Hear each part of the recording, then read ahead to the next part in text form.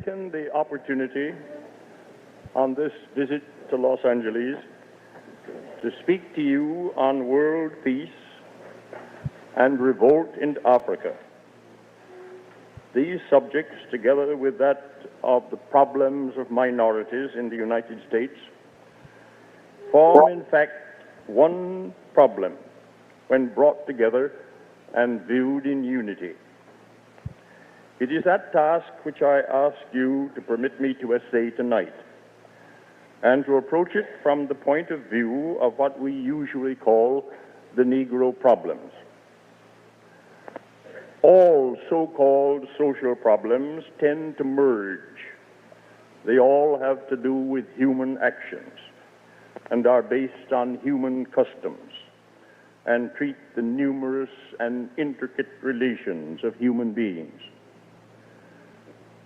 Moreover, particular social problems, despite the names they bear, change and change radically in the course of time. Indeed, social problems change more often and in more ways than physical problems because of the unpredictable variations in human feelings and choices. They are subject to the same physical laws as sticks and stones, but there is enough of what we call will and volition to make it necessary for persons who are studying a human problem or trying to conduct their action in accordance with its present manner.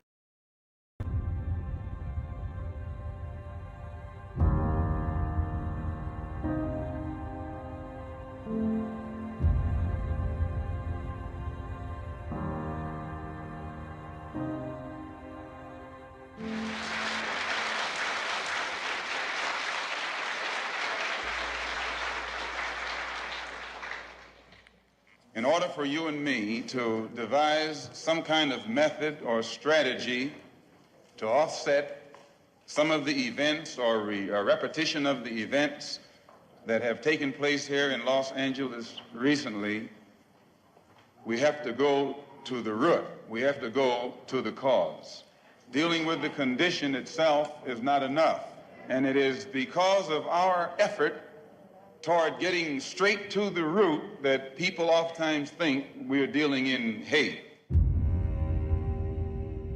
We are oppressed. We are exploited. We are downtrodden. We are denied not only civil rights, but even human rights. So the only way we're going to get some of this oppression and exploitation away from us or aside from us is come together against the common enemy. Who taught you to hate the texture of your hair? Who taught you to hate the color of your skin to such extent that you bleach to get like the white man? Who taught you to hate the shape of your nose and the shape of your lips? Who taught you to hate yourself from the top of your head to the soles of your feet? Who taught you to hate your own kind? Who taught you to hate the race that you belong to? So much so that you don't want to be around each other. No, before you come asking Mr. Muhammad, does he teach hate? You should ask yourself, who taught you to hate being what God gave you? And I, for one, as a Muslim, believe that the white man is intelligent enough. If he were made to realize how black people really feel and how fed up we are without that old compromise and sweet talk. Stop sweet talking him. Tell him how you feel.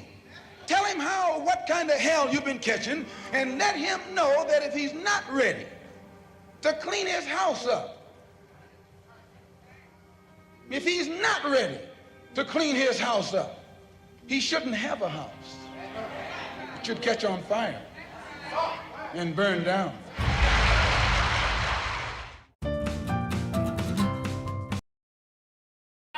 What will happen now? We've got some difficulty. A long life, longevity has its place. But I'm not concerned about that now.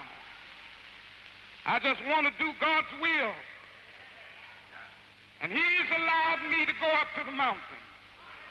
And I've looked over and I've seen the promised land.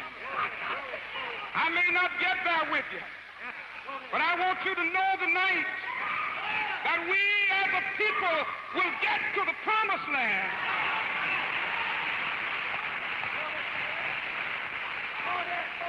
So I'm happy tonight. I'm not worried about anything. I'm not fearing any man. Mine eyes have seen the glory of the coming of the Lord.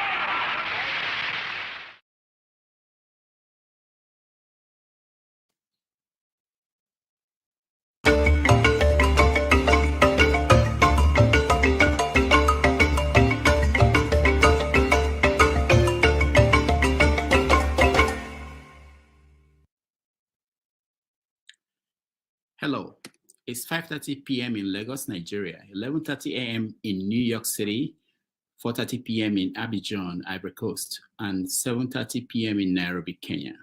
Wherever in the world you're joining us, welcome to another episode of 90 Minutes Africa. My name is Rodolfo Okonkwo. My co-host, Chido Onoma, is on assignment.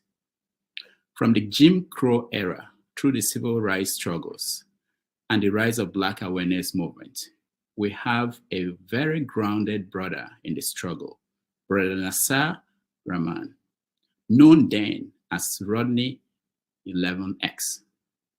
He was actively involved in the Nation of Islam alongside figures like Malcolm X.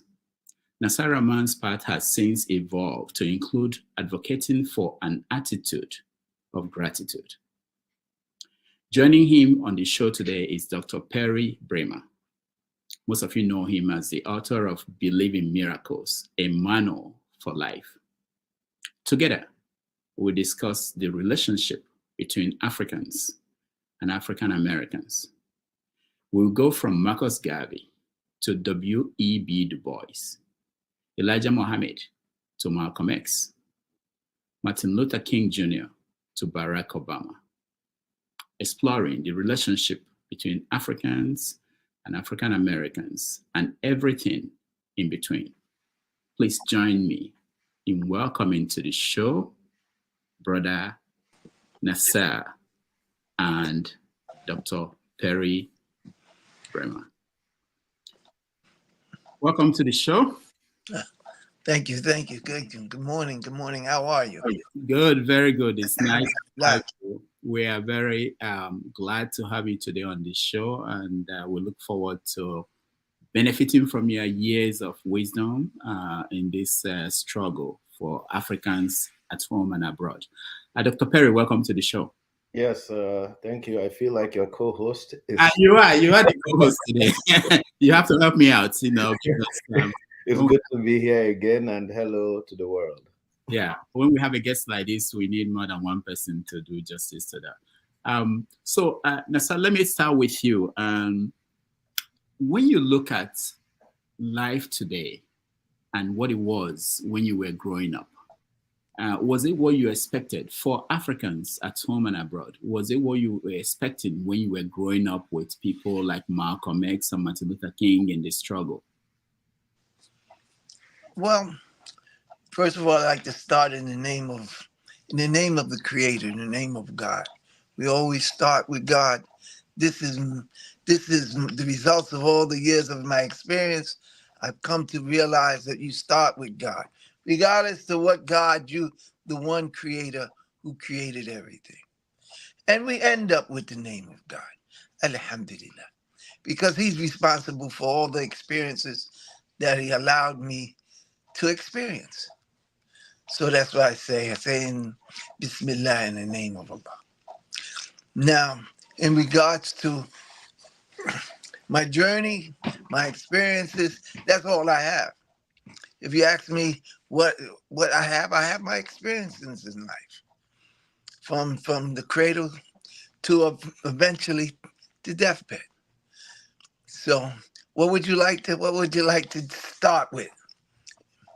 To start with your life in New York. I understand that you started in New York City and you were here during the civil rights movement. What was it like for you then?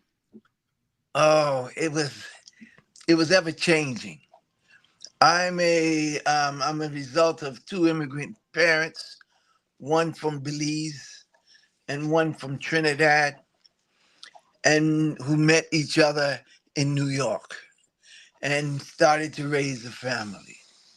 So their mindsets were a little different. Their cultures were a little different. And I was brought up in a melting pot. New York is a melting pot of cultures and different types of people. My father used to tell us when we were young, the blacker the berry, the sweeter the juice. You understand? He used to tell us this because we were dark. And at that time, it wasn't popular to be dark. It wasn't popular to have, you understand, anything lighter than lighter than Donald Trump. anything darker than Donald Trump, forget it. You're having problems, you know. So we were taught basically really not to love ourselves. But because my father come from a predominantly black culture in Central America, you know, he saw the beauty in blackness. Okay, so he used to say, my brothers and my two siblings were very lighter than me, and he used to say to me, the blacker the berry, the sweeter the juice. You know, and to a point where when I was a child, when my sister would get mad at me or we would argue, she would say, Blackie. She would use the word and call me black, Blackie. So that's the condition our minds were in at that point in the 50s. We wanted to be like the oppressor. We wanted to, every black stay back, white, you're all right, brown, you may stick around. So that's how we grew up. To the point I remember my brother while he was a teenager, he tried to marcel his hair. He tried to process his hair. He brought some chemicals in the house. He wanted to look like Nat King Cole and Johnny Mathis and all the stars at that time, where they processed their hair. And he put this lye in his hair, and it started to burn his head up. And he started screaming. And come to find out, a lot of black men went through the same thing because we wanted to identify with our oppressors. That's how we started. But, things change. And God gave us the light of self after a while. We started to Muhammad Ali and Malcolm X, and they gave us a new spirit in life, that there's nothing wrong with being black. See, Elijah Muhammad was more of a social reformer. He knew the wretched condition that we were in, hating of self. And he knew that we were tricked into this through our education, through our religion. My father was a Catholic. My mother was a Jehovah's Witness. She was a Christian. And even in our religion, they taught us that we were black because we were children of Ham. We were cursed black. Ham was cursed by God, and that's how the black population came about. This was the American mentality at that time in the 50s.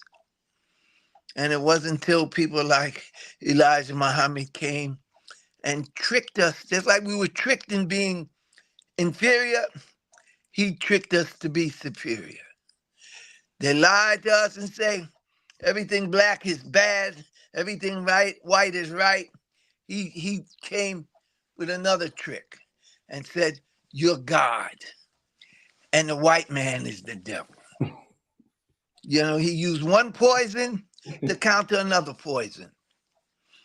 And that's what we was going through. The black population started to resist. They started to wake up. We started to educate ourselves. And we no longer had the fear that our parents had of Mr. Charlie. They used to call him Mr. Charlie. And a new day came about. But it was a lot of different struggles. A lot of different struggles. A lot of us died. A lot of our families and our friends died trying to integrate. We thought integration would be the key. If we got next to them, we could show them. But they were different people. And we went through what we went through. We went through with Elijah. I came into the Nation of Islam, and Elijah had a new program, self-help program. Help yourself. Don't rely on the Caucasian. Don't rely on what we call the devil. We had to do it ourselves. Alhamdulillah. And we had a newspaper and in the front of the newspaper showed our hands stretched out over the globe and holding the Africans' hands, because we were taught very negative things about the African. We didn't want to identify with the African because they taught us that the African were backwards, that everything ugly was in Africa. That's why they needed a Tarzan to come and become the king of the jungle. So we saw black as being something ugly and negative, but Elijah told us, no, your blackness is something beautiful, beautiful, something that you need, something that they were jealous of. So this is what we went through in the 50s. And it wasn't until people like Malcolm X, Muhammad Ali, did we start to wake up. And then a lot of the musicians, they was exposed to Africa. So they went over to Africa and they started becoming Africans in that sense. They started to become Muslims. Yusuf Lateef and Ahmad, you understand, the piano players and all this. And then we started to realize that we were being lied to. We were being lied to. And I myself went through an Afrocentric period where I wanted to be a Mandingo. You understand? I wanted to be a African warrior. We were no longer afraid of this Caucasian and his way, and we knew that our roots were in Africa. And these are the things we went through. Mm. So how did you join the Nation of Islam? Well, my brother had joined it. And we're in New York. My brother had joined it in 1969. And I used to laugh at him, and he used to sell papers and black this and black that.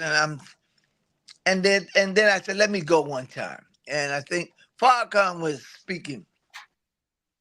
And I was at the age now that I was looking for more than what I had. And everything he was saying made sense. You know what I'm saying? And we had the spirit of a warrior. You know what I'm saying? And this is the only thing that could stand up to the indoctrination of our former life. So I decided, this is for me. This is for me.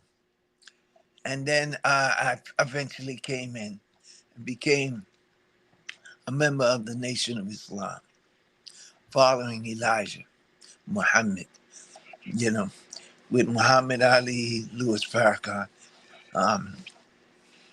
Malcolm had died, and there was big controversy about his death, but that was still something we dealt with. Were you in New York when he died? Yes, I was. Yes, I was. Were you anywhere near the place that he was? The Audubon Ballroom. I knew I used to go by there all the time, but I wasn't there at that night that he died. No, I wasn't there. It was a shock to us, just like, you see, you got to recognize that He wasn't that popular until he died.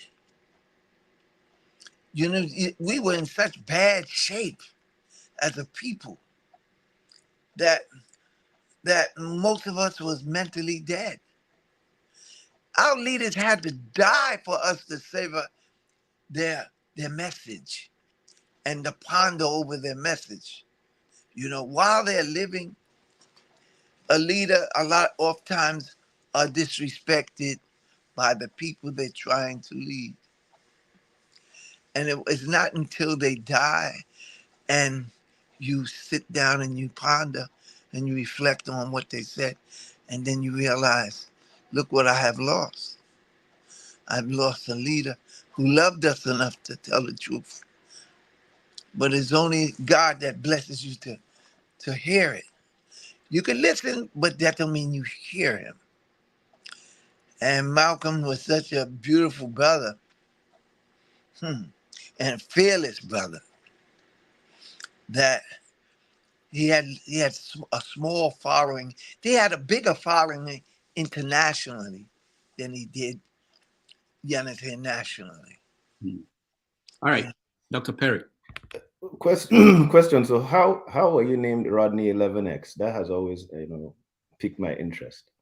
Where does that come from? Malcolm is Malcolm X. You are Rodney 11X. How is it related? Well, during the time when you came into the Nation of Islam, you gave up your last name. You gave up the slave master's name, and you took on an X.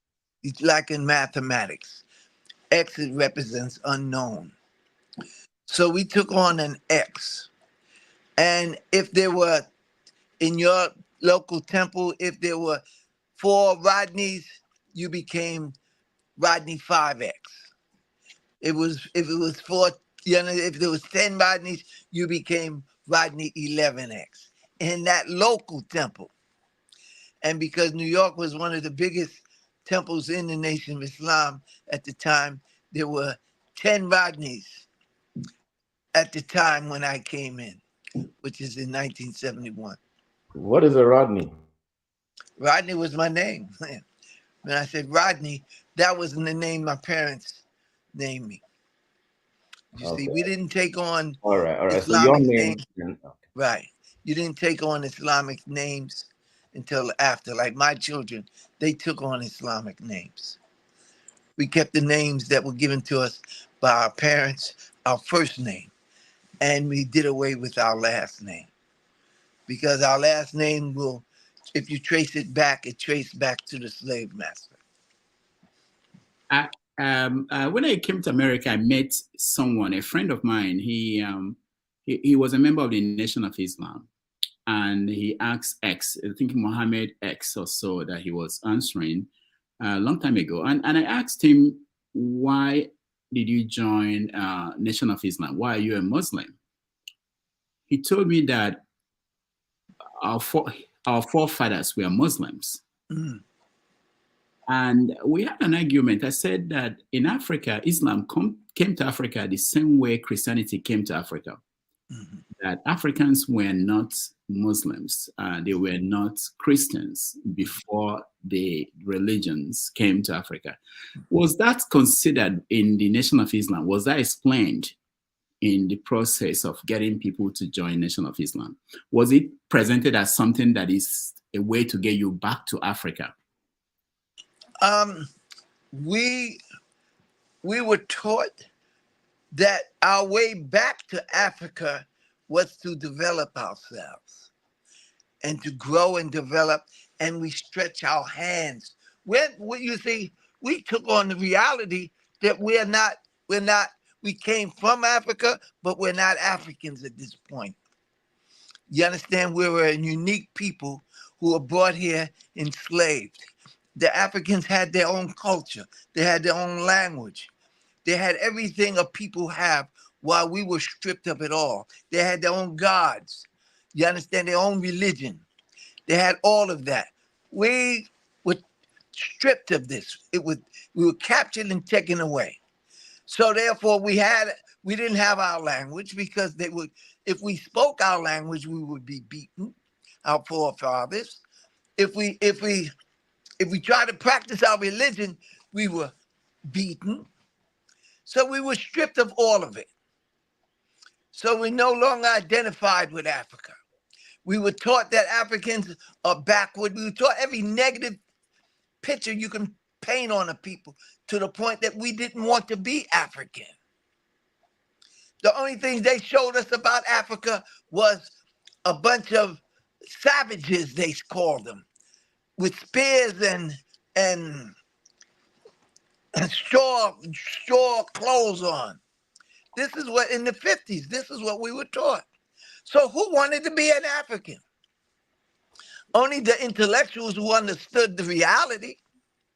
But the average person didn't want, because the media depicted Africa as something low and uncivilized. So what was the roots of the Islam in Nation of Islam? What was it linked to? You see, so Islam, the Nation of Islam came to counter the poison that we were infected with. Instead of being an inferior people, it taught us that we were superior. Instead of being a people, you understand, who was like, everything black in America was looked down upon. You understand? Everything black. If it was black, it was bad. You know, the worst lie could be is a black lie. Devil food's cake is what they say, is a black cake. Angel food cake is a white cake. Everything white is right. Everything black is bad. So Elijah came and tricked us the other way. And they used Christianity to do it. So Elijah took Islam and switched it on them. But either or, it was just medicine. It was just another poison to counteract another poison. Okay? So as we start to grow and develop and travel, then we start to realize the trick of this Western. And we entered into a black is beautiful phase of our community. When we say it loud, I'm black and I'm proud. You understand? Black is beautiful. We started to wear the afros. We started to wear the dashikis. Anything that can relate to Africa, this was what we started to deal with. Because we started to understand that everything they were teaching us were lies. They were lies. We're not cursed because we're black. We wasn't cursed black. No, the original man was black. The everything on the planet, every people on the planet, their DNA comes from a black man. So therefore, we were taught all these things. And then we started to stand up. And the powers that be realized this, and they had to implement different tricks to counter that. You understand? We had Black Revolutionary Army and that was fighting the system. You had people standing up and said, hell no, you understand, I won't go to the service. We had things, it disrupted the status quo. And then we started to, like Malcolm went over there and taught a lot of the African nations that you want to fight racism, you fight them with your own natural resources. You're a rich people. You have everything that everybody wants. Malcolm started talking that. Malcolm started teaching that. Okay? And they couldn't have that. Malcolm was going to take America to the world court and accuse them of genocides and everything else that they were committing at that time. So they had to stop that. They had to go into the laboratory and come up with something that will neutralize this movement. this movement to go back to Africa, to connect with Africa, your original home. You know what I'm saying? Yes. We were dead people. And we had all the characteristics of a corpse. Wherever you see us, everything around us died. So we had to be brought back to life. We had to be brought back to life. You know, and you see life shows up. When it's time, things happen. May I ask you, for Africans who were in America at that time, what was their reaction to the movement? Okay, now, a lot of the Africans that came here, they didn't come here to liberate anyone. They didn't come here. They came here to benefit from the gold and the silver that line the streets of America. You understand? There's an old song they say, the white man would say, come to America where you'll find more gold for your labor. You understand? And that's how they entice the black intellectuals or the blacks from Africa to come here. Not to get involved with the ex-slaves. You understand? Not to uplift them, not to bring life to them, but come here to get some of the riches. So possibly you could go back. You know, so the connection was very, very, very light connection. We didn't see each other. A lot of the things they told the African brothers, that we were dead people, everything negative. Here they telling us everything negative about Africa, and they were telling the Africans everything negative about us. So we didn't see ourselves as the same, you know. So, and they still do that. They still do that. They're not trying to bring us together as one people, because it's not to their advantage that we unify ourselves. So a lot of the Africans, they came here to do what they came here to do, to educate themselves, possibly to go back home, or come here to educate yourself and take advantage of the gold and the silver that's lining the streets of America, but not to get involved in the civil rights movement. Because you understand, because these people here are savages. You know, so that's, I used to go to African shops. They're speaking a different language, and they were trying to get some money. They wasn't trying to come together in the spirit of brotherhood, you know, because we could look just like each other.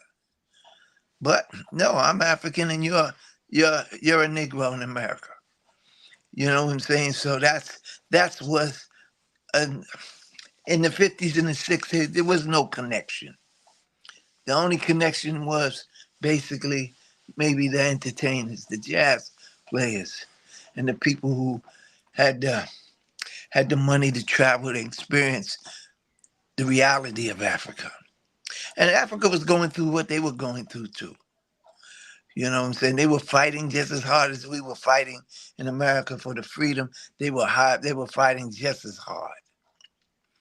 And the whole deal is never allow them to connect.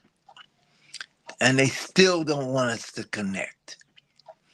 You know what I'm saying? They still don't. If you're going to connect, you have to connect with the foolishness. You understand? They don't want you to connect with people who are doing something, people who care. No, you want to connect through music. You understand? Dancing and partying and drinking. And this is the way they want. They use us to, as a poster child, come to America and you'll be able to do all of this. You can be a Beyonce tomorrow. You can be a Jay-Z tomorrow. And this is what turned the people on. So they're being tricked today. They're being tricked into the foolishness that we have to offer. You understand? not anything that would serve as a threat to their position as as the slave master. To tell you the truth, you know, it's so bad now that they have their tricks that they're playing now is to divide the men from the women. They divided in America. Come to America and see how many black families you see. You know what I mean? I live in Georgia, Atlanta, Georgia.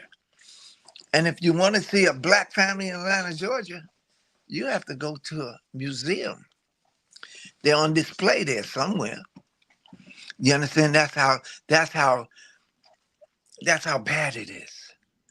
You know, destroy it by dividing the man from the woman, destroying their morals, dividing them. This is what's going down. All right, we will get to all that, what's going on now, but let me push you back again on the past, and I want to know what you think, because I know that Malcolm X was in Africa several times, and Martin Luther King was also in Africa, and Africa was going through its own struggle for independence, and they inspired the people who are fighting for independence in Africa.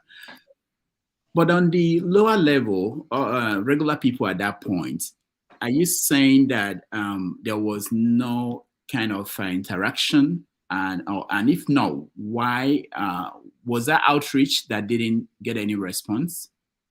Well, education, you see, in our indoctrination through our educational system, they fed us things that would separate us rather than bring us together. You understand? It's like two tribes in Africa. They don't see themselves as one people until something's threatening all of them. Then they may come together. But if nothing's threatening them, I'm this tribe and you're that tribe, and we don't establish relationship. You know what I'm saying? And that's how they did America. We're not to mess with Africa because Africa has nothing. We're not Africans. They told us we're not Africans. That's what they told us.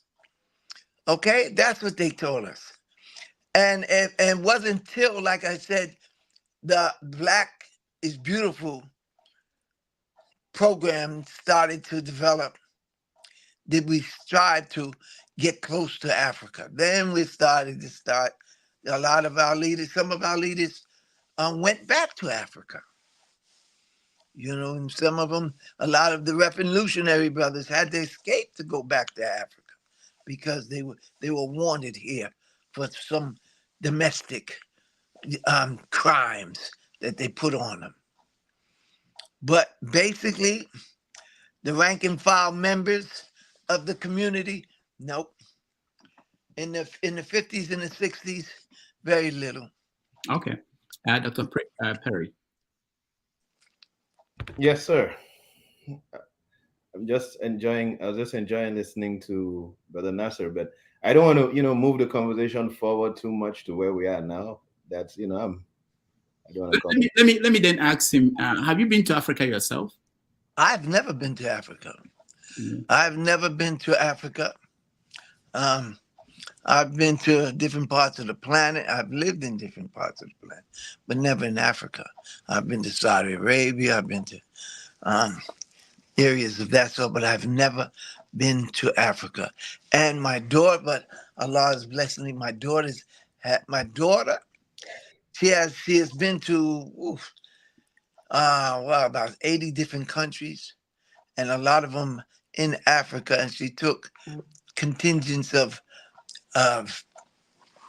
doctors, health professionals, doctors, nurses, dentists, to volunteer to do work for the people. That's what she did. Right now, she's in Guam. You know what I'm saying? Because we've grown to the reality that this is a human struggle. It is a human struggle. You understand? Wherever you can help, you help. Not just Africa. You know, we would like to go to Africa. We need to go to Africa, but I never had the real opportunity to go to Africa and in my youth. And I'm expected to go to Senegal and this year, hopefully. Now, sorry, you spoke in a very good admirative a way that you I sense you admire Malcolm X. Do you have the same admiration for Martin Luther King? Oh yes, oh yes. He was another soldier, another martyr for the liberation of his people. How can I not? You know what I'm saying? Because they saw the same problem but different solutions. Same problem and different solutions. You know, I live in a home state of Martin Luther King. It wasn't until he woke up and realized that integration wasn't the key to the door of success for our people here in America. Did they go and assassinate him? But Martin Luther King was one of our martyrs who died for the cause, you know, who gave his life for the upliftment of his people. This is this is what it's about. At one time, it was giving your life for your people. It's no longer giving your life for your people. It's living your life for your people. You understand? It's living it, not dying for it. You know, we want to live to be able to go to Africa. We built a couple in Sierra Leone. We built a couple wells. Every year we try to build at least one. Just a couple of us would come together, put a couple $1,000. Before my father died, he built one. And this is how we do at this point. But it's a spiritual thing. It's a thing that we need to do. Wherever the need, we want to fulfill the need. You understand? Wherever the need is. We're not worrying about, you know, any particular place at this point in my life. I'm 73 years old. Wherever I can do good, I try to do good, for the pleasure of God. That's why I'm doing what I'm doing. Okay, for the pleasure of God. If that's not what your aim and your purpose,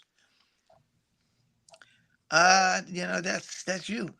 So I was hear names of how you guys escaped from Nation of Islam to Islam proper. How was your journey out? Well, we didn't escape. We just grew and developed. Well, you know, when you're in primary school, you go after you grow and you graduate and you go into secondary school and then high school. You know, and that's part of the process. You know, Elijah came to uplift the black community to rid him of his inferiority complex. You understand? And shed some light on his reality that you're not cursed, that you're not what they say you are, you're something greater. So once he told us that, then we could move forward. We were taught to be clean, how to wash, you know, what kind of food, eat living food, not the food of the slave master. We were taught that. And once we were taught that, then we can graduate into Islam. Then we came into Islam. You understand? Because we were ready for it. We were disciplined. We knew how to clean ourselves. We knew how to focus. We wasn't in the club every night. We wasn't in. We were free from the traps of the society, because this society got a lot of traps. A lot of traps.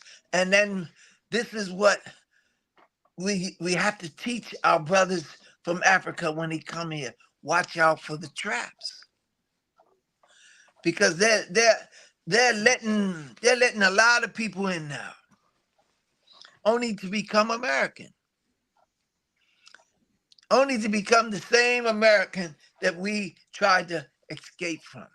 I'm a Black American, yes, but I'm striving to be a righteous American, American that is not about what your American is about.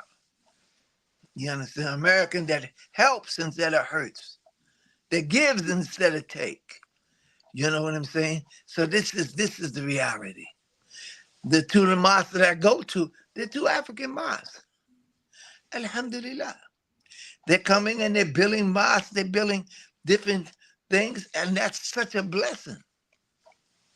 Now, They're teaching us things that we need, that we had lost. there's something you said that I really wanted to expand on.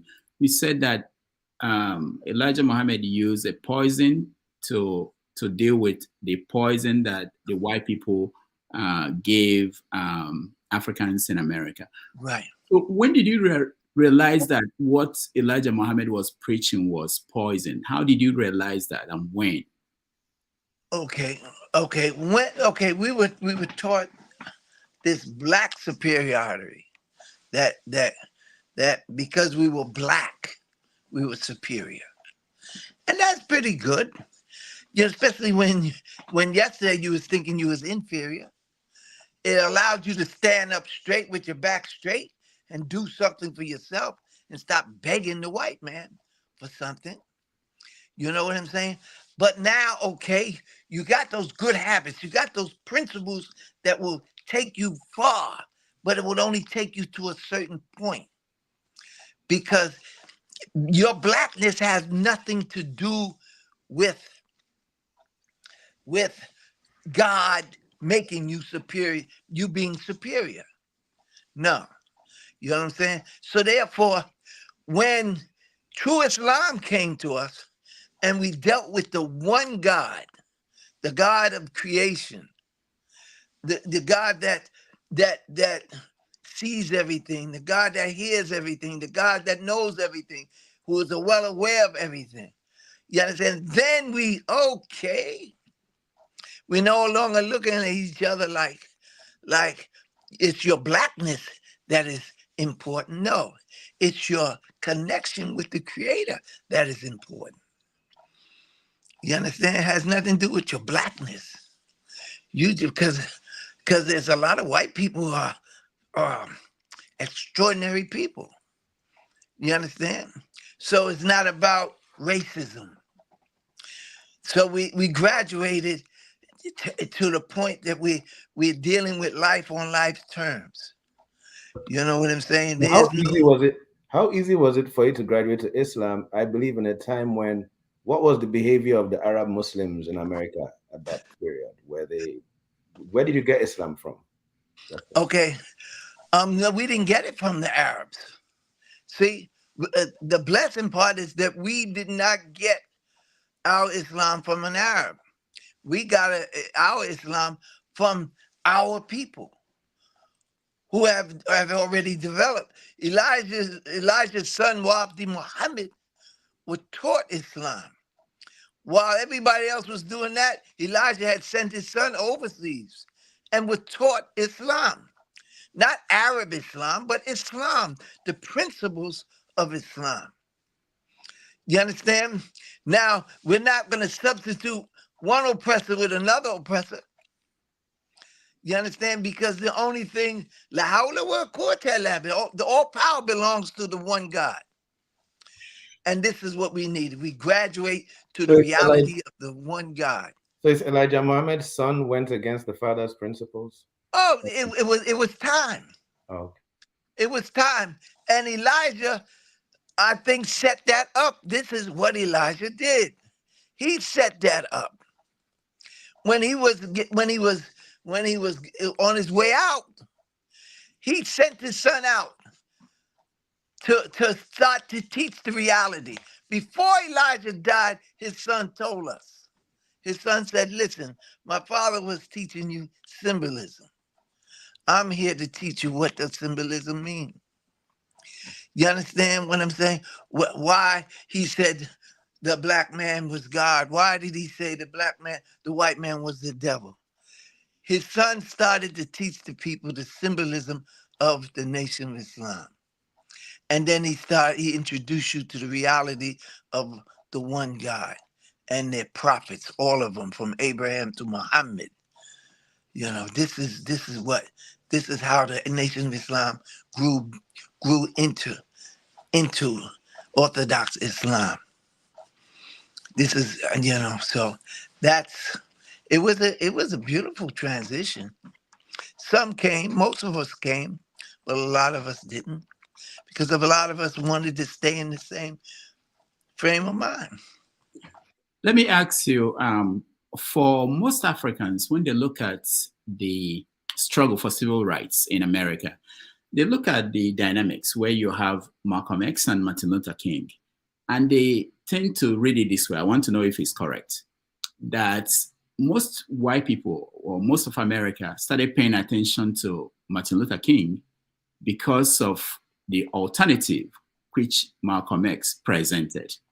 And they didn't like the alternative. They were afraid of the alternative. So they embraced Martin Luther King.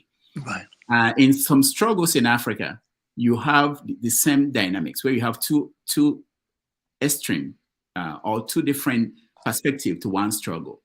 And most of the time, people who are the oppressors tend to go towards the person who is more moderate. Was that what happened here? You need them both, though. You need yin and you need yang. You understand? God is a God of opposites. You need them both. You understand? And they're both looking at the same problem, and they're coming up with different solutions. You know, that's the beauty of it. But they both gave their life for the same thing. You know, people have different natures. There's some people very aggressive, and some people very introverted. They're peaceful. You understand? But they both want the same solution. They both want freedom. They both want liberation. They both want peace. You understand? And they're both striving, and they're both sincere in their efforts. So that's a natural thing. That's a natural thing. You don't have to take sides. Once you start to realize this is life. This is life. Once you start to teach a child about life, not just the purpose of life, but to know what life is. You know what I'm saying? So you can accept life when it shows up. It's not just one way. You understand? It's only one way, my way or the highway. That's what the devil do. That's what, you know what I'm saying? No. It's life is based on different ways to get to the same result. Okay? Because we have different natures. You know, and the only thing you should have in common is your sincerity. You know what I'm saying? I sincerely want to see the liberation of my people. I sincerely want to come together with moral, upright people on the planet. I sincerely want this. You know what I'm saying? So you deal with what ikhlas, we call it in Islam. You deal with sincerity. Okay? So so when you meet someone that doesn't see it your way, it's okay. It's okay. You know what I'm saying? You want to march? I want civil unrest. You know what I'm saying? We're fighting the same oppressor. If you only have one way of doing things, you're apt to lose, because they could zero in on you. But while they zero in on you, the other person is gaining ground. Now, so that's. Sorry, I wanted to. I'm looking at the time. It's almost an hour, and we haven't even started. We're just scratching the surface. But let me ask this. 60 years after the civil rights movement, where is the struggle today? Some people say that there was an aspect of that movement that was not achieved, which was economic freedom. Mm-hmm. And that was something that Marcus Garvey was preaching way before the civil rights movement. Where do you, in your own assessment, where do you think the struggle is today? The struggle today is to keep your own mind, to stay sane in a chaotic society. The struggle is not about Africa. The struggle is just to save your own soul. Do you understand what I'm saying? And the soul of you, the struggle starts with you. Then the struggle starts with your family. Then the struggle starts with your community. Then the struggle starts with your society. But if it doesn't start with you, see, the fight is an internal fight first, not an external fight. We have a tendency to think the fight is outside of ourselves. No, the fight starts inside of ourselves. The fight starts on how I treat my wife and my children. You understand? How they're defeating us now is by destroying the family. How they destroy the family is by destroying you, the head of the family. So that's where the struggle is. I look at movies from Africa and I'm saying, oh boy, they infected the same thing they infect over here in Georgia and in New York, in Lagos, in different parts of Africa. You know what I'm saying? They got the same problem. You understand what I'm saying? Not as bad. You know what the fight is? They show it to you on television all the time. Number one television show, The Living Dead. Look at that movie, The Living Dead. You got some people fighting zombies, and they have made us zombies. You understand? They have made us zombies, and we're fighting to just live. You know what I'm saying?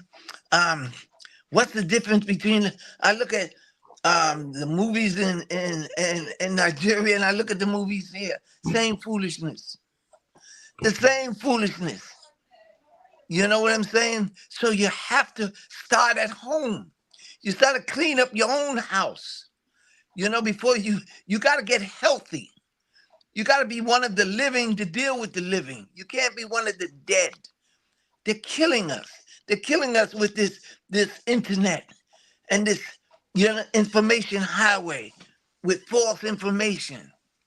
They're killing us by exporting the black culture, where the man's calling his woman a bitch all the time. They're killing us. You understand? Where the woman is against the man. They're killing us. They're not giving us anything that would bring us together, so we can be a force to fight them. No, I've destroyed their families. It's about money. All about money. Money. I got this money. I got that money. You see. So the struggle continues. You understand? We're in worse shape today. Some of us. But we got a black president. Yeah, I wanted to ask about Obama. Yes, that was a joke. No, but let me ask you: do you think Obama being president did not change anything in the relationship? He made it worse. He was a tool. He was a tool to use to open up Africa. He was a tool to establish bases in Africa. He was a tool to establish the things that will make Africa weak, like LGBT foolishness. He wanted to corrupt. He was used for this. You understand? He was used to go in there to tell a black man it's okay to have anal sex with another black man. That will destroy your society. And this is what he did. Okay, so Obama, forget it. Please, see him for what he was. You understand? For what he did. I don't know whether he was sincere or not. I don't know why he did what he did, but look, we're worse shape now.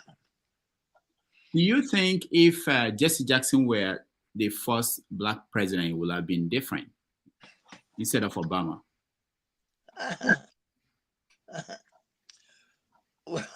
If he would have been, listen, American presidents are not elected. They're selected.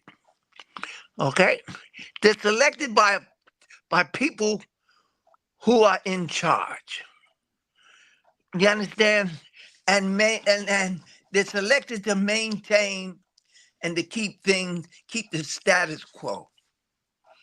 Okay, so all this so-called democratic system, come on, that's for the people. That's to give the people, to make people, you understand, think that it works. But we don't vote people in and vote people out.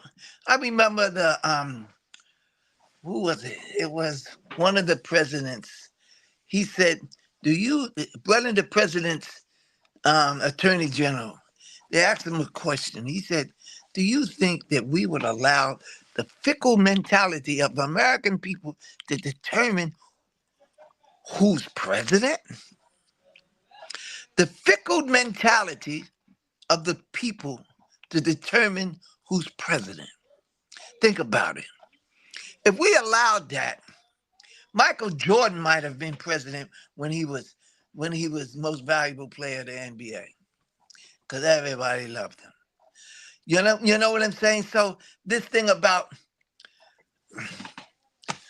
the democratic process, that's been going a long time ago. It's about the private sector now, the multinational corporations. There's no such thing as the democratic process. We select the people in charge select them, and we just do what we do every day. Now, around in the rat race. Yeah, let me ask you this. I'll come to you next. Perry, you take over. Let me ask you this. There are people who look at countries governed by Black people. They look at mayors of cities, Black cities in America. They say that Black people are yet able to govern themselves. What do you say to that? Govern themselves? Yeah. We were never given the opportunity to govern ourselves. How would we know? We were never given the opportunity. Do you understand? What about we had a black we had a black president. What more you want? Did he govern? No, he followed instructions. He didn't govern, he followed instructions. Okay? Like I said, it starts small. It starts with one cell. It starts with one family. We got to start teaching our children, teaching our wives. We got to start teaching them, number one, some type of moral value. That we got to teach them about God. We got to teach them about right and wrong. We got to, you know what I'm saying? If not, we become slaves of our emotions and our appetites. And that's what we are. The average person is a slave to his appetite, to his emotion. So how do you describe Atlanta? Atlanta has a Black mayor. Atlanta? Atlanta is a planned community. It's a planned community. They planned it. Atlanta is Are we proud of Black achievement? The Black population is one of the maybe wealthiest or most. Yes, it's one of the richest, but all they have is money. Give a fool money, what do you have? You have a fool with money, right? Give a pervert with money. You have a pervert with money. Do you understand? So money doesn't do anything but magnify who you are. You understand what I'm saying? Look at Nigeria. Nigeria is one of the wealthiest countries in Africa. So what? I don't benefit from it. And most of the Nigerians don't benefit from it. You see what I'm saying? So it starts with first the family unit. Protect it. Husband, protect your family, your children. So that means you have to sacrifice. You have to sacrifice and do whatever is necessary to protect your family. They're trying to make your little boy into a homosexual. You too busy trying to make money to realize he's soft. He look like a lollipop. You understand what happened to the Mandingo? the Igbo, the warrior. You understand? No, the internet happened to him. He has access to the information highway. It appears as if you mentioned African movies. It appears as if you don't like what you are seeing. Okay, you know what? Okay, my wife watches them all during the week. She loves them. Me, no, not particularly. Because remember, I had aspirations of becoming a Mandingo warrior. I saw the African as, yeah, man, this is me. This is what I want to be. You know what I'm saying? And then to see how when I turn on the TV, the same foolishness I see over here, I see over there. It hurts me. I see the women wearing the wigs, and their beauty is based on the beauty of the Western world. It hurts me because they're so beautiful. They have their own. Keep your own. Don't mimic the West. No, you have something. Recognize that you have something. You need a Black is Beautiful movement there. So you'll know that you are beautiful people. And you don't need to follow these clowns over here. You know what I'm saying? And we need to get together and come up with our own. You know what I'm saying? So it's a fight. It's a constant fight. It's a constant fight, and we have to fight. And it starts with the self. All right, Dr. Perry. So I've just been carried away listening, but yeah, I share a lot of the sentiments, and I'm being educated right now to the way forward, because sometimes I have the top-down approach, but apparently the top-down approach can do so little. But yeah, looking at America, from the time that I came to America 20 years ago, and I can see what Brother Nassar is, what he's talking about, how while yes, African music is number one, but Africa is becoming what the conscious Black American is.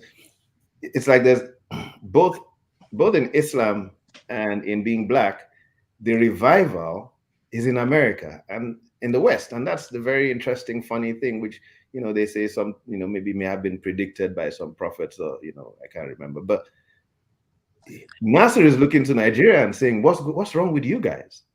And he is more, you have a lot of Afrocentric people who they're going to the roots deeper in America, and I meet them all the time. There's a cafe near me, Black Dog Cafe. And these people are so, interested in getting back into core of being African, whereas Africa is losing that to try to be Western. They're dropping their pants now, exposing their briefs. You watch the movie, you watch our music, you see the people singing, and you just see the rottenness that. Whereas within Black America, I've been blessed to be able to interact with a lot of African Americans, and I see that desire and direction of purifying themselves into better species, better beings, that we are losing on the African side. And the same thing also even applies even with the Islam. You have the Arab world leaving it and trying to be westernized, and you have a revival, Islamic revival in Britain and in America. So it's rather interesting how you don't know what you have. You don't know what you have when you're in that society. You're always looking across. The grass is greener on the other side. The grass is greener on the other side. And that's what they're using us for. They're using us as a propaganda tool. We're a tool to make everybody American. We're pushing this Western mentality. They're using us. You see, we're a unique people over here. You have a people who, for hundreds of years, prayed to God to bear a child that would liberate them from this oppressor. They were so diabolical. And we prayed for years to produce children that wouldn't submit to this monster here. And now they had produced children that anything the white man did, we did the opposite. If he wore his hat forward, we turn our hat backwards. We instead of working, we'll sit on the corner and do nothing before we represent to what this so-called devil, what we used to call him, wanted us to do. So in our rebellion was the answer to the prayers of our forefathers, that we didn't go for what the I won't say the government and the culture demanded of us. Okay, so now they produce a people who not scared of white people. We're not scared of white people because we live with them. We know them. We know how weak they are. We know how strong they are, but we're not scared of them, and we're not trying to be like them. Do you understand? So now what? So now what they do is they brainwash us to go the wrong way. You understand what I'm saying? Look, like when I was coming up, you know what they did? These fashions came out and we wore the fashions. We wore high heel shoes. We wore, big brim hats, look like clowns. You understand? Only because they understood that we didn't want to be like them. So they had their designers design all kind of funny clothes, and we went for it. And what they do is they will export our culture to the world. And the world follows our culture. The world follows the young Black American. The world follows, they come out with rap. Now they're rapping in Mecca. They rapping everywhere, every part of the planet. You go to the Antarctic, you have Eskimos rapping. You understand why? Because they use the fact that we no longer bow to them, and they export our foolishness, because a lot of it is foolishness, to the world. And the world say, wow, this is it. The movies, our gestures, the way we walk, the way we dance. And you got the world doing it, not just in Nigeria, everywhere you go. This is what they're doing. They're following this ex-slave of America, but in a negative way, not a positive way. They could do it in a positive way, but it would cost them their empire. The same way they teach us to be fools and dancers, and you understand, using our nature against us. They could teach us to be, you understand, to want to do great things, education, and you know what I'm saying, but they don't. Sorry, may I ask, do you support paying reparation for slavery? I suppose, okay. Think about that. You can get them reparations. We're already the richest people on the planet. We're already the richest Black people on the planet. What other Black people got more money than us? So what kind of reparations are they going to give us? Huh? And what do we do with our money? You see any Black banks?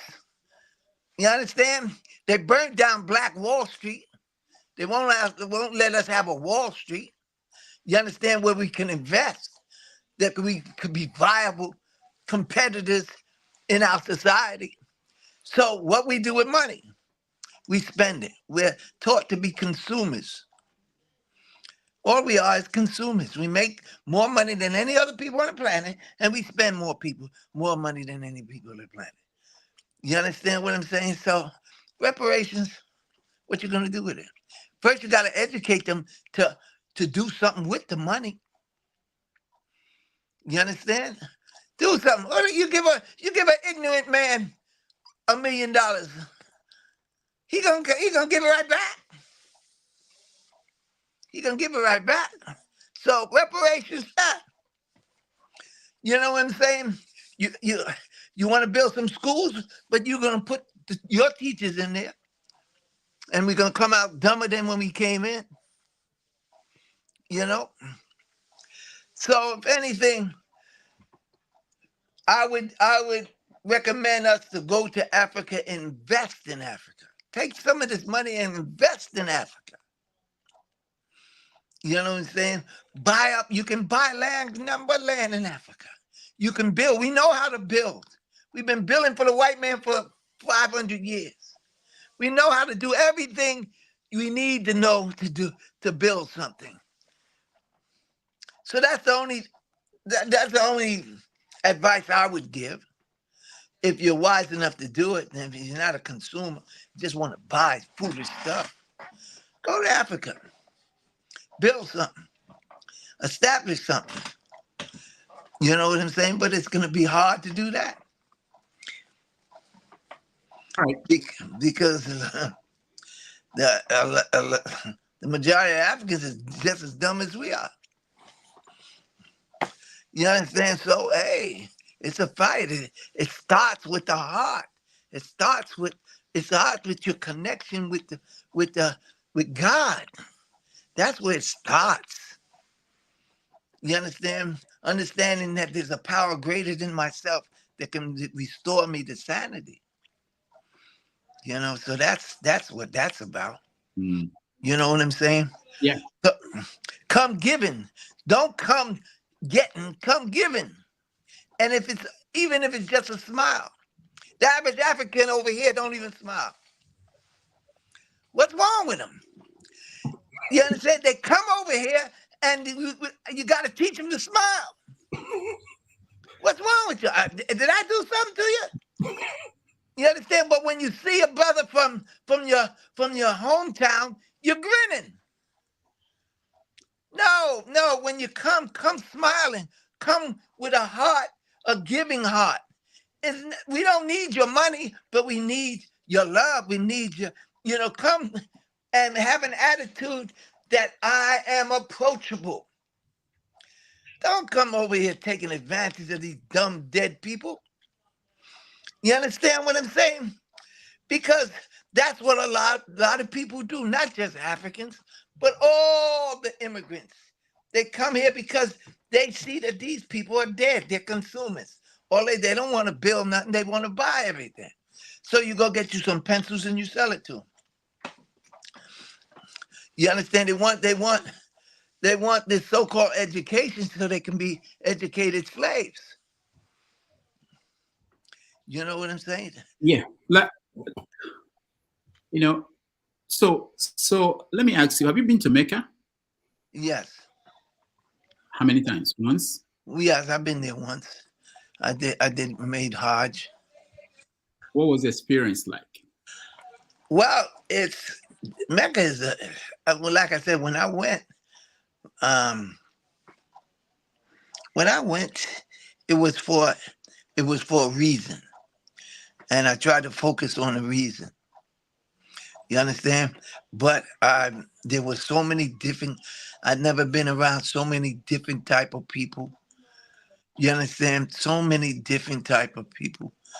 And going through a same ritual, it was very traumatic for me.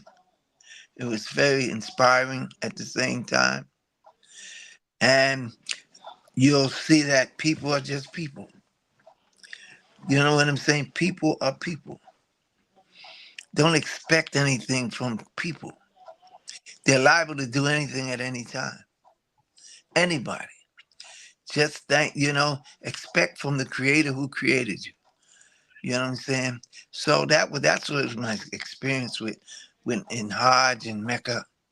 And people are people. And it's not about people, it's about you. Mm. How you deal with people. Not how people deal with you. You understand? How you deal with people. This is why I can be successful dealing with the Africans here, because I'm dealing with me. I'm not mad because he don't smile. Maybe I got to teach him how to smile. That's an opportunity for me to go to. You can smile at me, man. You understand? I mean, to me, that's an opportunity. Whenever I see a teaching opportunity, I take advantage of it. I try to. I don't take it personal because I don't know what they're going through. At 73 years old, I wasted most of my life judging people on their body language. You understand what I'm saying? Only to find out that this is a beautiful person. This is a beautiful brother. But when he walk in the market, he's looking like he want to fight somebody. You understand? Only because what he's going through. He don't know that it's okay. You understand that we love each other. You know what I'm saying? So I come from New York. In New York, everybody look mean. Nobody's smiling because it's a no-no. New York, you don't smile. You give them a look like, get the heck away from me. Because we're fighting for space in New York. I moved down to Georgia. We got a lot of space. So I can smile. I don't need to have a body language that would indicate I want you to back off. So alhamdulillah. So when Malcolm came back from Mecca, he changed. It transformed him. I wanted to know how is it being a Muslim in America post 9/11? What did you experience in change? Well, Malcolm was at a time where he had it rough. He was fighting on different fronts, and he was way ahead of his time. Now the Muslims and in America, when they started to open up the borders and allowing the people to come in, we started to see the reality of Africans, that they were just as pitiful as we were. You understand? In reality. You know what I'm saying? They came to try to establish a life. They were caught up in the same diseases that we caught, the disease of materialism, disease of sexism. You understand? All these different diseases. You know what I'm saying? They were caught up the same way.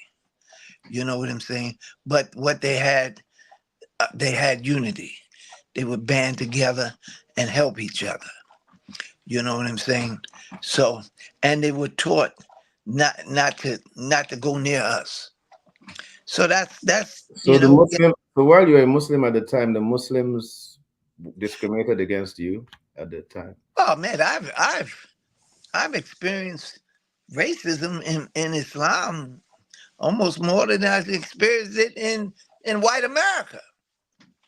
A lot of Muslim racism. Because they're just people calling themselves Muslim. They're just people. I call myself Christian, you call yourself Muslim, I'm a racist, you're a racist. That's who you are. We just wear labels. We're just wearing labels. You are who you are. You know what I'm saying? Hearts gravitate to each other. You understand? Even cultures try to gravitate to each other, but in reality, hearts gravitate to each other. It's like I meet you. You got different experience than me, but our hearts came together, and this is the beauty of it. So you guys were afraid during 9/11. What happened? 9/11. How did the Arabs survive it? Were they afraid? What happened? Listen, they acted the same way they acted with us. They want to blame somebody for something. You know what I'm saying? See, I was in New York. I could see the smoke from where I was on the World Trade Center, from the World Trade Center. So let me tell you something. They did that for a reason. We know it was game. We know there wasn't no airplane that took that building down. We know that. The world don't know it, but the people in New York know it. You understand? If you really want to know it, you know what I'm saying? Those buildings came down like accordions. They were demolition projects. And we saw it. But everybody else went for the game that the news tell them. So Muslims were, you know, Oh, yes, the how are women, you, the how are you Muslims, coping as a Muslim during that the period? backlash, there's backlash all over. Oh, let's blame the Muslims. You know how they used to do the Indians, dress up like Indians and and burn down a fort or something, and it be the same people. That's the same game they played with 9/11. Huh? Come on. Everybody knew that it was a setup. You know what I'm saying? That's and we react. You know what I'm saying? What was the reason for the setup? If you believe it's a setup, what was achieved? Oh, a lot of things were achieved financially. The finances that were gained, and this is how you know it was set up. They said that what happened to the Israeli, you understand, population that should have been in that building? What happened to a lot of the things? Why is it that so many insurance policies were created right before billions of dollars were made? You know what I'm saying? We need reasons in order to start conflicts around the world. We need reasons for that. So they set it up and blame it on somebody and give you a reason to go into Iraq, go into the different parts of the world. You understand? This is a game they play. This is politics. All right. And we are going to bring in our friends who want to come in and join this conversation. But before we do that, I want to get your view on what's happening in Gaza today, the conflict between Hamas and Israel. What is your take on that?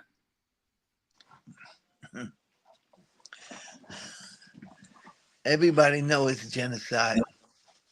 Everybody knows it's genocide. Everybody knows that Israel and America is like the Long Ranger and Tonto. Israel cannot do what they wanted to do unless they got the sanction to do it by America. You see, we're complicit in this. America is complicit in this. It's America is causing this. You know, this is the reality. You got these Zionists, these ex-Nazis. You got to remember these ex-Nazis. And they set it up way during World War II, after World War II. They had to do something with these Nazis. And hey, how can, America is just exposing itself to be who she is. You understand? They don't care. Look at look at the mass murder and America could stop it tomorrow. But she won't. Why won't she? Because America, you understand, has interest in that area. Cannot allow it to be controlled by anybody but themselves. That's my take on Gaza. You understand? A bunch of Nazis trying to take over. You know what I'm saying? It's not even the Jewish population. The majority of the Jewish population is against it. So in November, what will you do? Who will you vote for? I wouldn't vote. Trump or Biden? Who you gonna vote for? Who you gonna vote for? I'll vote for the same man you vote for. That is in New York, so he may be a Biden. In New York, it doesn't really matter who I vote for in New York. You can't vote? I take that back then. You can vote? No, hell no. Hey, listen. Malcolm says, you understand? You got a wolf. You got a wolf in the south and a fox in the north. They're the same. They're canines. They're going to do the same thing. They're going to kill the chicken. They're going to eat it. Now, how they kill it and how they eat it is different. So which one you want to choose? You're going to die and be eaten anyway. Did you vote for Obama? Let me just... No. You didn't? No. How come you saw through him by that time? How come? Obama? I supported him. Okay. Again, I'll say it again. The president is not elected. I know, but elected. But I believed in Obama up until after he won the Democratic primaries. That's when I dropped him. But up until that point, I was like, it's a black man, just that black, associate. Yeah. Oh, you went for the black thing? Up until after the primary. The minute he defeated Hillary Clinton, and I just saw him jump like this, I was like, oh my gosh, oh no. And then I quit Obama's side. But, all right. So let's we have our friends joining us. If you want to be brought into the studio, please turn on your camera. We'll bring you on. Ovia, welcome to the show. Thank you. Assalamu alaikum, everyone. Yeah. Ovia, can you Oh dear, okay, the background is okay. I have to come back. Let me take care of that. So Paul, go ahead now. Okay, Paul, welcome to the show. Oh, thank you, and good morning. Yeah. So you have a question for our guest? Yes, let me just also follow up with the question you asked about the Israel and the Hamas war. I'm just wondering what the Arab world, the Muslim world, what are they doing towards this Hamas thing, at least to make a bigger statement, even though if it is to punish, even with their power, the gas, the crude, and every other thing. What are they doing? They can't just let the West keep going, because I see the West like they're playing some type of game. One side of the West to support their Hamas, but they can't do nothing, and the other side will go against it because of their world power. So at the end of the day, they are winning. So what is the Arab world doing to make a statement? Very good. If I can take that question. So recently this is my shirt, The Purpose of Life, right? So recently I've been doing some, I just recently did some study on the purpose of life. So there's a purpose of creation and there's a purpose of life. So according to the religious story, now I know a lot of people are not, I'm interested in that conversation, but according to the religious story,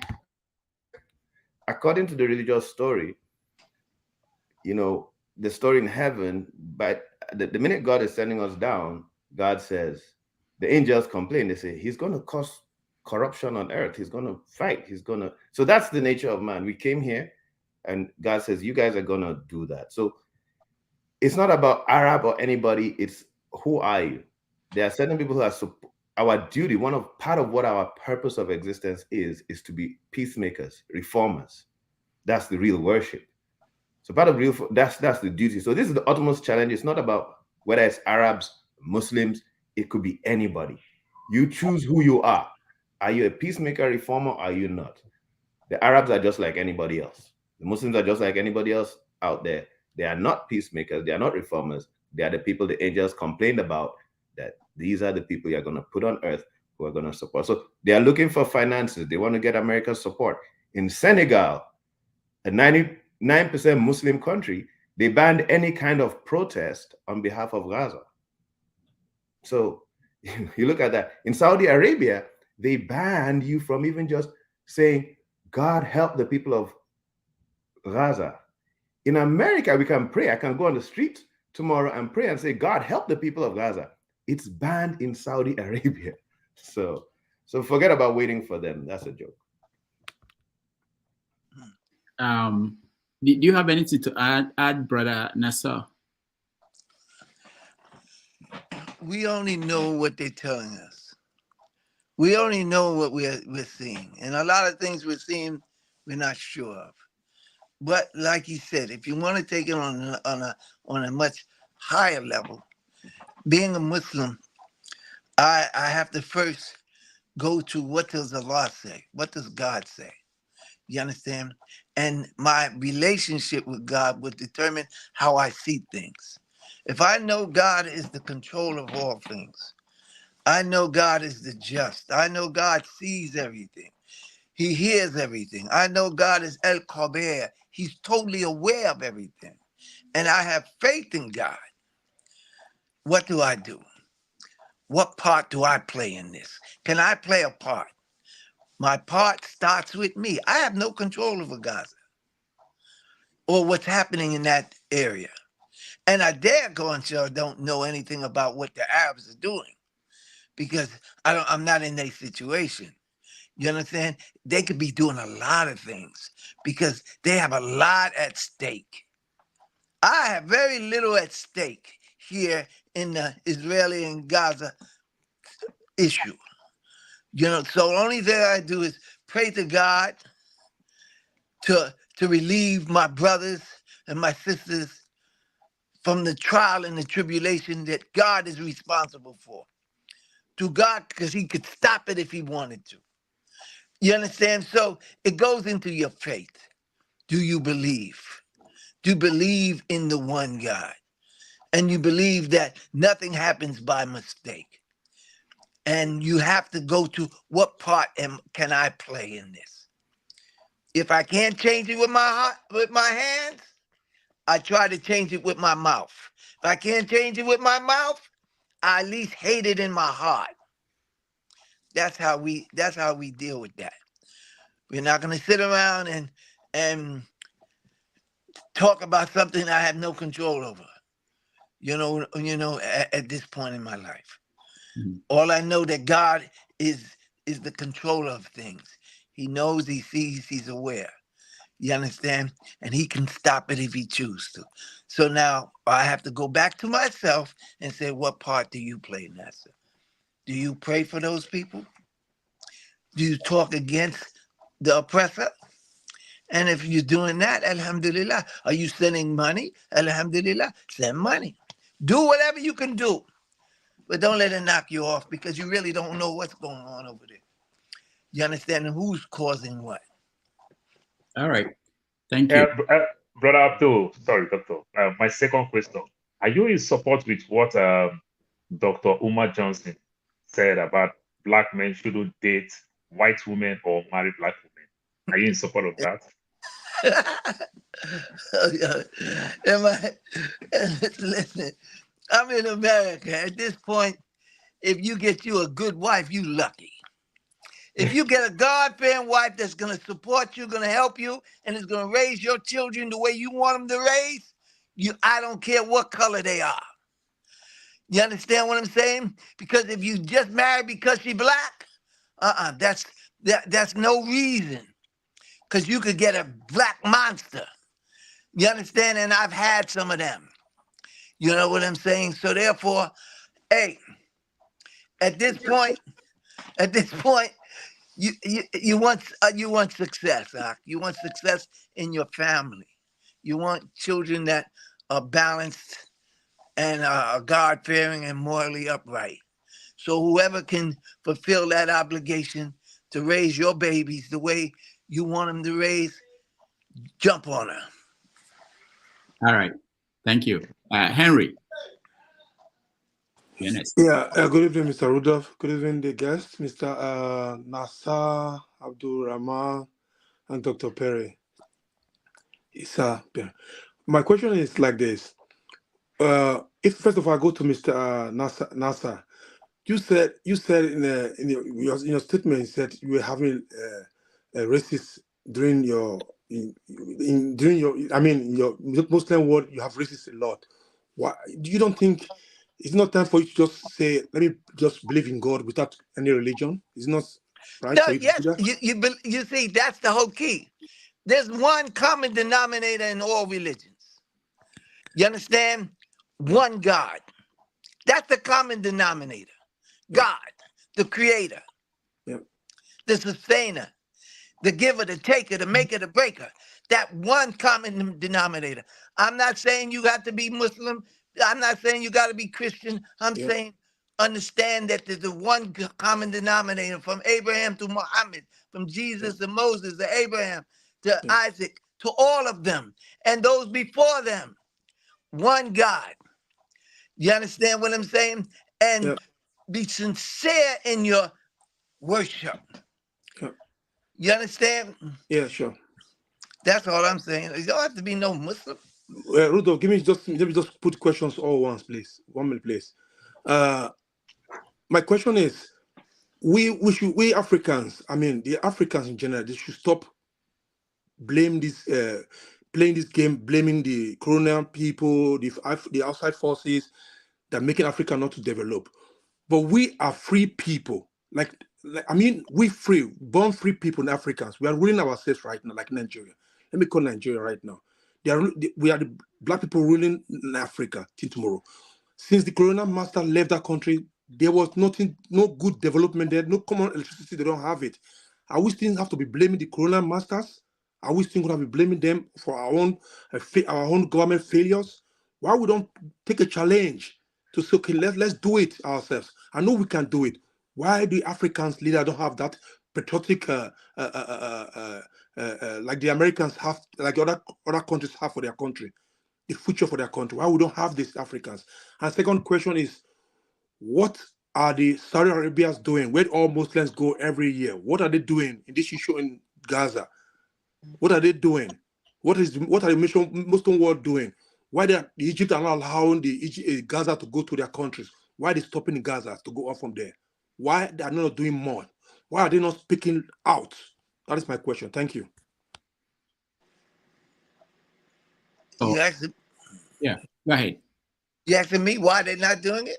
Yeah. I don't know. You understand? You see, it's not a black and white situation. They're dealing with a lot of issues that we can't fathom. You understand what they have to deal with? You know what I'm saying? What they can do and what they can't do. It's like you ask a billionaire, right? You ask a billionaire, how come you're not doing so and so? Okay, you ask that billionaire. Do you know what? That billionaire is more of a slave than you. You see these black billionaires in America? They can't do nothing with their money but spend it on themselves. If they try to do something that would interfere with the status quo, they will shut them down. In Saudi Arabia, you think those billionaires can just send money all over the world? No, they can't.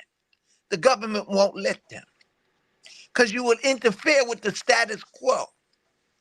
You understand what I'm saying? You know, you can't send money to the Congo because you would interfere with Belgium. They won't let you do these things. You think you just have the freedom to do what you want to do because you got what you got? No, the status quo won't let you. You try to do it. Look what they did to Bill Cosby. He tried to buy NBC. They told him leave that alone. And he still tried to buy it. He had the money, and look what they did to him. They had 50 women say that he tried to rape them. 50. Not one, not two, but 50? He don't even know 50 women. Nevertheless, try to rape them. You understand what I'm saying? So a lot of things, we ask the question, what are they doing? We don't know what they're doing. We don't know what they can do. We don't know, behind the scenes. There are a lot of things happening behind the scenes that we know nothing of. Just to comment on that, Epstein Island, that's part of the backstory of Epstein Island.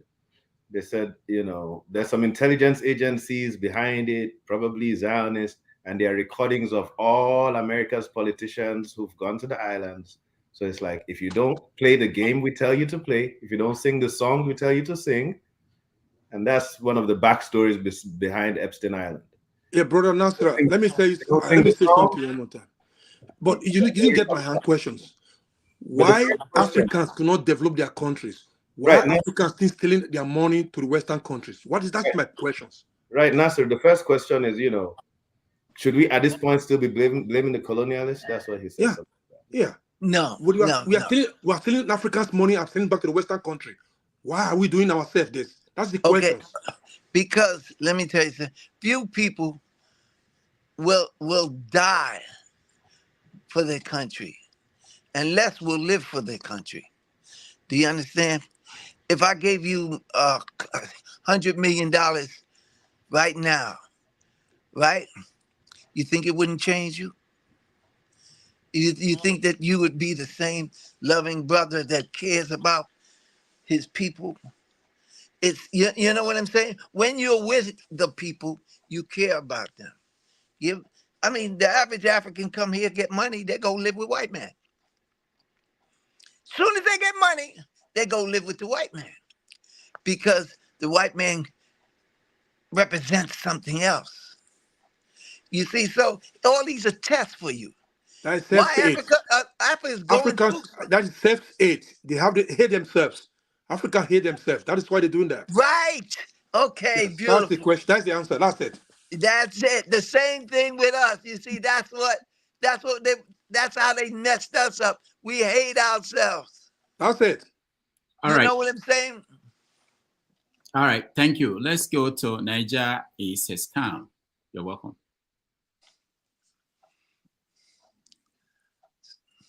Excuse me? Niger is a scam. Go ahead. Okay. All right. Good day, Dr. Rudolph. Good day, guest. Am I coming out clearly? Yeah. Oh, okay. So I just want to ask one question and a comment. So first of all, I want to ask Nassar Rahmaan a question. Sir, are you aware of the first people that enslaved the black men? That slavery slavery existed as long as we existed. Yeah, So who it's not a started it? new thing. It's not a new thing. Black people enslaved black people.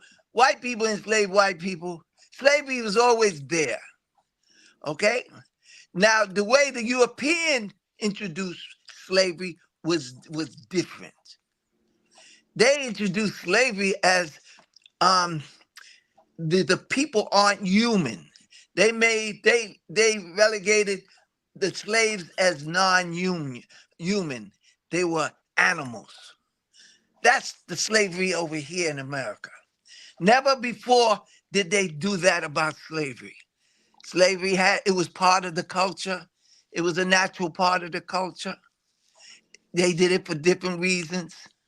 You know what I'm saying? But only over here did they had to justify white supremacy, so they made the black man lower than man. Even in our Constitution, do you know what it says?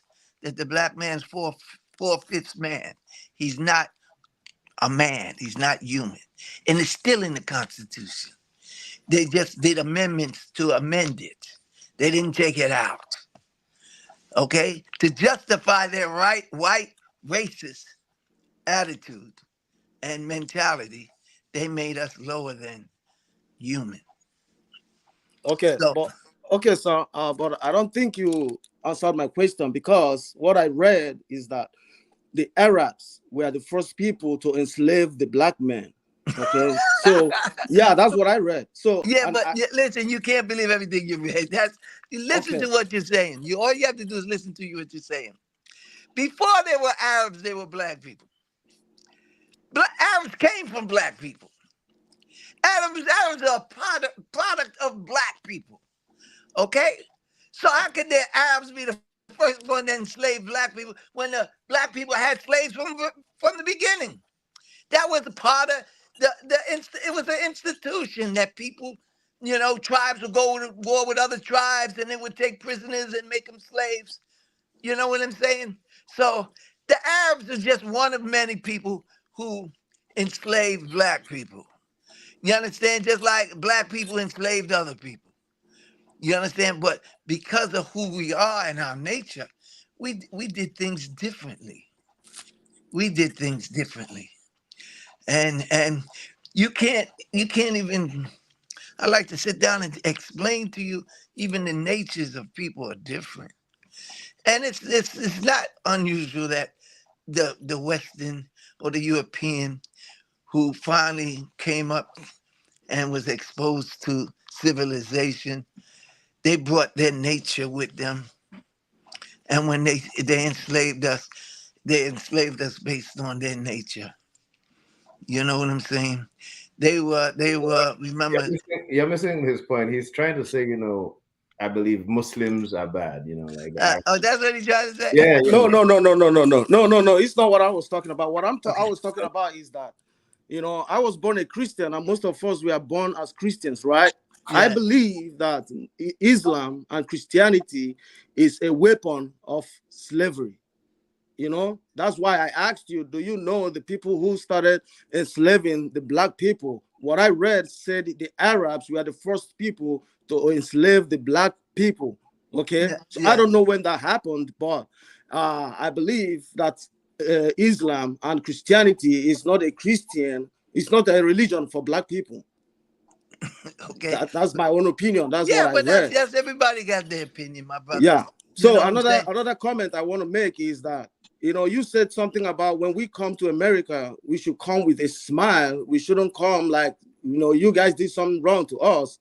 But everybody have their own experiences, you know, in America. When I got here, the first job I got here, the African Americans asked me, why did you come over here? I said, well, I came here to see my brothers. They said, who are your brothers? I said, you guys are my brothers. They said, no, your brothers are in Africa, you know. And here in America, they treat Africans like, I don't want to use some kind of words. They don't treat us like we are, you know, the same people. Okay. Right. In I our agree with that. jobs, even here in America, you don't just greet people like that. You don't say hi to who you don't know. You know what? You might be greeting the wrong person. In America, if you go out in America, some of the worst racists in America, white racists, will smile at you and say good morning. They will hang you in the afternoon, but they will smile at you and say good morning. Do you understand? So what I was trying to say is this. We were taught to look down on the African. And a lot of Africans were taught to look down on us. They knew that you were coming. They knew they had to brainwash you to think that you were separate. Just like they had to brainwash us to think that we were separate. You understand what I'm saying? And a lot of us came out of that. And we came looking for the African. Do you understand what I'm saying? So it's not about African or Afro-American. It's about the same rights, your heart. You got to come here smiling so that you can it's just a gesture. I'm just giving you a gesture. You know, to let people know I'm approachable. Because believe me, Aki, I look at some Africans and they are, wow. You can see the strength in them. You can see that, like I said, that Mandingo warrior in them. Look like they could pick up a bus. You understand what I'm saying? Now, here you got a man like that walking in the place and he's not smiling. Everybody want to walk her out of the place because they don't know what you might do. But if you come in that place smiling, your body language is saying to them, I'm approachable. I'm just like you. Do you understand what I'm saying? So that's just something I'm telling you as your brother. We're mirrors of each other. And I'm showing you this is how you look to the average, you understand, Black American or even white American. They see strength. They see something that's, whoa. So if they see that, neutralize their thoughts by just smiling.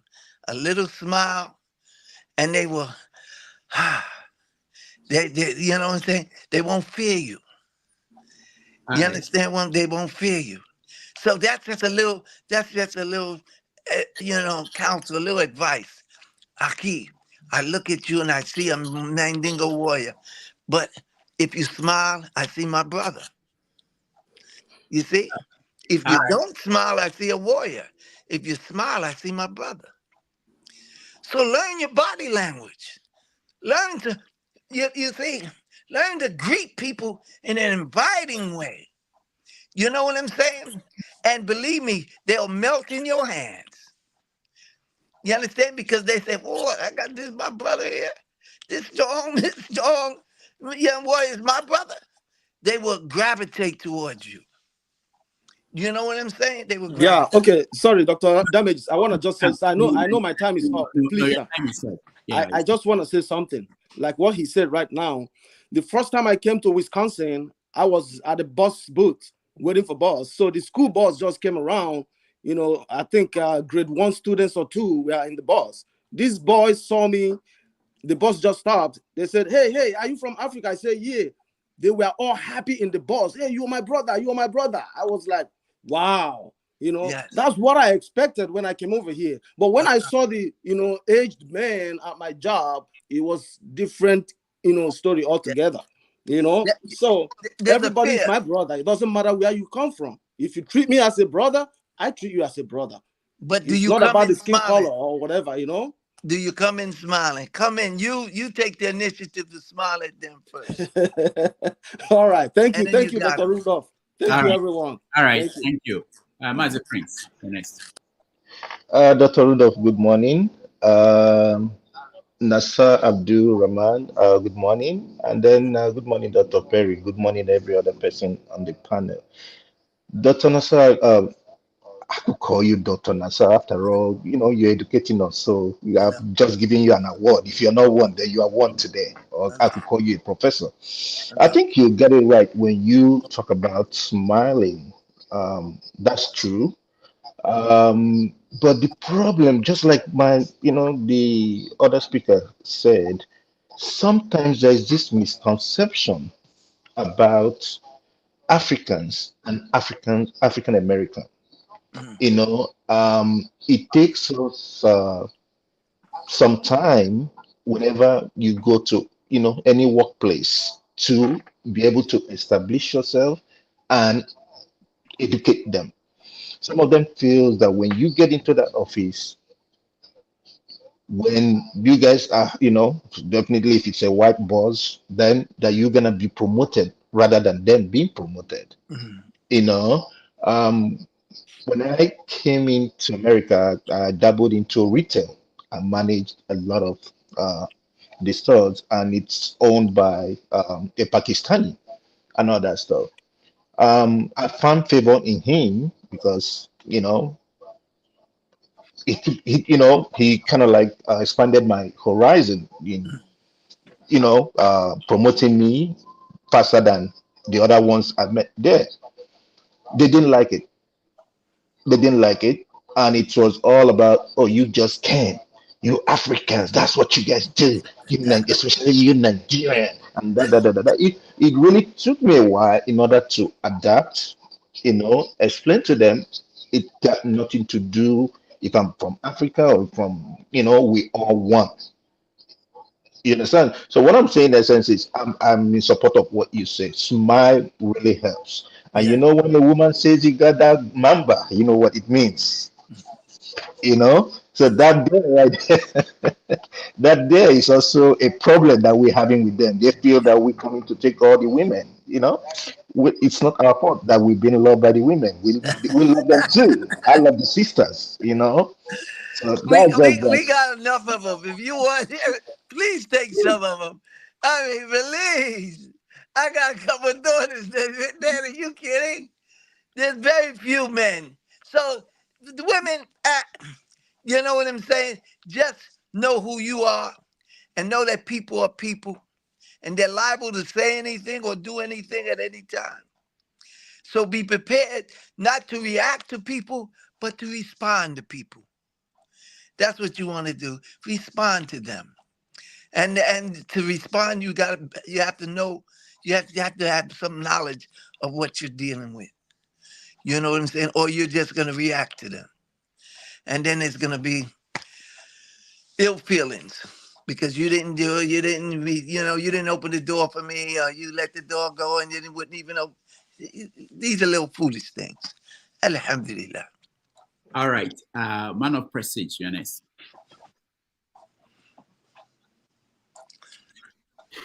Okay. Can you hear me? Yeah. Yeah, thank you. Good afternoon, good morning, everybody. Mr. Abudu Rahmaan. Yeah, Dr. Perry, I greet you and the panelists. I greet everybody. So I have two questions. One of them is going to be because I didn't listen to the whole of when you first came in. I just started listening, but I did gather some points. So I'm trying to differentiate between the Muslim during your time and the Christians. So this has to do with Malcolm X and the leader of the Christians versus Martin Luther King. What's the difference? I mean, which area do you really perceive is better, for the struggle of America? Is that from Martin Luther King narrative or from Malcolm X narrative? That's one question. Say that again. I'm sorry. I want to catch it. He was asking the question that we addressed earlier. You actually, I didn't hear that. The Malcolm X and Martin Luther King, where you said, we can't all have one attitude. Both attitudes worked. Yes. So, okay, when you approach, okay, Dr. Perry. Dr. Perry was trained in Western medicine, right? But if you go to China, they're trained in Eastern medicine. There's certain things that Eastern medicine can solve this issue. But Dr. Perry's orientation would look at it and say, what the hell are you doing? You're sticking pins in the man. You understand what I'm saying? He's saying, no. Give him this pill. They're both doctors. They're both approaching the same problem different ways. Okay. Do you understand what I'm saying? So one don't condemn the other. If anything, you should appreciate the other. Because if one don't work, the other one might. But they both got the same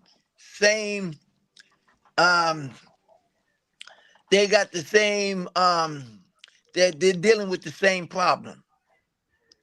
And they're trying to solve the same problem. So Martin Luther King, Malcolm X, same problem, different ways to solve it. And it's such a blessing that you have more than one way.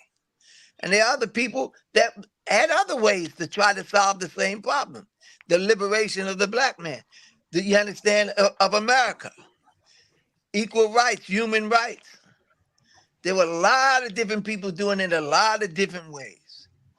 And that's what helped get most of it done. All right. Okay, one more question. Last question. I heard you say something about which I consider to be a conspiracy theory. You said the 9/11 was orchestrated. It wasn't real. Is it a widely believed among the Muslim community or the Black Americans here that it was orchestrated? It didn't really happen. Why would you make such a statement? No, okay, you misunderstood me. It happened. Okay. It happened. I watched the smoke. Yeah, but you said it was orchestrated. It wasn't real. No, it was deliberate. What wasn't real was the fact that Arabs did it, and that wasn't real. You understand? The government was behind this. If you look at it, listen. You know how many firemen died in the World Trade? How many firemen? Right? I mean, it's a lot. I've visited the World Trade. I've visited that that place so many times. But check this out.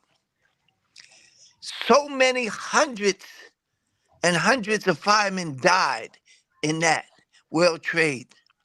Now in New York, I was born in New York. The firemen in New York was like grandfathered in. Very few blacks at that time, from when I was young. If you were a black fireman, that was a big thing. So they kept that real close. A few tokens here and there. But because of 9/11 and those white boys running in that building and they're all dying, it opened up the books for black firemen, for Chinese firemen. You understand what I'm saying? And the firemen knew that this was a demolition. It wasn't because some plane melted everything and it fell down. They knew because they were there. They watched their buddies die on this demolition. It came down like an accordion. And they watched the explosives on every other floor and let it drop. Do you understand what I'm saying? So we knew that this was a demolition job. We knew there wasn't about no airplane hitting the top.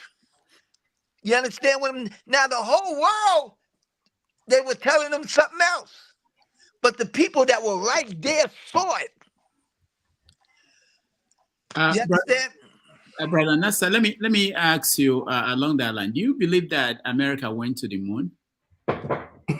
I don't know. I leave that alone. I don't know. I don't know. I leave that alone.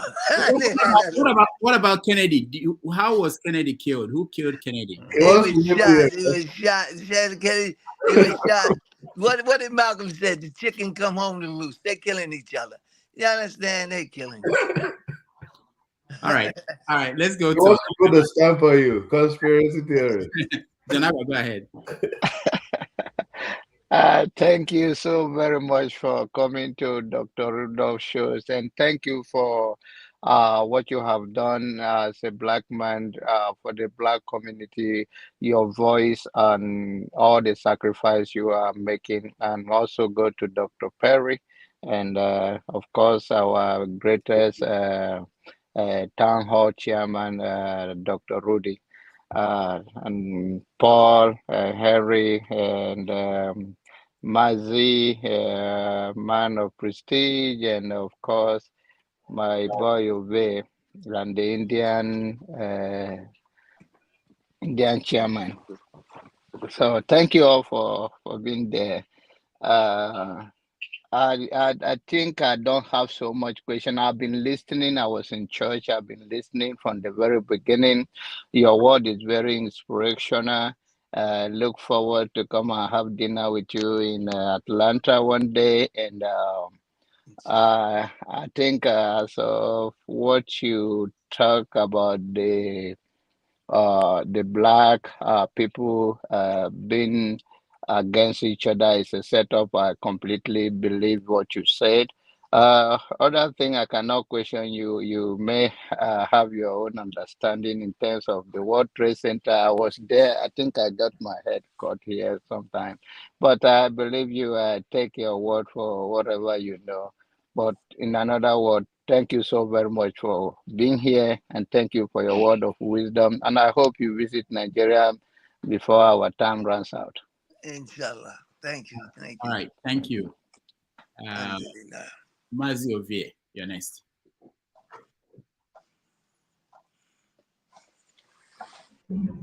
Yes. Assalamu alaikum, brethren.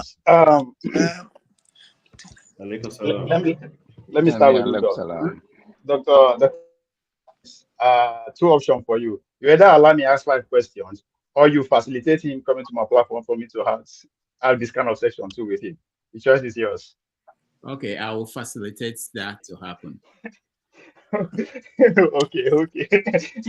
Dr. Perry, I salute you. Thanks for coming back, even after the last hour was very, very, very interesting. And our guest, Brother Nassar, I don't know where to start. Because when Dr. Rudolph put up the topic, I was pumped. I was right in the middle of things that the topic is actually centered on. Then I said, okay, who is Dr. Nassar Rahmaan? I try as much as I can to get more information about you, but I wasn't successful. But listening to you talk today, I don't know anything I can say other than say thank you. It is coming from a special place. Thank you very much for this educative moment. You talked a lot about the things that I'm actually working on. Started from the works of Marcus Garvey, talking about the Delaney, up to the present movement of what is going on. But most important, what stood out for me was when you were talking about what transpired in the 60s. You're talking about the disconnect between I call them home base and the foreign base, to use the track and field terminology. We that are in Africa and those that were kidnapped and decided to inhuman.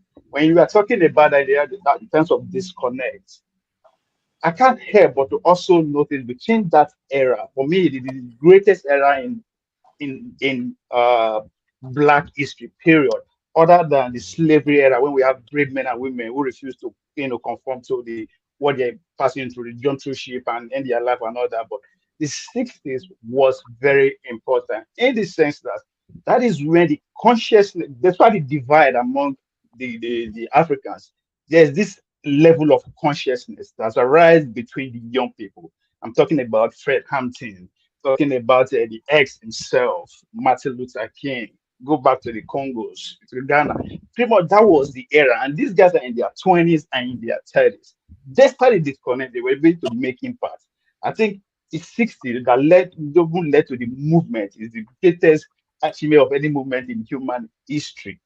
But at the same time, we saw pretty much all these men also wiped out between that 1960 to early 70s. They were all killed from Lumumba to Fred Hampton to X, all of it from 61 to 64 to 60. At the same time, they were all eliminated. Now, where I'm going is, what do you think is missing today that we are integrated, even though there was no integration, rather just disintegration that took place during the Martin Luther King era? Kudos to him. But what do you think is missing at this point? That level of consciousness is no longer there, even though now that we are more connected than ever. We are talking about the Africans in diaspora and those back home. We have so much in common. We are doing a lot, but that level of consciousness is not there. Because they say it. I think you are saying. No, I heard it from Paul brought it up. That's Umar, right? That said, evolution is what led to revolution, right? Take a little bit of evolution there and there, a little bit. That's what happened in the 60s when you have so many organizations coming on. Even after they killed the Black Panther, the Liberation Army took over in the 70s. So what is missing now? And then, even though despite the kind of relationship that we are having, sorry, another one is the another too strong. about I'm happy the internet helped us. Okay. Yeah. Okay. All right. I'll leave that one there. Before I come back to the second one then. Okay. So you want to answer, Brother Nassar? Well, he says what is missing. What is missing is we got what we asked for. That's what destroyed us. We got what we asked for. The brother's drinking coffee. You understand? How do you dilute coffee? Coffee is a strong beverage. You have to pour what? Milk in it. It weakens it. It weakens it. Right? When we got integration, right? And we thought we arrived. And the ones that didn't go for the integration, what they did was they plagued our community with drugs. You understand? They made us, they put the drugs on us real bad. And then what they destroyed the Black family. They paid off the Black woman by making her independent of the Black man. When you destroy a family, you destroy the community. You will have no power if you don't have no family. Do you understand what I'm saying? Look at the men marrying men now. Look at the women marrying women now. As long as we had a family, even during slavery, we had a family, we were strong. Soon as you destroyed the family, you understand? That's it. That's it. You're not a threat to us anymore. Because they put our women in charge of us here in America. I live in a city where women control everything. Do you understand what I'm saying? That's the whole deal. You have to stand up and protect your family. It says, save yourself and your family. Save yourself and your family. It's not about money. It's about you saving your family from corruption of the mind and the soul. You know what I'm saying? So that's what it is. They buying us. They buying us. Huh? I come to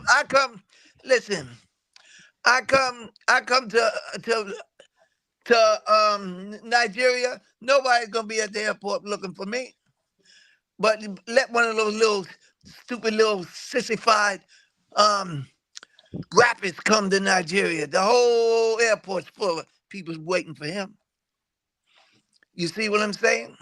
So they dictate our appetite, what we want. I want Lil Jon. I want Lil Wayne.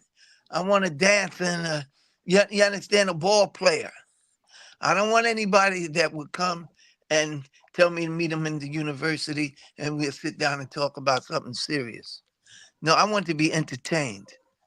This is our appetite now. That same appetite is in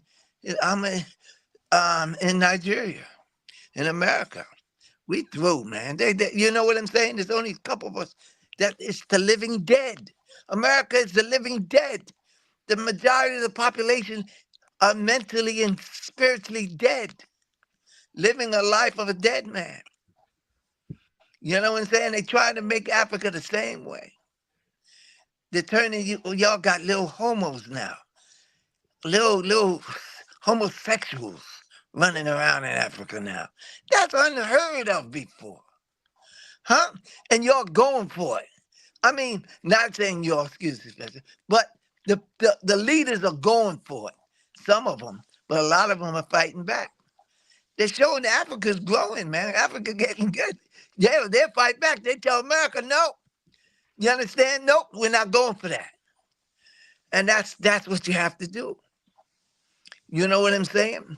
And be careful, the ones that over here don't go back being an agent for America. You understand? Wearing tight pants and got your private parts all out because it's so tight. You know what I'm saying? This is America. Don't contaminate Africa with this foolishness over here. You know what I'm saying? Come here, get some finance to go back there and build something. We got money, and what we do is waste it. You understand? That's, so, hey, we got what we wanted. We integrated and they turned us and they killed us. All right, thank you. Sir, you said the era of dying for your people because it's over. It's now the era of living for your people and living for the cause. That hit me and take me back. But for me, I see it from this angle. I've seen that the leaders that we have, especially in Africa, they are visionless. But you went further by actually elaborate what you mean by that statement, by saying that you live so that you can do the work by influencing other people, by building community, by building. So what part of that statement do you think, let me narrow it down to African leaders that they are missing? That yes, they are living longer than their predecessor, but they are worthless compared to those people who came before them. Right. I mean, what's that they don't understand here? Well, I think that you're taking on the Western mentality. You know what Putin said? Putin said, it says Africa is a burial ground for Africans. Do you remember when he said that? Yes. Putin, the head of Russia. He said, all Africa is a burial ground for Africans. Because when they get money, they send the kids to Switzerland, they send the kids to Europe or America, and they spend their money. When they die, they send their body back to Africa to be buried. That's you understand what I'm saying? So it's like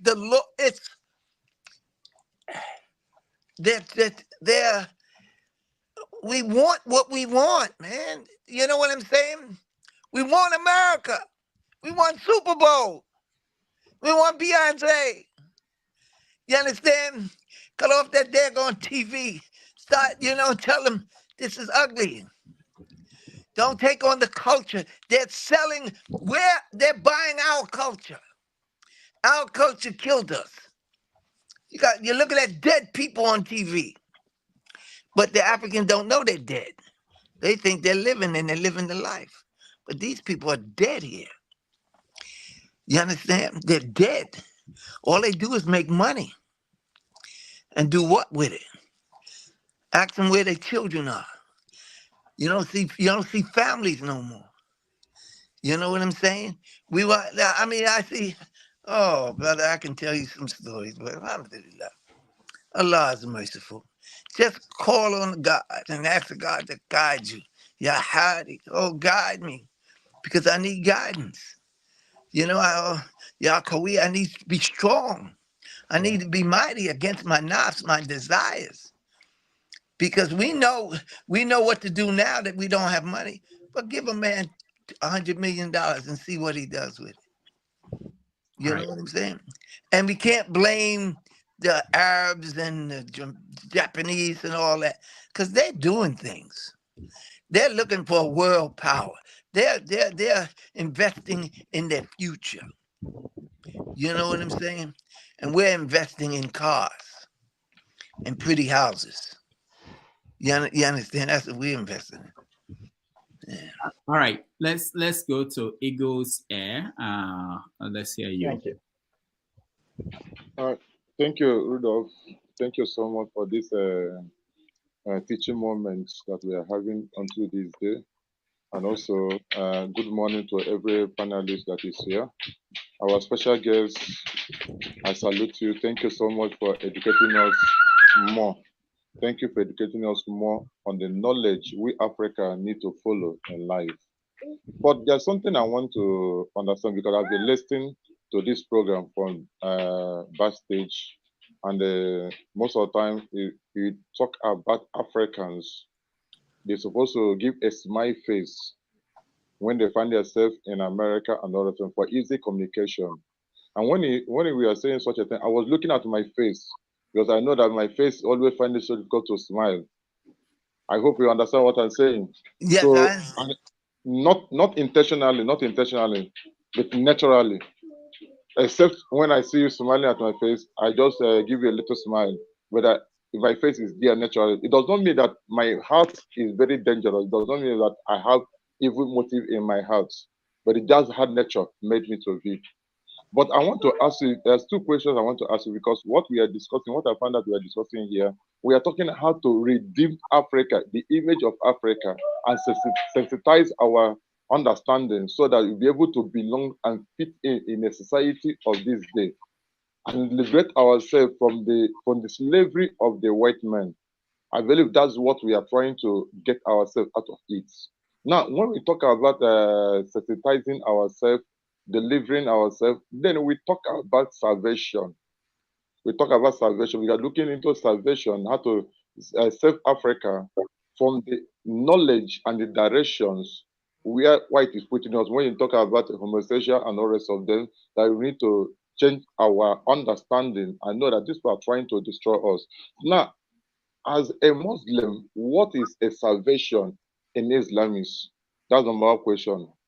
Number two question I want to ask, if you look at the European nation, Western nation, you find that when blacks are doing well, Africans are doing well, whether you are African American or whatever, Britain, African, or rest of them, you find that when they are doing well, along the line, there's a problem that occurs in their life.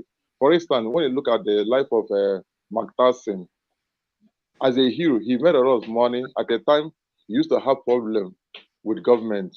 They will level an allegation on him, and some of these allegations are not true. No, but what they're trying to do is to make sure that they store the money they made in America away from them. Then the second example, if you look at Man City defender called Mendy from France, the level allegation on him that he raped a young girl in the club or in his house.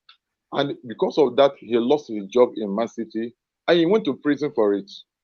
Now, you people in the America or Black America in Europe, what are you doing to make sure that this kind of incidents are no longer happening? For instance, there's this young man from Senegal I respect so much, a musician I respect so much in Senegal called Akon.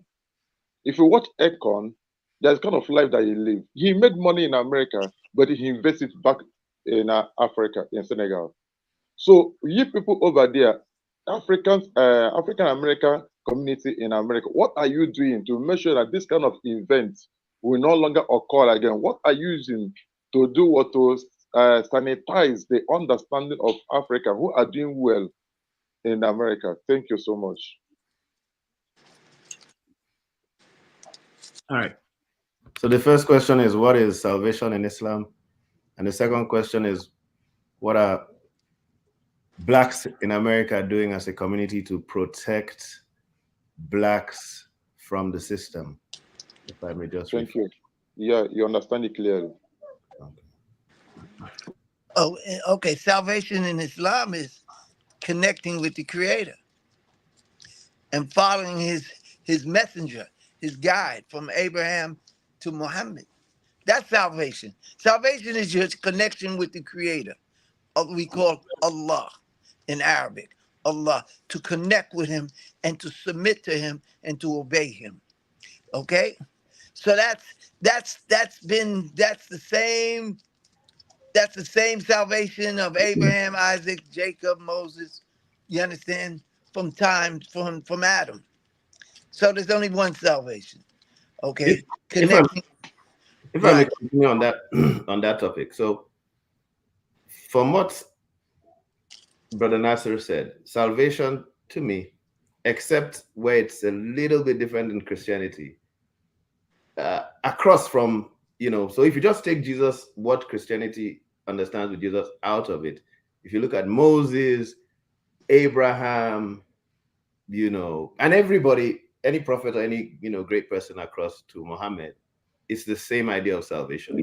And if you look at their lives, what do? They submit to the Creator, one God.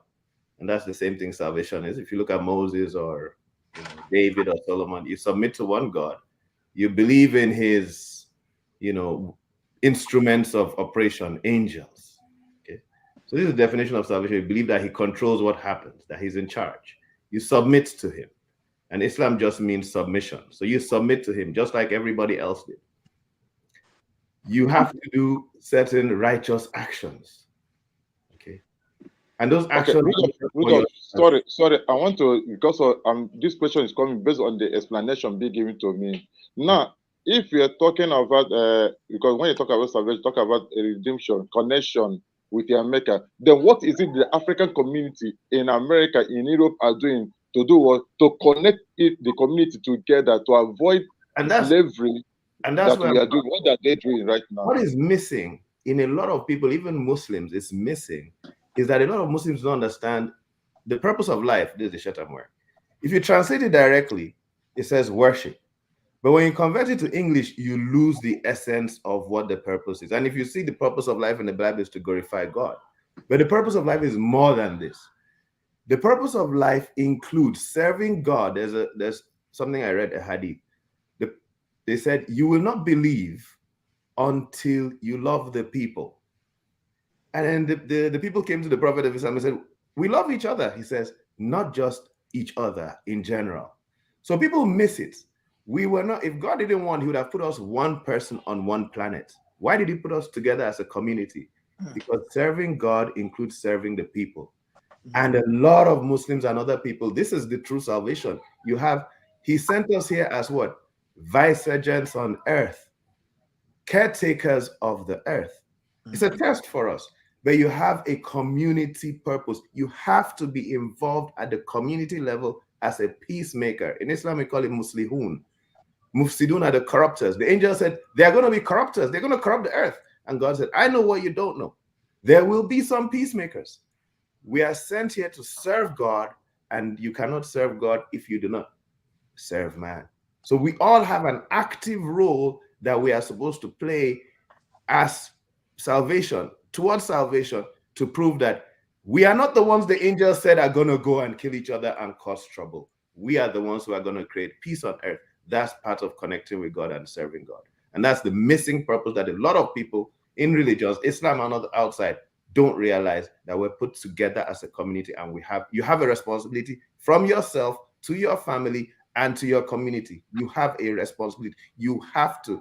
The poor have a right on your wealth. The wealth diffuses through you. They have a right. You have to give them. You owe them. You don't give them and say, I helped you out here. No. Take what belongs to you. It passed through me. You have a right to give mercy to the community. It's your right. It's your obligation. You have to promote peace. You have to be involved personally. And that's true worship. All right, we're rounding up. I will take Foley, B, and me. All right. Good evening, everyone. Go ahead. Yeah, sorry. I'm very happy to be here this evening. I don't know if Dr. Ra can actually give me can answer two questions I want to ask him. I've been seeing your program. I've been coming here, but most time I didn't show up. But today I just decided to show up. But I have something that is in my mind, which I've been trying to ask you questions. I have been following somebody in Nigerian politics, which lately I noticed that you and the person have been together a very long time. So I have never seen you either condemning him or praising him. So I'm wondering, is there anything you know that we, the followers, don't know? That's why I said, okay, let me just come up today to ask you the questions. And the person in question is Showore. I don't know if there is anything you know about him that is making you not to talk about him that we don't know. Because I don't want to follow somebody blindly. I just want to know if there is any secret or there is anything you think this guy don't have and we think that he has. So I don't know if you can just clear me on this question. Sorry. My inclination is to say, let's finish this conversation and then we can talk about it at the other end. Let's finish guest system. Yeah. So let's. Doctor, please, 30 seconds. Let me just respond to him. Like you say, you follow. Let me just respond. Just 30 seconds. I'm not wasting time. Just to let you know, Dr. Rudolph Okonkwo has bring Omoyele Showore to this panel twice. That's it. I have a question. No, hold on. So, Foley, thank you. Let's final question of it. Just okay. All right. Brother Nassar, the book by Carter Woodson, which is The Miseducation of the Black Negro. How do you think that book is more relevant now than when it was written? Because at the beginning of this program, you were describing how the system lied to the African Americans who are here, but at the same time doing the same thing to with the Africans who are back on lying to us. We speak to the art of that book, The Miseducation of the Black Negro. Do you think it's more relevant now? How far do you think we should start promoting it? Because if not me coming to America, or meeting some people, I've never known that such a book existed. And two, what's your take on De Gregory, the one and only De Gregory? De Gregory, Allah Akbar. Okay, in regards to the miseducation of the black man, it was a timely book. It was a very timely book. But at this point, we're in 2024. It's the miseducation of mankind. This is bigger than us now. They're miseducating everybody. Now they got AI. You understand? They're miseducating the white people, the black people, the red people, the yellow people. You understand what I'm saying? They're miseducating everybody now. So it's all about the heart and what you're willing to do to save yourself and your family. Keep on. We're talking about world events. What about personal events? If you're trying hard to do what is right, to enjoy what is right, forbid what is wrong.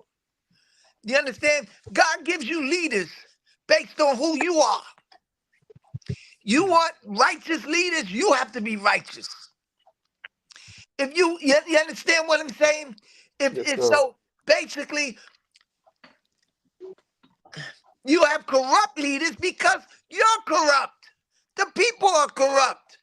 So God's not going to give you a righteous leader and you corrupt. Start with yourself.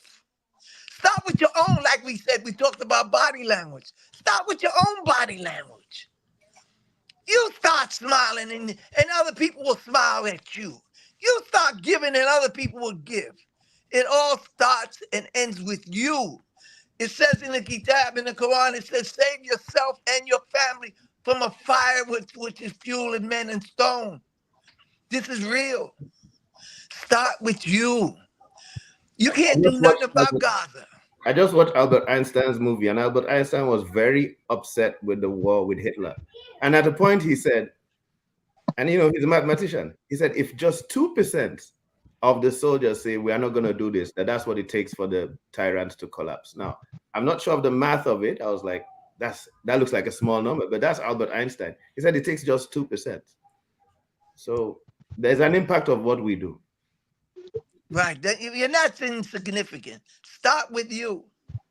Start with you. You know what I'm saying? And you will deserve what you get. If you're righteous, you deserve a righteous leader. But if you're other than that, you'll get other than that. All right. Okay. The Gregory, sir. You talk about the Gregory. I like Dick Gregory. I like Dick Gregory. I have nothing to say about Dick Gregory. Dick Gregory came up with a lot of stuff that I can't substantiate, but I know he was on it. He was pretty good. You know, I enjoyed Dick Gregory. So I can't really say anything. Can't say anything negative about him. Okay, the flagship, I will let you ask a question. I know I say we're rounding up, and just after you, then I'll say the final words, and then he will. Please, you will give me one courtesy, just one courtesy, please, Doctor. Yeah, let Paul talk. No, let the black sheep go first. Thank you. Thank you very much. Good afternoon, everyone. Thank you, Dr. Rudolph, and a very, very big thank you to our guest today. I have enjoyed you speaking, and trust me, I know there are more of you out there, but I wish we could hear all of them speak and educate us as much as you have done today. I think it will help the African American race, and I would like to use the word the brown skin race, to do better and be able to come out of where we are. Here's my question. It's going to be, I want to speak briefly. I won't take time, Rudolph, please. I know it's the last question. Labeling the race, the African race here and globally, we are referred to as Black. And the Caucasian race is referred to as white. Since I've been in this country a little over 23 years ago, I've always questioned that label. Why are we accepting the color Black when we know we are not Black? My job involves a lot of travel. So I'm on the plane pretty much every day of the week, and I meet all sorts of people. I talk to different race, educated, non-educated, and so on. And I had a conversation with a gentleman once at the airport. We were talking while waiting to board, and he made reference to race. And I asked him, what color is your race? He's Caucasian, by the way. What color is your race? He said, white. I said, no, you're not. And he tried to defend it, and I asked him, what race am I? What color is my race? He said, you're Black. And I pulled up my boarding pass, which was printed on a white paper. And I'll show you this. And I asked him, what color is this? He said, white. Now, if you look at the shade, the color spectrum shade, do you think you're anywhere close? He couldn't answer me. What color is this? He said, it's Black. Am I close to this? He said, no. Why do we as Africans in this part of the world accept that color, Black, when we know we are not Black? And lastly, part of my job involves a lot of data gathering, in the medical field and analysis. And I'm really very not happy at the way the African race has been subjected to this medical interpretation of being susceptible to almost every disease that is known to mankind. The African American race, and allow me to use the word, which I probably do use, the brown skin race is classed as most susceptible to every disease known. And we seem to accept it. Don't you think it's time we begin to change this narrative? Perhaps maybe that will enable us to rethink and rechange our mind and our culture totally.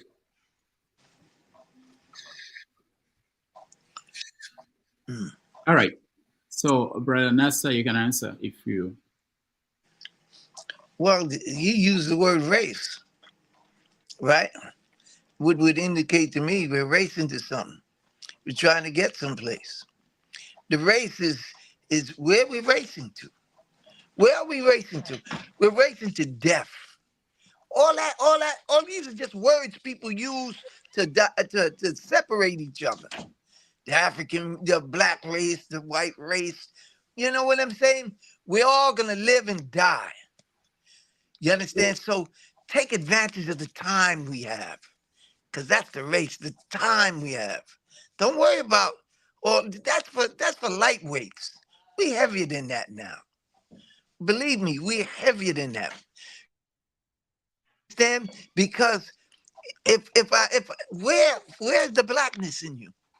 We're one soul. We got to look at each other as individual souls. Some corrupt souls, some righteous souls. You understand? Not races no more. You know what I'm saying? So keep that out your mind about the black race and the white race and all that. Go to the soul. You understand? And try to purify the soul. You understand? So when ultimately this body goes and your black skin goes back into the ground, the only thing left is what? Your soul, who will live on. And then you will be questioned. What did you do? You understand? They're not going to say, what did you do with your black skin? What did you do with the time I gave you?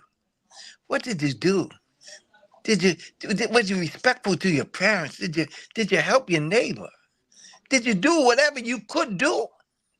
That's what it's all about. Use the time to do what you can do. You can't do everything. You can't take up arms against the Israelis, but you can help the lady across the street. You can teach your children, spend time with your babies. You can stop the foolishness, because we all participate in foolishness some portion of the day. I have to chip in. Hey, Sorry. go ahead. Yeah, really quickly. So as far as the complexion goes, myself in particular, sometimes I fill the forms and I choose any color I want, and I say, give me the job or don't give me the job. I'm not ascribing to the colors. But that aside, the second question you asked, I think in particular, is my duty to answer on disparity, because I'm a health disparity researcher. So, back in New York at a certain conference we had, we're presenting all this data, everything, high blood pressure, blacks more susceptible, diabetes more susceptible, anything you name it, we're supposed. And I was like, guys, I asked in the whole conference, I'm like, but we know the root cause is our diet and our habits. And that's why I'm like, because it's a kind of cheat sheet. It's a kind of cheat sheet. For us, minority health disparity researchers, every day we're throwing out new articles. Just pick a topic, look at blacks, and we'll be able to prove that blacks are worse than whites. Pick any topic. Anxiety. It was a win-win. We were just pushing out papers like this. And I'm like, guys, we are cheating here because we know what's going on. It's our habits. It's not as if we are worse in everything. And we're like, yes, the boss of my department, in another college, he was like, that's what he said, that the reality is the McDonald's and the foods in black neighborhoods. And based on that, we are going to have the worst indices. But that worst indices we need to know it's in America. It's not blacks in Nigeria. Blacks in Nigeria and blacks in Africa are not having this worst indices that is in our medical textbooks based on the data from research in America, where blacks are obese and blacks are eating fast food. Well, thank you for that. Again, the data that I'm looking at is different. It says otherwise. When you compute what's been collected from both races, geographically here in the U.S. and outside the U.S., those of the brown skin race seem to be disenfranchised mostly. And it's beginning to gear this century to manufacture medicines for that race. Think of anything for that race. It's different. It's almost looking like there are two of everything that is out there now based on this, in my opinion, biased data that has been extrapolated and put out there for everybody to see. So I still challenge it. Yes, lifestyle, food we eat, and all of that contribute to a great extent. And in my opinion, education is one factor that if we get a good grip on, will change the narrative. So I haven't seen it different where they say, for all that's been collected and analyzed, we are always, for everything, name it, education, health, finance, we are always labeled or put at the bottom of the list. So that's what I'm asking. Like you challenged it at your conference, I've also challenged it everywhere that I go. I'm looking at the data, it's telling me otherwise. But your interpretation and publication is saying the opposite. That needs to be corrected. All right. Thank you, the flagship. It's a deep topic. Okay. Yeah. Okay. Doctor. Okay, Paul. Yeah. So, Brother Abdul, I have this question that I want to ask you. Let me just talk a bit about, it's kind of two questions. So now, talking about the white and the Arab, they'll be fighting for God knows when. See, France and England fought war for 100 years. It's just in their nature to fight. And when they bring us into this thing, whenever you see these people around us in Africa, we keep fighting. I think we need more sensitization about that, how that can help. I don't know how you guys can preach this thing, because slowly, I see Black people started thinking in that direction, where we want to fighting can solve any problem in mankind. Then talking about Black people, when you see like in the 60s, after the Jim Crow thing, Black people own a lot of properties. I once lived in Newark. I live in Linden. Black people own most of these properties in Newark. Somewhere along the line, the white people live in the suburb. Black people live in the city. Gentrification came and they started kicking Black people out of there. The Jewish people is acquiring the same thing in DC. Nearly all the properties, Black people own these properties. And the people who own these properties, these are not educated Black men. These are men who had just trade, plumbers, electrician and the likes. These people own a lot of property for their kids. Today, their sons are losing it, they're in jail and the likes. What do you think we can do to better off all these things? I know Clinton brought this funny thing that you got to go to school to get trade certificate, and so many of them couldn't have basic knowledge, so they are not certified. This is how they lose all those things. What are you doing to educate the young Black man that is not interested in racking up all this student loan just to get some funny degree that will not take him anywhere? Thank you, Paul. Brother Nassar, you want to respond? Well, there's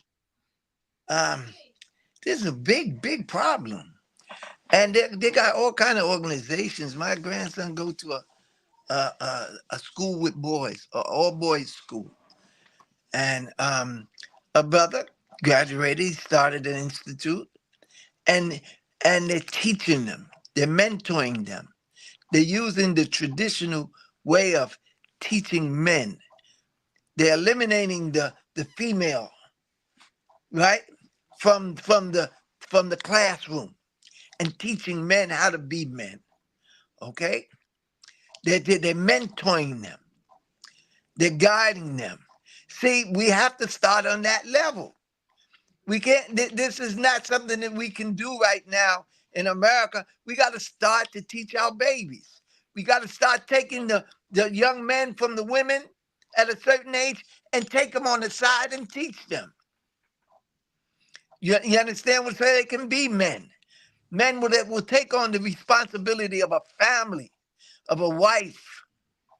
You understand? So we have to get serious in that respect. We got to start. We can't start globally.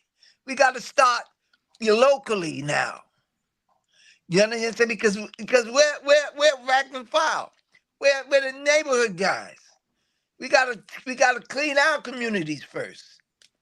Then we'll broaden our hands to the rest of the society. But right now, you gotta worry about your own son, your own daughter. You gotta get your daughter a husband, or she'll get a girlfriend. This thing is serious. This thing is not a global thing. We're not worried about the water in the Sudan and you live in, no, you got to start with yourself. You got to start to protect your own babies. So what he's You saying, understand what I'm saying? They're feminizing your son right as we speak. Community breaks down when you remove the man from it. You know, the sense of responsibility, you know, on the home. And for some reason, if you look at the statistics, the data, African Americans have a disproportionately high population of same-sex relations than other communities. So, you know, whereas when you look at the mean, let's say maybe white people, maybe it's at 6%, the African American community, it's like 25%. Why? This is we are talking about. Why do we have the highest amount of same-sex relationships? And if that sector of men is weakened, where they are, they are same-sex, then the rest of the people are also diluted. So that's when Nassar said you put milk in the coffee. You know, you destroy the system. You see, so listen, and believe me, Nigeria is gonna follow us. Nigeria, if we turn all our men into little sissies, you're gonna be full of sissies in Nigeria also. You 100%. understand? Because we export this thing now. We have billboards, and you looking at them, and pretty soon you'll be acceptable to it. Do you understand what I'm saying? So now, in the meantime, you better protect your own family. Know what your children are doing. Take away that machine if that's all they're doing. You can't even see black kids with their head up anymore because they're always down looking at some machine, some little phone. You understand? Protect yourself. They're coming for you, and they're using us to destroy you with our movies and our music because they have murdered the black community here.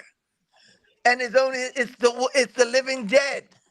There's only a few of us alive here. You understand what I'm saying? Our women are our enemies here. That's why the black man is going around looking for other women other places. Because they did a job on us. So I'm warning you. You understand what I'm saying? If you're going to come here, help. Help by giving your heart out to these dead people.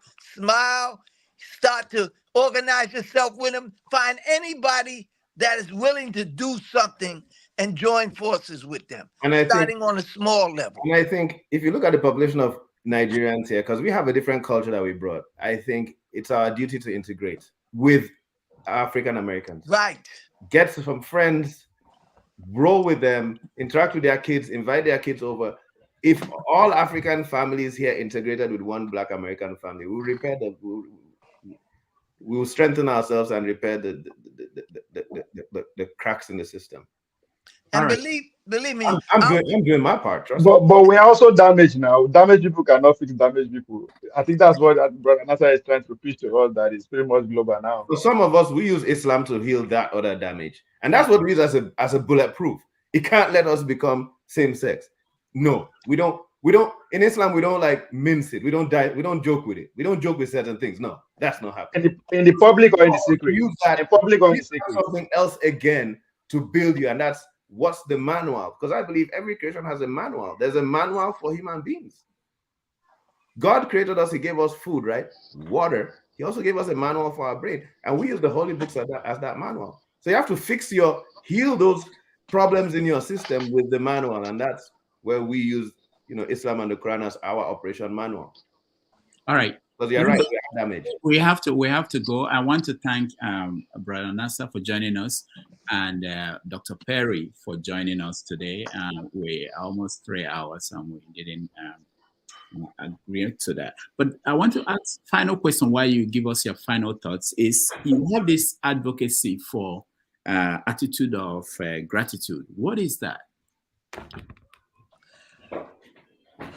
In the Holy Quran, it says, Allah says to Beni Adam, children of Adam, if you are grateful, I will increase you.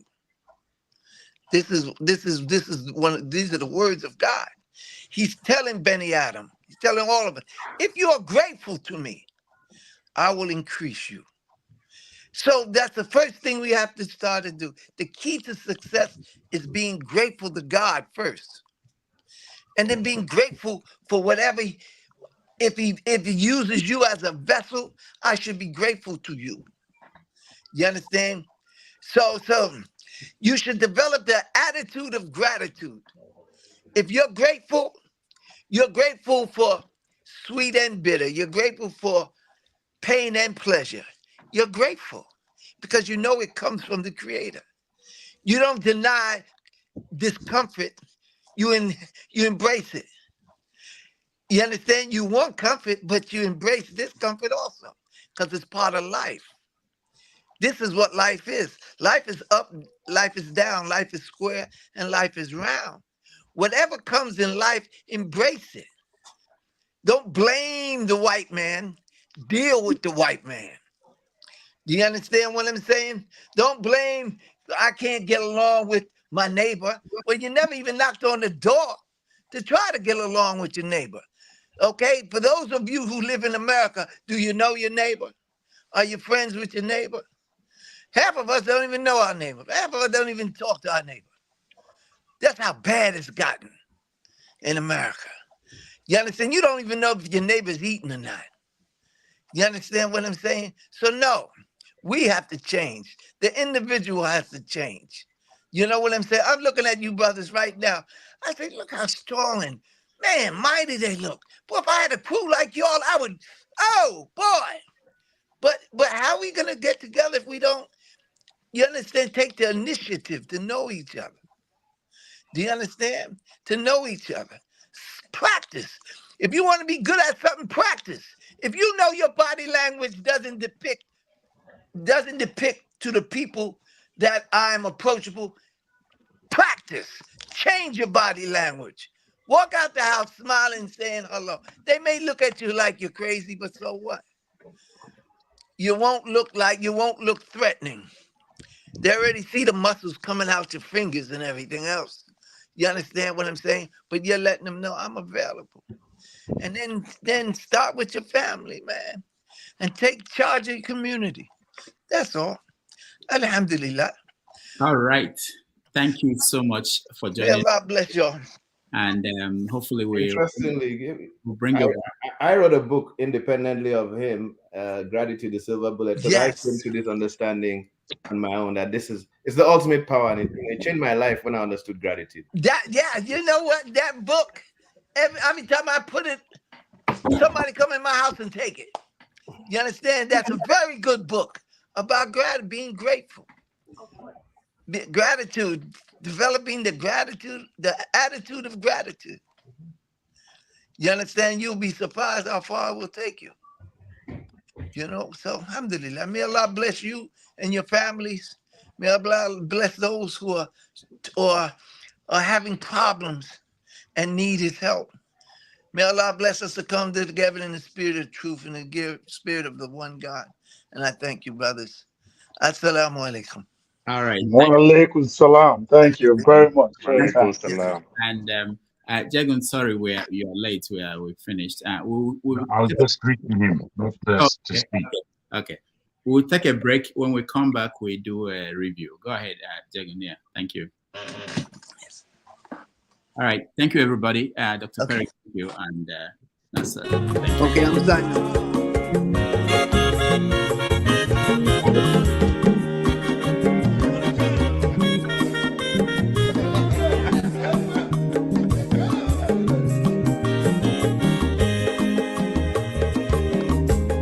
When your mazolo bio, akwa mazolo bio, Max, if you have a go panumo no fube nazo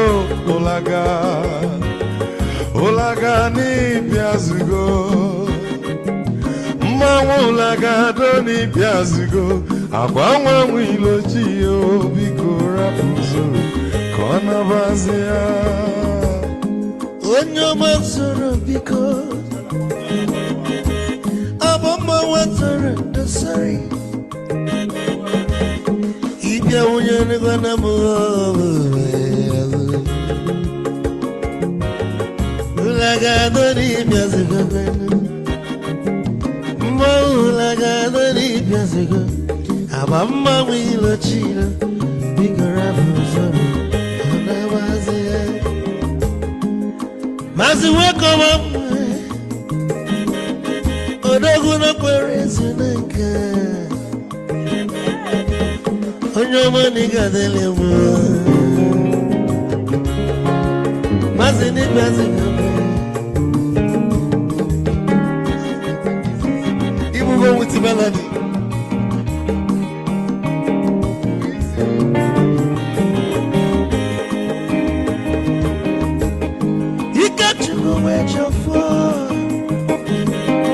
Odogu na chalanoka Izi wande mniga delemo Olagado ni bezigono Ma olagado ni bezigono Amama wilo chilo Nikora muzoro Anabazi Te Onyama zoro de Mama was a sorry. If I were to go to Mulaga, don't Piazugo, Nazaboy. Mulaga, don't Piazugo. Amama will chilo, Biko Rapuzoro, Anabazi. But don't can be kitchen for. I'm from Nicaragua. Well, you work well.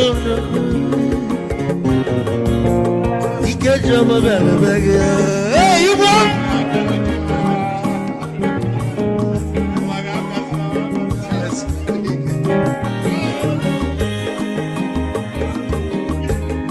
Eku kampune kene. Amaga ninso.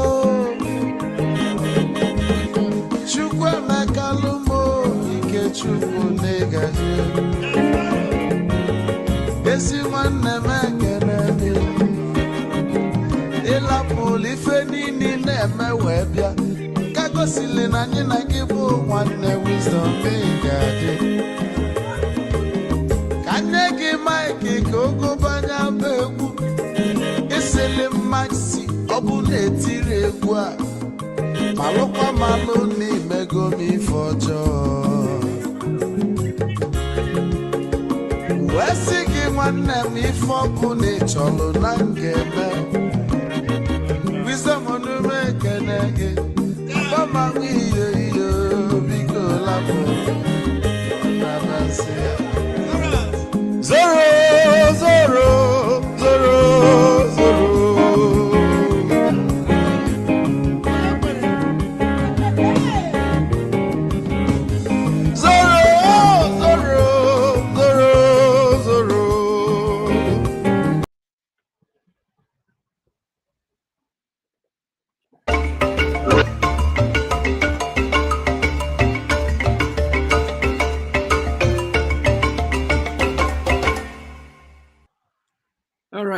Welcome back, everybody, and thank you for hanging in here. And we had a wonderful guest, something different. I think we are going to expand this conversation on Sundays.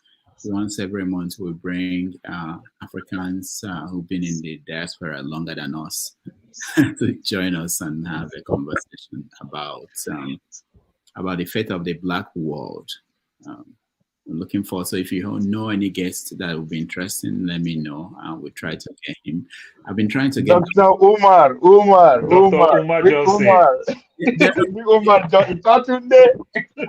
Doctor, I strongly believe he's going to be willing to come.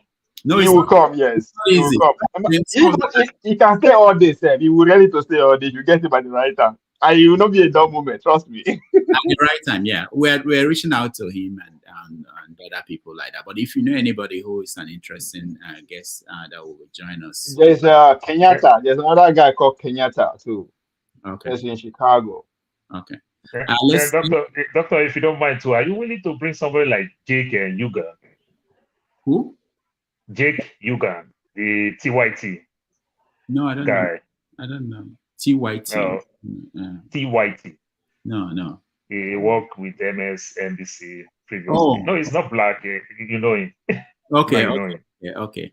Just send me. Yeah, you can send me anybody. Really, there's no limit. Anybody who will be interesting guests. That's what we want. Oh, the talks. I know. Young. Okay, I go. You call it TYT. Yeah. You know the young. If you said the young, I will. The young talks. Yeah. The young talks. Yeah. I was like, oh. Yeah, I know it. Yeah, I like that. I just like it because he's balanced when it comes to American politics. He's not on the far right or far left. Yeah. So let's listen to Jagon first before he didn't get a chance to. Then sorry. Also, Doctor, one thing again. I know almost 2 years ago you said something about like a town hall thing. You planned it for Dallas or Houston. It came back again. Even Flagship is willing to host us. No, we're in not. Atlanta. I know that. Doctor, you just press pause. I know that. We're not stopping. It's going to happen. But you guys let it happen, please. You guys have to help me. I'm only one person. No, when you kickstart it, we'll follow it up. When you say it's Flagship on his own willingly, he said he's willing to host us in Atlanta. I know. Flagship, the invitation must come with the red heat goat. Don't worry about that. We'll figure that one out when we get there. Paul, were you added to the WhatsApp group? Did you get the messages? I get that message that I just said now, that you're willing to host us. Oh, okay. Because I put in there a list for those who are wanting to be a part of it and attend, to add their name, and we build a list up so I can. How come I'm just hearing of this? All right, let's get. I thought I'm the secretary of this platform. Hold on, guys. Let's get back to. I thought I was the PRO of this platform. How come I'm just hearing of this? This is not acceptable. Are you behind it? I don't trust you like that. Are you the one working against me? You're a funny guy. You're a funny guy. When we're done with the feedback, and then we can discuss it. Go ahead. And there's a question for me. Where is that guy, Foley, that asked me a question? Where is he? He don't go. Oh, he don't. Doctor, just educate him even if he's hearing in terms of his sitting down. Doctor, give him your guidelines so that he will understand, because I know the way you keep taking him off, he might think it to be something else. Yeah, no. You understand? The way he's staying on the bed, lying on the floor, and every other thing. Yeah. I was you might want to stay stay so that he will understand. I don't know saying that Dr. Damage in the ask. Is he new to this platform? The show where they don't come here now, so twice. I thought he was asking the girl. I didn't know say that Dr. Damage in the serious special question. All right, Jagon, are you busy? No, I'm very much here. Okay, go ahead. Very interesting, very, very interesting. You know, these kinds of guests, for me, they're very productive and progressive in the way that we as Nigerians are thinking. I didn't watch everything, but I was actually quite excited yesterday when you said that you're going to be bringing him on. And I wanted to watch it from the whole, but I was a little bit busy, so I didn't catch everything. And I was excited to be a part of the show. However, what I enjoy is the communication between the Caribbean, Afro-American, different Black people engaging with Nigerians. I think it's so important.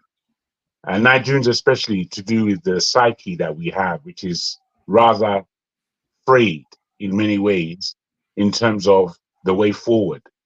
So when you have people who have a very strong historical content on their sort of mindset, it does lend to us kind of rejigging the way we think in order to go forward. So I really do enjoy that kind of thing. If you were to bring somebody like Umar Johnson on board, who I know very well, but I'm not necessarily a fan of his, but nobody can argue with a lot of the points he makes as a Black person. He's very strong. I feel says sometimes Black people, we get a bit of an ego boost that goes a bit far. You know, he calls himself the Prince of Pan-Africanism. Nobody gave him that title. He just put that title on his own head. So these kind of things I object to a little bit. But he would be a good guest for us as Nigerians to pepper him as to his knowledge, because what's happening where I look at the global black people and what we've been able to achieve in the geographies that we've been setting, I find the Caribbean to be very strong in keeping their dignity, keeping their culture, keeping their mindset, and being able to speak truth to the white authority. We have this at different levels. In America, they've done their part, no doubt. I still feel strongly, though, as many as we've had from Africa who have been strong, it seems that we don't reach the levels of a kind of global conditioning that lends to us knowing that we are players in this game. So many from the continent don't seem like players, even though that they're the head of state, even though they have a very strong position. So I'm very glad for people like the ex ambassador to America for the African Union, Dr. Nkwame Kwara, I believe, Kwai. I'm very grateful for people like Lumumba, Patrice Lumumba, who has recently come on board from Kenya, a very erudite and specifically minded individual who points a direction, at least, to where our minds should be.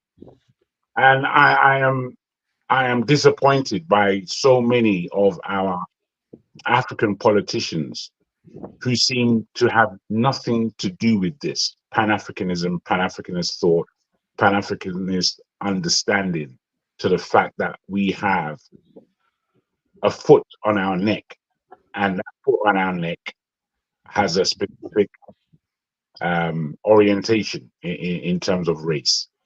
So, you know, I'm very glad that you are bringing these kinds of people on board. Thank you. I just want to say that. All right. Thank you so much, Jagan. So, Paul, let's start with you. Yeah, feedback. Take away. Oh, Doctor, I didn't answer my last question, but I really appreciate his balance. Just like I told you about Jake, Yuga, and Young Talks. I like people who are very, very balanced. Then I also embrace that he's very, very family-oriented person. You know, it's trying to make us understand that word that our parents tell us back home, that charity begins at home. You know, when you do anything, you remember the home you come from. You understand? It may be very, very easy for me to smoke if my parents had smoked.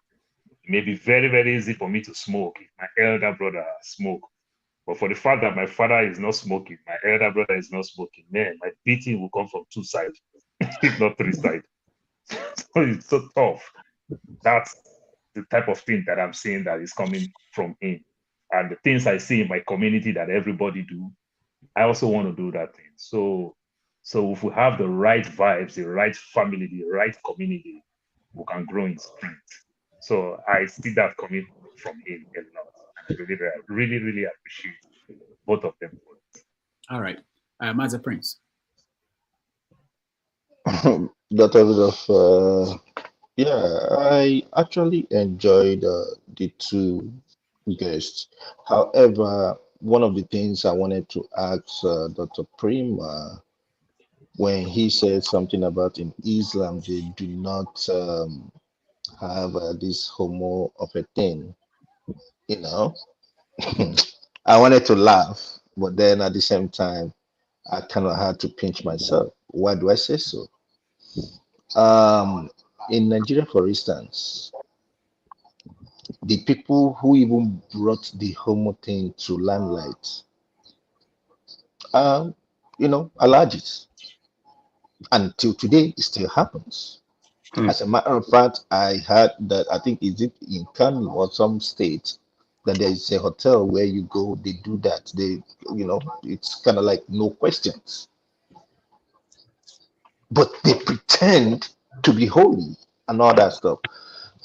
You know, me, I always tell people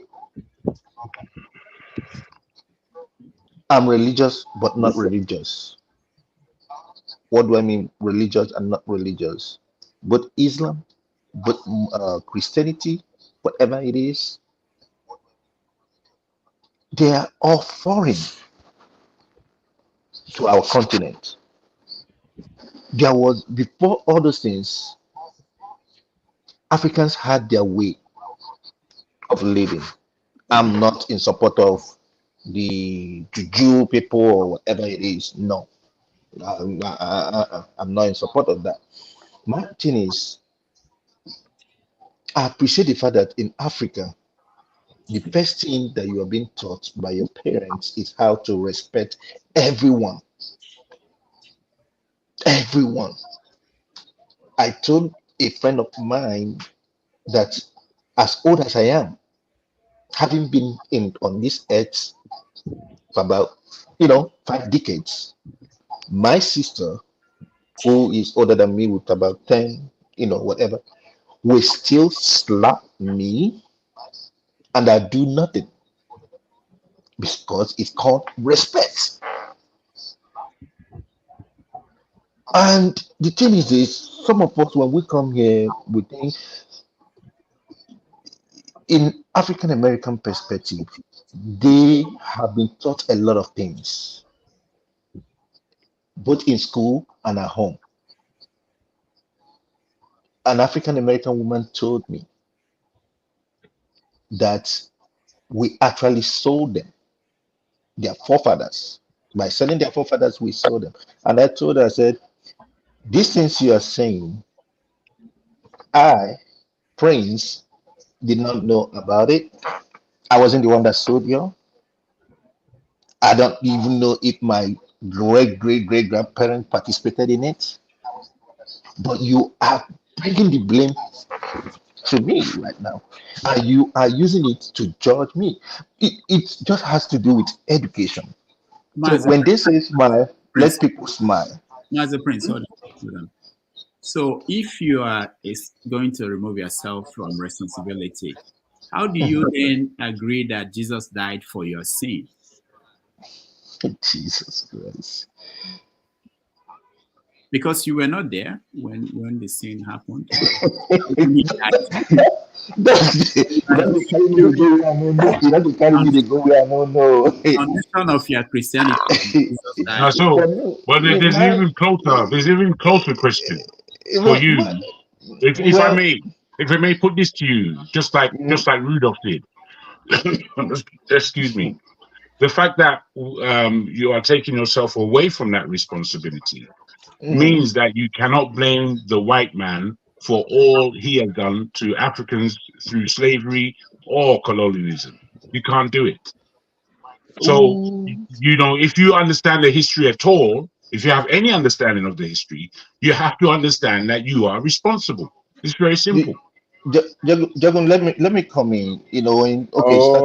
Starting from the back and forth. I don't start again. Starting from doctor. Okay, let me put everything in a nutshell.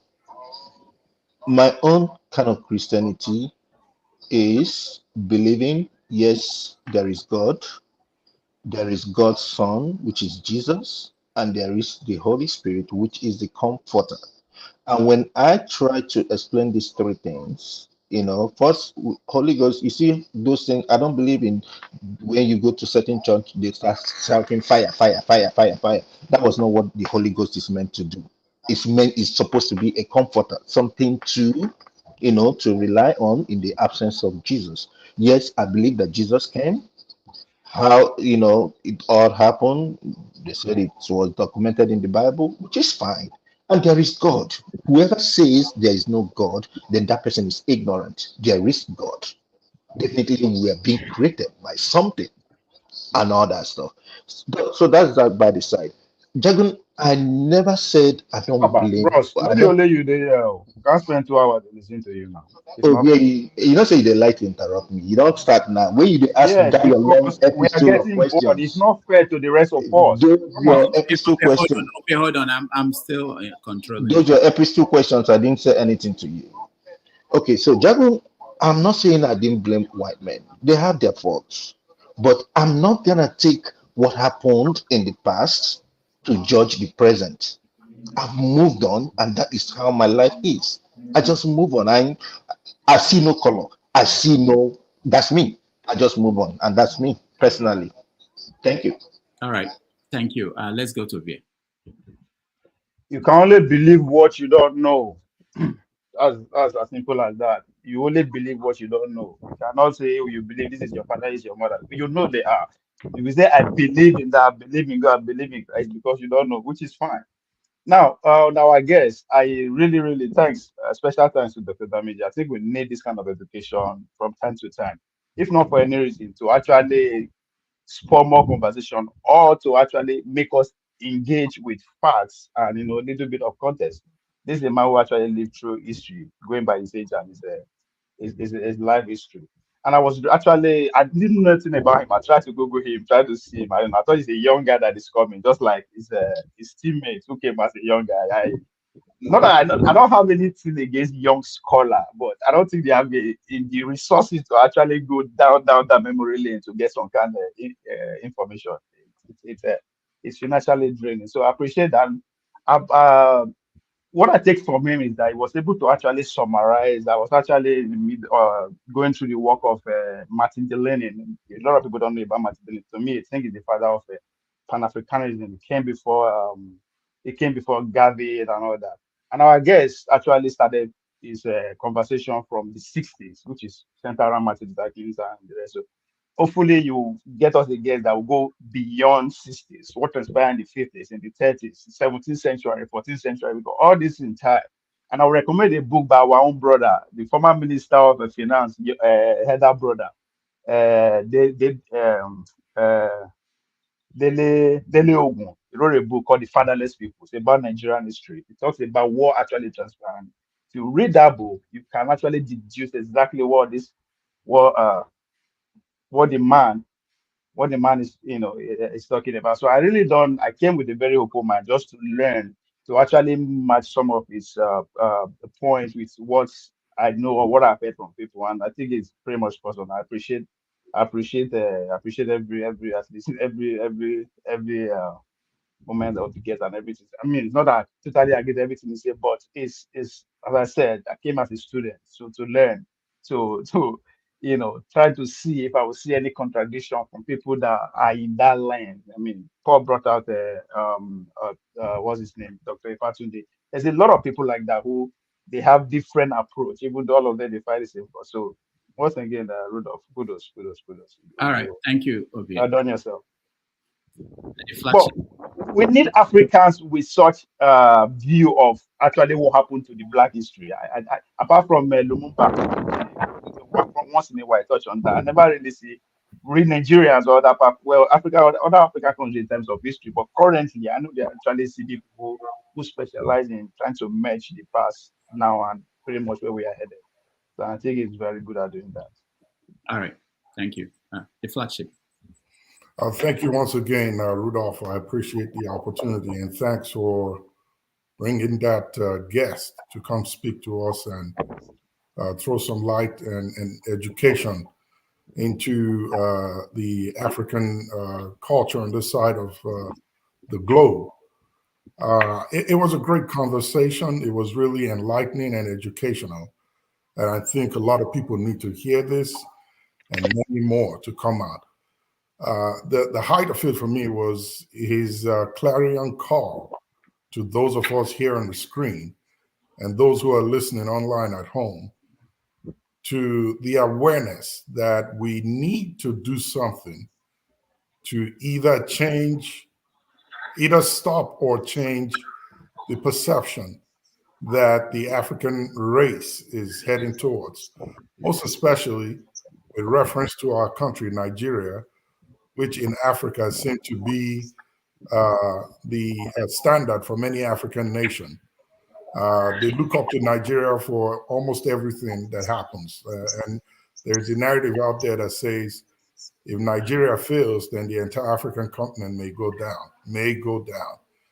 We have to pay attention to his passionate call for us to begin to step in and fill in gaps within our African community, to educate, most especially, to mentor, to begin to speak into the minds of the young generation, those that are behind us, including ourselves as well, to begin to highlight what we need to know with reference to who we are, number one, and what the game is out there, the agenda is out there.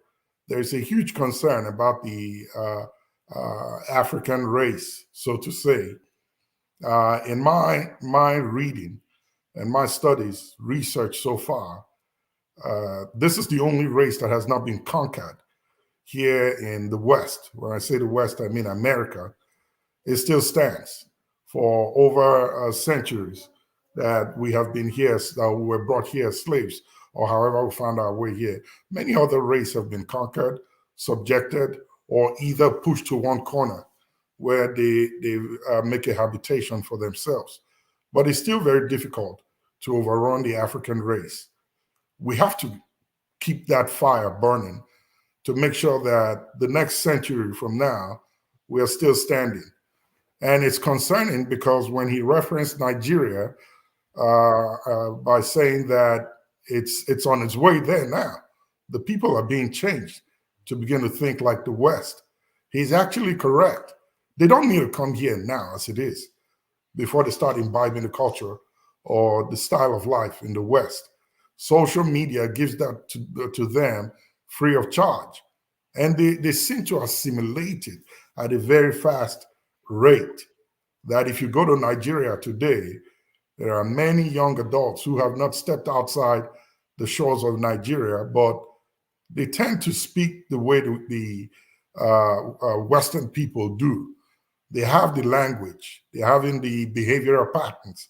They are trying to imbibe the culture. I use that word rather in quotes. And it's a concerning phenomenon that we really need to address. We seem to be the only race that the moment we escape out of our country, we dish our culture and tradition, the good parts of it, and we go straight on for the Western culture and act like we were never from Africa. It's very concerning. I think if we can get more people that understand this a trend and can speak more on it to educate us and get us back on track so that even while on the white man's land, I use that word not seriously, we still know who we are and we can hold our own, our culture and our tradition. Lastly, I work with a lot of people from other race.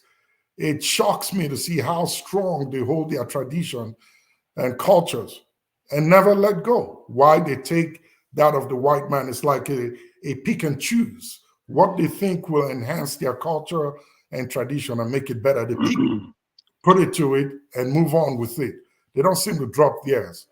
But ours is different. And I don't totally blame our people. Maybe it's because of the way the country back home or the continent back home has treated them. There's been so much oppression that when they get out of there, they don't seem to want to go back. They want to ditch everything they know about the place and just imbibe the culture, lifestyle, and tradition of wherever they find themselves. So again, thank you for this great guest today. We need more of these. Education and knowledge is something that we can never have enough of. And the more we get, the more we begin to change our minds. And as we change our minds, we change our culture and head in the right direction. Thank you. All right. Thank you, the flagship. Eagles Air, you're next. Yeah, thank you so much, Rudolph. I'm very happy for this night guest that we have today. And if I'm to say, this impartation of knowledge that we receive today is very great.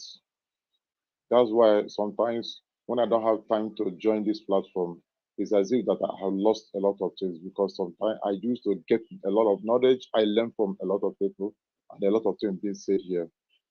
But what I'm trying to say, based on the word of our guest, special guest here, change begins from you and I. You can't give out what you don't have. That's why you're talking about body language. The body language you demonstrate, you showcase today, determine how people will react to you. That's the most important thing. If you have a wrong body language, people will react wrongly to you. If you have a positive body language, people will react positive to you. That's why I talk about putting a smile in your face. But that smile of a thing, sometimes it's a difficult thing to me based on my face. I don't know whether I will see somebody that began to put a smile on his face. Can you try the smile? Let's see whether it works. Okay, I'm smiling now. As you're talking to you, I'm smiling now. We can see it. You have it. Okay, thank you so much. Thank you so much for that. So what I'm trying to say in effect that as we have gotten the knowledge this hour, can we put it in practice within people that is around us? That's the most important thing. Not to get in knowledge is the problem, but to impart it in other people is the most important thing in life. Because when you showcase the knowledge you have and impart it in others, you make a difference in a society. It touches life in a society. But when you receive it, because guys, when you talk about computer, you talk about garbage in, garbage out. When you keep on garbage in without garbaging out, before you create, you will run off of the space. But the most important thing is that let us start within our environment with a good body language to make a difference. But what I want to talk about is that, God created heaven and earth and man, especially man, and gave us one law. Just one law God gave to us. What is that law? Choice. Lot of choice. It's you and I. We decide whether we choose wrong thing or the right thing to do. But if we choose the right thing to do, then we bring positive in our society. For instance, what is happening in Abia State today? The governor of Abia State choose to do the right thing in Abia State. That's why there is changes in Abia State. People are laughing, people are rejoicing. But when we make a wrong choice, by the people within around us and the kind of life we live, people cry.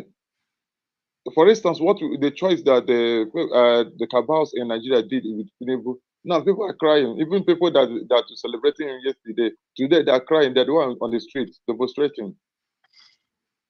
So the wrong choice we make today determine how far we go in life. Now you talk about the dealing of the head of the family. When a man lost it all, the family has lost it all. Then what makes a man to lose it all? When you copy the wrong thing. You make a reference of Nigeria, that Nigeria is next place, that this atrocity or this immorality that's coming down to Nigeria. You found out that Nigeria, the problem we have, we copy, we don't copy well. We are fast in copying the wrong thing. We are not fast to copy the good thing. That's the problem we have. And as long as we are fast in copying the wrong thing will keep on happening to us. That's why has Nigeria happened to you. If Nigeria happened to you, you understand what I mean by that. So please, I will applaud you that this time around you look for better people that will part of this knowledge. Because when we have a change in our side, then we change the society. There's one narrative I used to say. And what is that narrative? When you educate a woman, you educate a nation. But when you educate a man, you educate a single entity.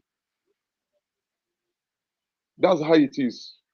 But as we have the knowledge, we're able to impart it in people that within around us, both our wife, our children are within around us. Then when they go out, they showcase what they have from inside. And people will do what? We cling to it. So I thank you so much for this better knowledge and this guest that you brought to us this hour. And expecting more of this knowledge so that we'll be able to impart it to others and make a difference. Thank you so much. All right. Thank you, Agus. Jagan, you've had your chance. Yes, thank you. Yeah, thanks. You see, listening to everybody and taking the fact that they were all able to see important points in which the guests made today, I think this is quite fundamental because, as it was said, these things sometimes things of change don't always happen from the top. They can do, but they're not always real. They're rather manipulated changes that we are somewhat coerced into. But the whole idea that I underlined from the gentleman who was speaking, forgive me, I don't know his name. Nassar Rahmaan. Nassar Rahmaan. Thank you. Rahmaan, yeah, Abdul Rahman. Abdul Rahman, very good. The gentleman, he said that change can happen locally and not necessarily globally. Now, this is real, and I think it needs to be really paid attention to. There's something I always speak on, and I say that we're supposed to be looking in the mirror, because if we are glad to be pointing the finger of judgment, of criticism, of blame, if we are able to do this, then we have to accept our own doing. This is why I underline to our guy Mazi in California that responsibility is what we have to tackle. We have to tackle our role. We have to tackle what it is that we are doing as individuals. It's too easy to complain, to blame. You know, we all know that Nigeria, our country, is a sham. But there's something about Nigeria that has actually followed my own trajectory in life, where sometimes I'm doing extremely well and sometimes I'm doing so poorly. It's terrible. This is just me. And if I don't tackle these things that are happening to me, the negative things that happen and why these negative things are taking place, if I don't tackle that, then they don't change. You have to tackle the ills that are within yourself, and you have to know what they are. You have to, because people can only advise you so far. People can only tell you so much. You know the term, look after yourself, when people are saying goodbye. Look after yourself. How are you? These terms that we put to each other, they can be kind of terms that we just say, but don't do, because we don't really engage with it. But the term look after yourself is so deep. It is so deep. You have to understand what it means when people tell you look after yourself. It's because nobody else can. Nobody else can look after you. You have to look after yourself to become some level of product within the community, within the society. So I put to everybody that these things that we are looking for in terms of change of our society, in terms of not just swallowing, full scale, the edicts of the West and their culture and imbibing that, we have to look after ourselves in such a way that we are progressive for the greater community. Now, these are the essences, I believe, of the kinds of individuals like Abdul, who came on today. These are the depth of what we need to be taking from what they are saying. There's a historical content to it. There is a contemporary content, and then there is the future content. And all have to make a straight line. All are relatable. I thank you. Thank you, Jagan. Janaba. Thank you, Rudy. Thank you so much. Dr. Rahmani? Abdul Rahmaan. Abdul Rahman. He made my day. He's honest about whatever he's putting out there.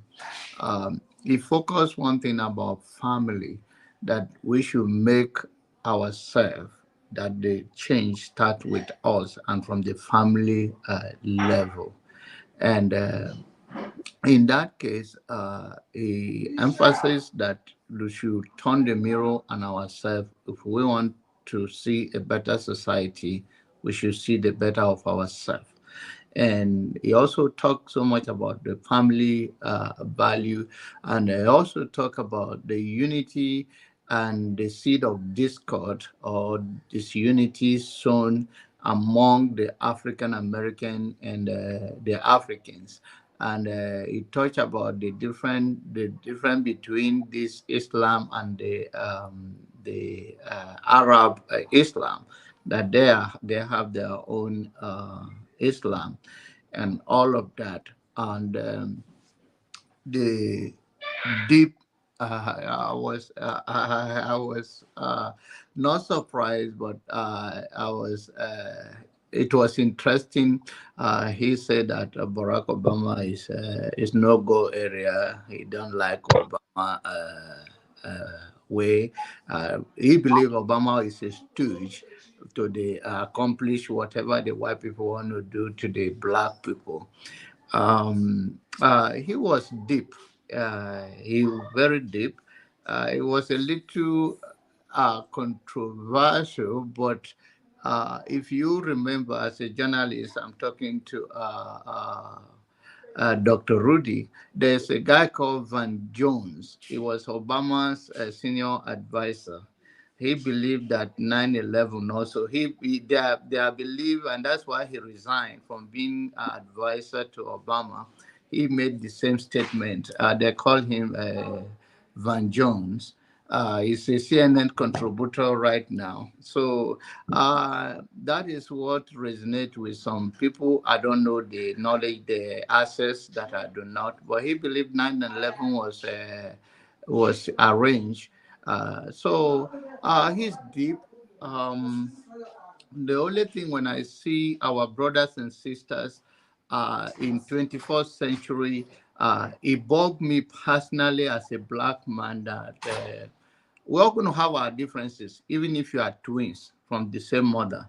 But we must look at for I will borrow forefathers' language, say for the greater good. We have to look something sometimes for the greater good of our society and our race to make some decision or make some comment. So when I look down to Nigeria and I see some of the rhetoric on this platform, I'm not exempting any tribe in particular from the controversy, but then it amazes me in 21st century, even when there is this opportunity for us to be united using media, like you are in New York now, and I'm somewhere else in part of America, and my brother from India, we all can come together and talk our differences and respect it. I don't have to agree with you 100%, but when I see us, especially on this town square, it amazes me how far we are that we cannot respect each other's differences because we are not always at the same level of knowledge on particular issue. There are some topics you can treat very well, you can talk about it very well. I may not, because that may not be my major. I'm not be a major on it. Maybe you are an engineer, I'm not. So, but then with flat of African the seed the seed of discord, whether it's by religion or by something, is rooted in us. And that is a concern to me. I do not have to be a Christian. I do not have to be a Muslim. I can be who I am and be just a decent human being. And I believe that in a philosophy that when you raise your voice, you are losing the argument because you are making no sense, too much sense, like it should. So I want us to take it back home. And that's why last time I commented that in diaspora, to whom much is given, much is expected, that we are doing more damage to the continent of Africa. Because if our eyes have seen and we have experienced the bad and the good of other nations, and the only thing we have to live with is to be ourselves and improve on ourselves, improve on our value, and move the continent and the people towards a progressive society. But oftentimes, we do not respect each other's view. Maybe you may have a deeper, like my brother here, the flagship. He treated the topic so well. I thought he was a medical doctor, but to find out that all that he gathered, he was not a medical doctor. But he's a very intelligent guy. so,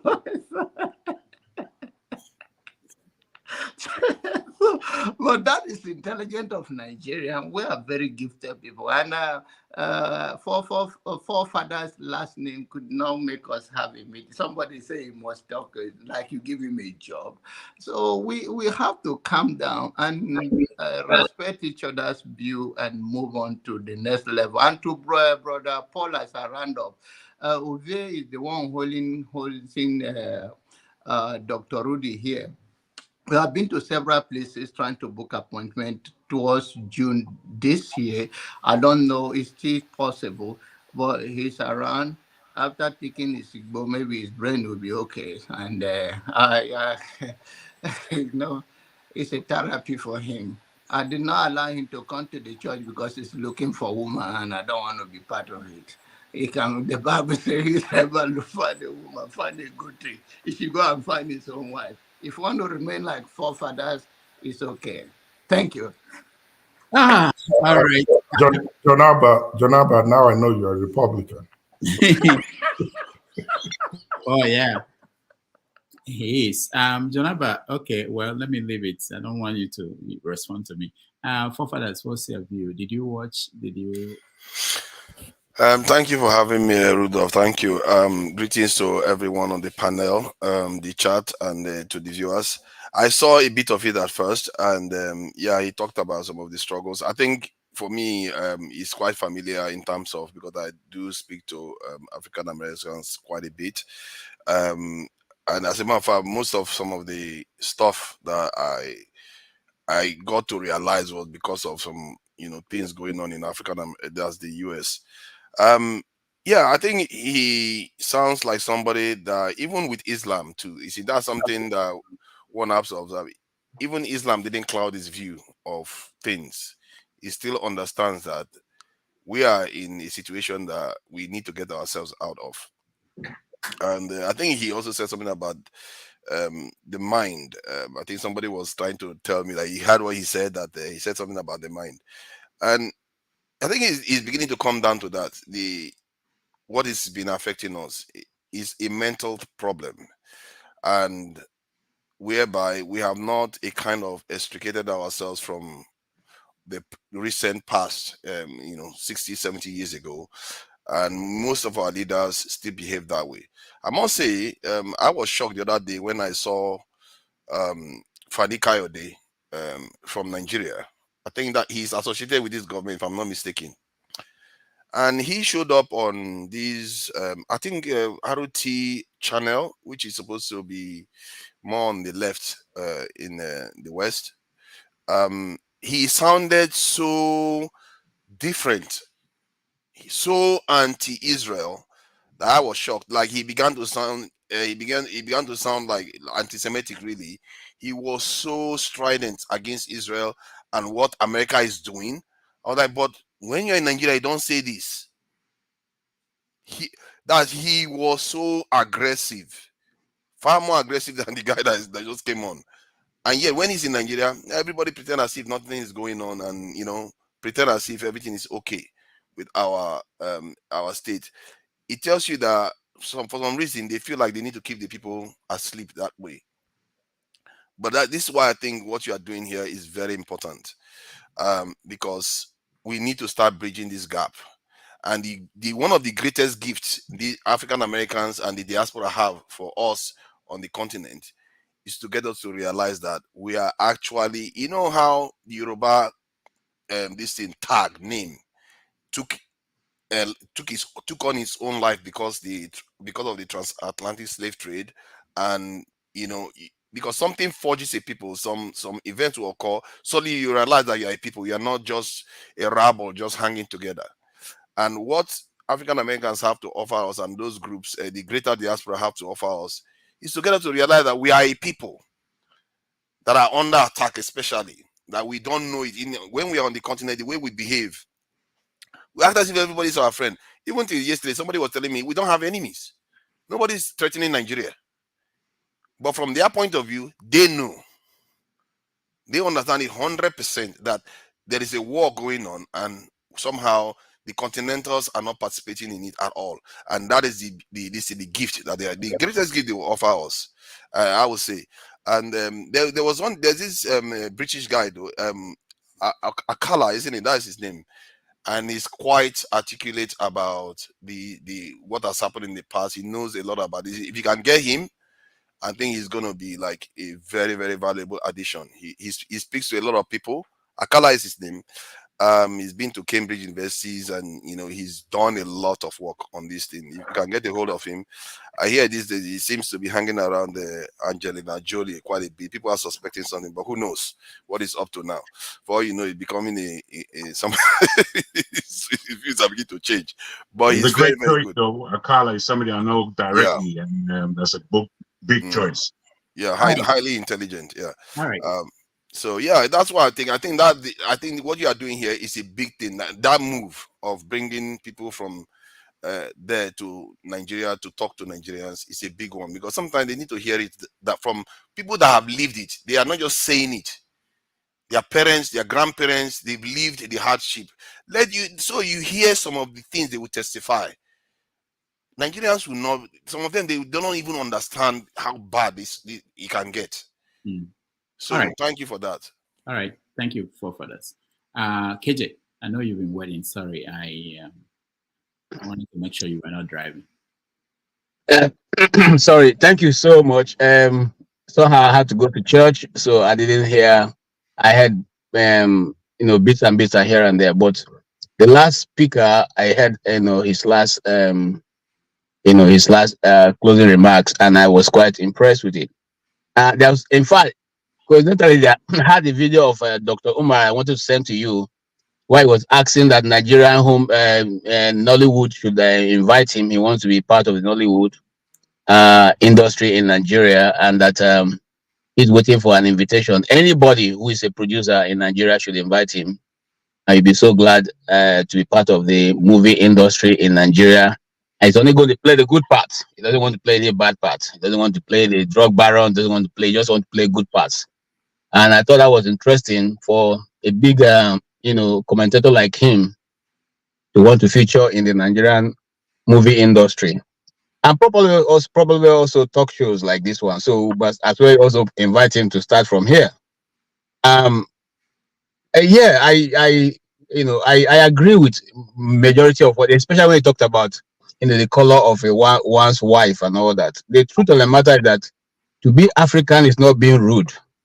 To be African, or to show that you are liberated, is not being rude. It's not being some people present themselves as the fact that the more rude you are, the more unruly you are, the more then that makes you are fighting against the system. No, we should be more how do I put it now? We should be more wise than that. We should put more things in place. If I want to fight against the system, it's not by physically doing, showing action. It's by mentally taking over the system, bit by bit. And so for us as, people outside of Nigeria, and those also who are in diaspora, I mean the Black Americans who are here, we should now go from where we are, which is what I quite agree with the last speaker, to a new place, a new ground, where we can now be the go-to person.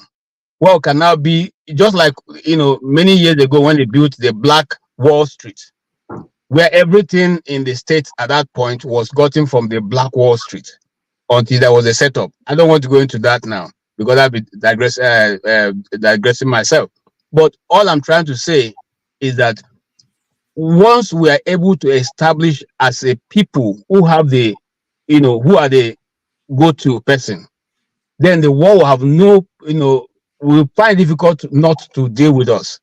But what happens is that sometimes we as a people also help to sabotage our own people. Some time ago I was reading about Dr. Ezekiel, who was the first guy who designed the first made in Africa car in Nigeria. Okay, and how he suffered and eventually died without achieving that, as far back as 1977. So it's 1997. This has been a dream that we as a people have nurtured. We have the technology, doctor. I keep saying we have the ability, if we have the leadership who will support us and give us a new sight. I keep saying this. We as the biggest Black nation on earth, we need a new sight. We need someone to point us to. Israel had a leader called Moses, who pointed them across the sea and said, this is the way we are going. This is where we are going. And so we need at this point in time of our development, we need a Moses who will point to us the promised land. Okay, we need a Joshua who will be ready to fight through to get to the promised land. It's not all about sharing national cake, which we have been sharing since Nigeria became independent till today. Nobody has been able to eat even a good cake from the pie they've been sharing. So maybe if we get someone who has a mental capacity to draw us back, to rewrite the history. It's difficult to sometimes I think about what I read, in primary school. Why would I be reading about Mungo Park? And I was shocked when I went to Niger State and I discovered that some people have been living there before Mungo Park ever came. And we accepted that these things will be taught our children, that Mungo Park founded River Niger. Okay, so we, the leadership of the black race, especially in Nigeria, and I say that because we are more in number, should take into cognizance what they are allowed to be educational foundation of that people. I come to culture. I came to, like I said here some time ago in this meeting, I came to the US and I discovered that they are doing Halloween. For us, this is witchcraft. But the churches celebrate Halloween. They make big sales in Halloween. They do all that. Am I saying we should go back to that practice? No. But I'm saying that if this is the culture that they are practicing, they are even doing this, they don't even know itself. Because the Hmong cultural dance past this one when they do now. But we should go back now and tell our people, come, being a Christian is not living your culture. I'm not saying, listen to me carefully before I'm misquoted, because I can see Mazi Prince. Where you are going is not where I'm going. Okay? Oh yes, I'm Pascal calling you because I heard what you said, about the Holy Spirit. No, that's not where I'm going. I am, a Bible carrying, tongue speaking, hand laying, okay, demon casting Christian. I don't have any this thing about that. I'm saying that we should go back now and package our own tourism. Package it very well, okay? Our Momo festivals, our Ekpe festivals, all of them, package them and make them a tourist attraction. Publish, they put the paper so that the whole world knows when to come to Imo State, go to Calabar, go to Lagos. Hold on, KJ. Yes. So you have to first talk to your church people to stop burning our shrines, because how can we do this festival and get tourists when your people are destroying we have to start from there. No, you see, and when I'm talking about church now, I'm not talking about Odumoje kind of church. You understand? Those are the ones who are going to fight. Daddy, the Lord. That's my daddy, the Lord. Come on. Those are the ones who are going there to go and fight the shrines. We have shrines in my community. We have churches in my community. Nobody has gone to, because the shrines are on their own. Leave the shrines. Nobody's even worshiping the shrines now. People are going to where they get results. So the church should exist. The shrines, or I don't want to take the word shrine because I don't want Mazi Prince to quote me again. But you will send the fire to go and burn it, a magical fire to go and burn it. No, listen. You talk something about fire. You see, there's something the Bible says. Say the things you don't understand, you disdain. I don't want to go there. But these are things that you need to learn differently from this platform. And so what I want to simply say is this. In my community, if you go to watch the Hmong festival, you don't have to be a member of the Hmong festival. These are tourist attractions that the Oyibo are using to bring money to their country. We can go to Lagos and watch the Eyo festival. That festival is there. Anybody can go pay money, come to the city of Lagos when it's being held, and after that you can go to Calabar to go and watch the what is this? The Afofuna festival. These are things that can generate resources for Nigeria. We should not, throw them away. And I don't have any problem. Anybody who wants to worship the idol, you can take your idol if that's what's giving you result and that's what you believe in. It's okay. It's okay, because here they are crafters in America. They are crafters. Are they not crafters? They even have Church of Devil and Church of Satan. It's everywhere. Okay, they have those who worship technology. It's everywhere. So what I'm simply saying is that we as Africans haven't discovered this thing now, that is some form of deception in it. Remember, I do not subscribe to those who say religion is the thing of the white man. No, not at all. Okay, and so the thing I'm saying is that we also should package our own. We should be more wiser than the people of the West. and repackage ourselves also, and then introduce this and make it a yearly or monthly or whatever festival we want. But let it be on the calendar, on the world calendar of it as a tourist attraction. Okay. 2 days ago, I was watching a documentary of a man, the river, the cleanest river in Africa, somewhere in River State. Okay, where King Jaja of Okpobo used to take his bath. These are tourists. These are things who can package them, make get the best of Nollywood or Hollywood to design these things and make them, I know Jaja of Okpobo have some of his grandparents. They can set up these things, set a place where you can go. They tell you stories. You think the Israel will go to those places that where Jesus was born? No, they tell you all kinds of stories. This was where Mary like. How do you know that was where Mary was standing? So all this we can repackage our own and tell our own story the way we want it, and also publish it and make sure that we stand by it and make our money. I'm serious. So that's what I think, and I think we should come to a place of changing our mindset. Thank you. KJ, I like you. Doctor, I think it's my turn now. Oh, I thought you spoke. No, we're gone round. No, everybody has spoken. Everybody has spoken. Yeah, but I want to go, but I want to say some things. Okay. I want to answer Foley, who was talking about on Moyole show, right? So if he's watching, I don't know what he meant, but my role here is not to support anybody, especially people in the political arena. My role is not to support whoever, whether the person is my friend. I happen to know most of them, some of these people who are running for whatever position.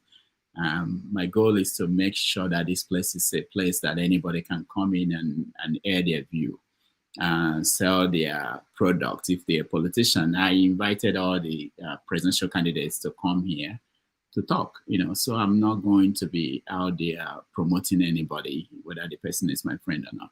So I wanted to say that. And also, just for the purpose of making it clear, he's been here several times. Since he was freed, I've called him and invited him to come back. He will come back when he wants to come back, when the time is right. So it's not, I don't think I don't invite the Tinubu people to come. I do that every week. Almost every week, and whenever we see anybody, we see them. But I'm not going to be promoting any particular candidate for any particular position. No, that's not the job. All right, that's it. I will thank you guys for coming today and for joining us. Next week we're going to bring another interesting guest, and I got some names that you guys shared on the comment section, like Dr. Ray Higgins. I know Dr. Umar, I've been trying to reach him, and then Akala and many others. So I will continue to reach out to different people and anybody who can help. Who, most of the time it's about access. There are some people that you reach, they may not be familiar with you and they'll be wondering. But if you have that connection, in this business, they have a team. If you go to NBC or CNN, they have a team that book guests. A team, not one person, not even, it's a major aspect of what we do here. The better your team is prepared, the more they can drag people and bring people to the show. But we're doing our best and we'll continue to do our best. Thank you guys, and I appreciate everybody.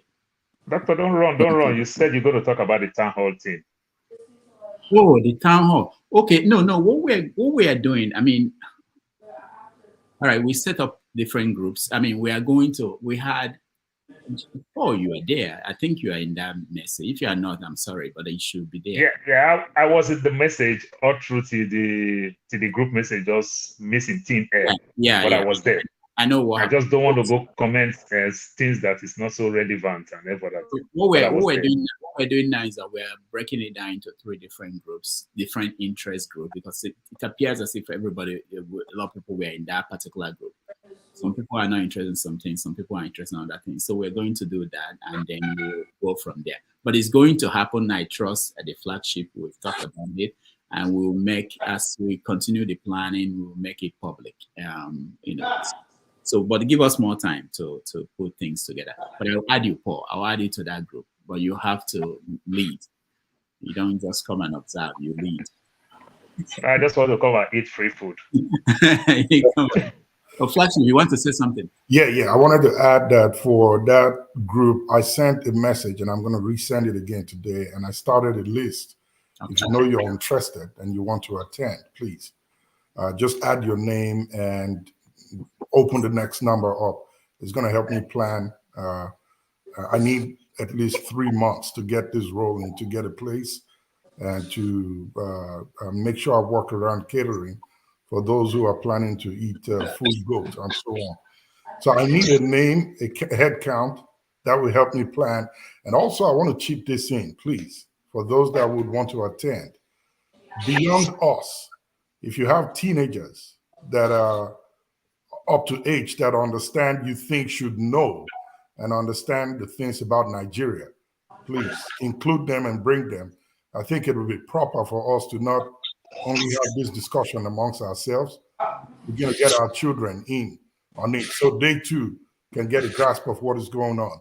Who knows, someday they may decide to go back and want to help to keep the fight going and make a better Nigeria, whatever it becomes. So please add your name to the list, send it out. If you get it and if you're added, if you're interested in coming, add your name and let's keep it going. Where will this be holding? It's going to be in Atlanta. It will be in Atlanta, Georgia. Okay. Yeah. So if I get up to 30 names, I would kick off the reservation process and start working on things. So it's out there. Thanks. All right. Kudos to you for that. Flagship, kudos. Sometimes you never can tell. People may want to come outside the country, and Oh yeah, it's open. It's open to anybody who wants to come, as long as. Yeah. So you might also want to update us on time so that the cost of hotel and tickets. In the message, I also included that information. I proposed June this year, the summer. But as it is now, Rudolph would you and I will talk later more on that. But I did propose June to have that meeting done. But if it's going to be beyond June, that's fine. Whatever time it is, once Rudolph decides, I'll take it up from there myself. And I'll start the communication on preparation, hotels, flights, recommendation, all of that I want to put together in one package and send all the recommendations to us, so you make a choice on which one you choose to use. But my plan is to have it within the central district of downtown Atlanta, have the venue and the hotel, same property that can accommodate 50 or more people, depending on the number that decides to come, so that we can have everything within the same center of event in Atlanta. And if we choose to take it a day beyond the meeting, we can do a little bit of sightseeing and tour for those who have not been to Atlanta before. All of these I'm planning to work together and put in a package. So like I said, 50 and above will give me a good place to start from. Thanks. All right. Thank you, the flagship. We'll connect after this sometime today or tomorrow. All right. That's a good one. And I'm going to be in Atlanta for 4 days, May the 3rd to the 4th. I regret. You chop banga soup now, Paul, Abi? Yeah, I chop banga soup. I'm coming for graduation on May the 3rd to 4th. If you have time, just give me a ring and we'll plan to connect. Oh, I like free food. I'll definitely let you know. Well, if you come house, come chop then. Thank you, guys. Forefathers, over to you. See you guys next week. Thank you. All right. Thank you. Man, it will be great to be getting some of all these Umar, Dr. Okala, all these people here to come and have these discussions. I think Niger Man is a scam. Who is next? Is he okay? It's Janaba, isn't it? No, give Niger Man. It's Paul. No, it's not Niger Man just come now. Paul, greedy man. Just want to chop everything. Let Niger Man. He just came so that he just follow the. He just want to chop everything, my man. I don't know what happened to Paul. Okay. Niger Man, are you in Nigeria? No, Niger is a scam, not Niger Man. Okay, Niger is a scam. Okay, no, are you in Nigeria? I'm not in Nigeria. I'm in US. I'm in Wisconsin. Ah, welcome. I already spoke before when the guests were here. So, Yeah, Father, you would have started from the beginning to make it easier than we Yeah, going No, on. this guy is the last guy to speak he now. He will just not be able come, to let him speak for speak. a long time. He won't be able to Ah, speak for a long time. man, what's the I don't confusion, have man? much to say anyway. I don't have much to say. Why I came in here is just to ask KJ a question, because when I see Africans and black people trying to protect Christianity and religion, I feel some kind of way. I want to ask KJ a question. Do you know how your ancestors became Christians? Before you guys continue, I'm sorry to just bump in this way. Can you put me in the backstage? I'll be back in a few minutes, please. Okay. Nigeria is a scam. I'm Igbo, and my Igbo name is Okechukwu. It was not an English. It was not an name invented by a Christianity. It was given, and the name beared that the Igbos have been bearing before the coming of Christianity.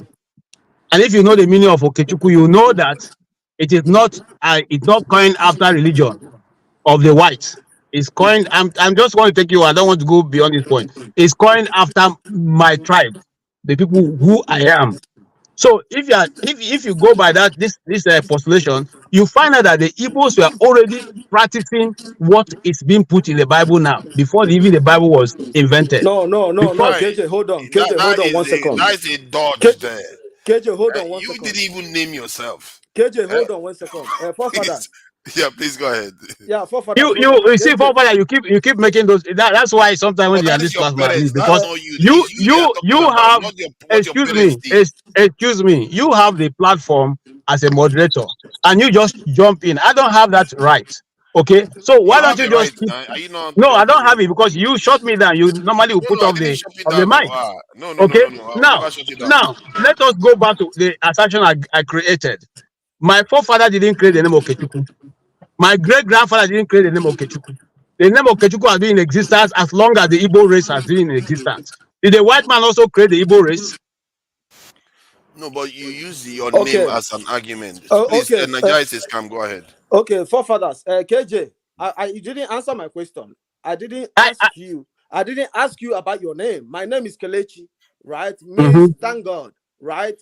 What I'm asking you is, did you know how your ancestors became Christians?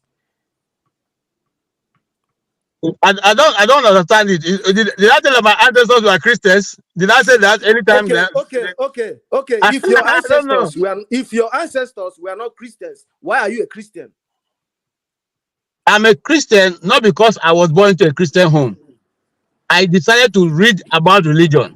You are lying. I decided to do my research. He's not lying. You can't tell him he's lying. No, you you're can't lying say right he's here. lying, but the question is different. He's You answering became a a different Christian. You became a Christian because someone taught you about Christianity.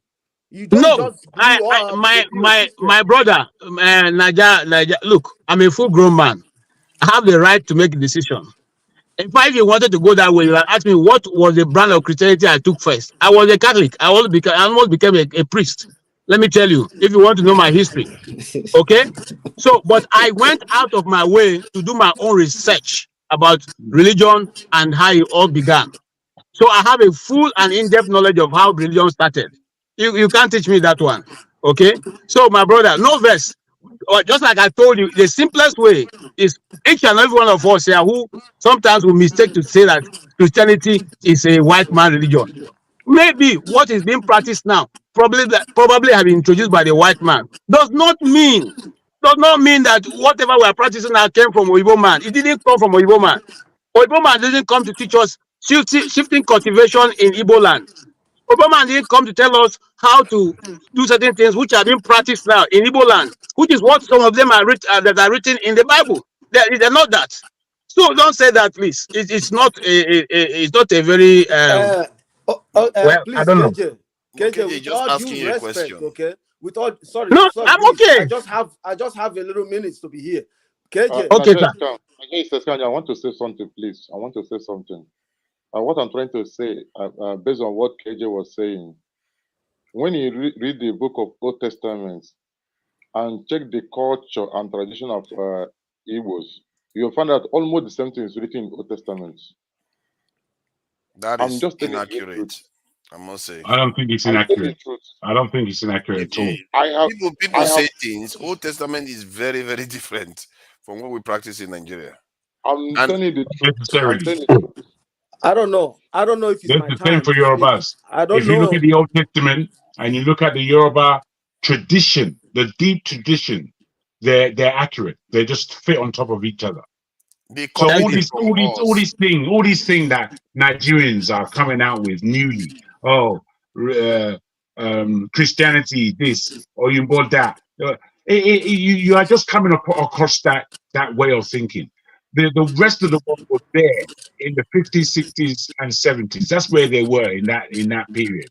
So, there's nothing new about what you're saying. It's just new to you. So the people have basically understood that there are separations in culture where religion is concerned. So the religion of Christianity that came out of Europe was a Europeanized way of Christianity. It was quite different from the Coptic of Egypt and the Ethiopian Orthodox Church and the Armenian Church in the Middle East. So these traditions of Christianity were all different, and there are even more differences. However, when we're looking at history and we see how history fits with religious texts, this is where we get to know who is who. Nigerians, by testimony of their culture, are the highest circumcised men in the world. And this didn't start yesterday. It's been like that from time immemorial. We are more circumcised than anyone in the Arab world, anyone in the Jewish world, anyone in the European world. So when you come with this idiotic new brand way of, do you know where Christianity is this time? Do you know where it? Wait, let me land. Hold on. It's not idiotic for one, and what they are saying. Well, wait, hold on. Let me finish what I'm saying. What you are calling idiotic, they are saying about the new brand. It's not about they have this is circumcision is not religion. No, circumcision is religion, but it is spoken. It is spoken. Some customs. See, no, wait, are universal. It's not religion. No, but you see, you have to take on board. Forefathers, please. You can't mix it up like that, forefather. Hold on, Jago. You can't do that, man. Hold on. The question Nigerian man asked is a very specific question. Once again, it's a very specific question. The question Niger, this man, Niger is a scam asked was that where did your current Christian religion come from? That's what he asked. I think KJ. Wait, let me answer that. Hold on now. Even the Ethiopian Orthodox got it from the Greeks. That wasn't my question. What was the question? Ask the question again. So we are clear. I asked KJ, did you know how your ancestors became Christians? Because you took Christianity from your ancestors. Okay, that specific question, I think, was answered very well by KJ. He spoke completely about what as he really underlined and mentioned, he's a grown man. He can think. So he spoke about the term Okechukwu and what it means and how long that has been within his culture of people. And then he spoke specifically about his own Christianity, where it began from a Catholic point of view, but then he studied. He went into it. He wanted to prove certain things to himself. And as such, he came out with the fact that this is the type of Christianity that I, myself, as an individual, am going to practice. And that's legitimate. There's nothing you can post. I agree with you. He has the right to answer that, but that is not answer to the question where exactly. It's an answer to the question. Exactly. No, it's not. No, Christianity. Then you have to answer that question for your own family. Are you seriously trying to make it controversial that we don't know where the modern Christianity that we practice in Nigeria came from? Are you trying to No, there is I beg to put this to you, forefather, that there are differences. Because please give me the audience. I'm speaking from my own point of view. Wait, my brother. Let's hear him. Let's just hear what he's saying, please. Okay. Yeah, go ahead. No, go ahead, Jago. Go ahead, Jago. Thank you. When you put that question to us, I put it to you that it is controversial. Where Christianity and how Christianity spread around the world is a controversy, and where it is in Europe, it's a deep controversy. deep. So unless you can decipher this controversy, you can't say necessarily that I don't use the term Christianity for myself, but I follow the book and I follow Christ.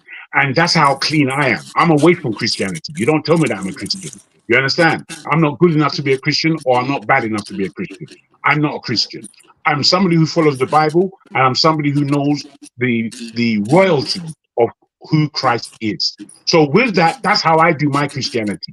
Nobody taught me that. No one on the planet. I came to that with myself from my own understanding and how I grapple with the news that comes out to me from a faith point of view. So the way the book, the oldest Bible in this planet is an Ethiopian Bible, and it depicts everything that they call the Apocrypha inside that Bible. So what was separated at the time of Constantine for European Christianity, where they took out Jubilees, they took out the Book of Enoch, they took out all these books. They took them out and separated it. And in that separation, then they created their Christianity. This is quite different from the Coptic Church of Greece. It's quite different from the Coptic Church of Egypt, which was 500 years before Constantine, and it's quite different from the Orthodox Ethiopian. So if you as an individual, just because, get it from? You know. Sorry, once again. Where did the Ethiopians get their Christianity from? Well, the Ethiopians have a very long history in terms of where they are situated in the Horn of Africa and where Israel is. From a Greek. Wait, no, and that part of the world. So they have been following Judaism. If you understand the Aksum Empire, then you know that they've been following Judaism for a long time. And the Aksum was the first Christian city in the world, if you want to put it in that way. I know this history. Okay, let me you people that are just coming across these things, and that's why you're finding it very confusing. Just to share information, let me just read. It says Christianity first came to the Aksum Empire in the 4th century AD, which is before Constantinople, when the Greek-speaking missionary named Frumentius converted King Ezana. So this is what we are talking about. That's a similar question. Nigeria is a scam. He says he's trying to understand. He asks you, where did this stuff come from? Just like the Greek person was able to convert one king, and the king converted the entire nation. Where did ours come from? That's what he's trying to ascertain from this in KJ. And I'm sure KJ, come on, man, you're just dodging the question. You know what the answer is. It's obvious. So we could just you see my challenge with you. This is what I said earlier. You are hugging the mic. You are the one who is the moderator, and you jump in. We are not allowed to jump in that way because you shut us down. You jumped in. So no, I don't want to jump in because I think I want to keep myself some level of respect. So now what I have answered is my own answer. If it does not align what you're thinking is, it's okay. But don't tell me what I'm telling you is wrong. You have the right to say what you have said. You don't. What I've said. You don't believe it. You don't. But don't tell me it's wrong.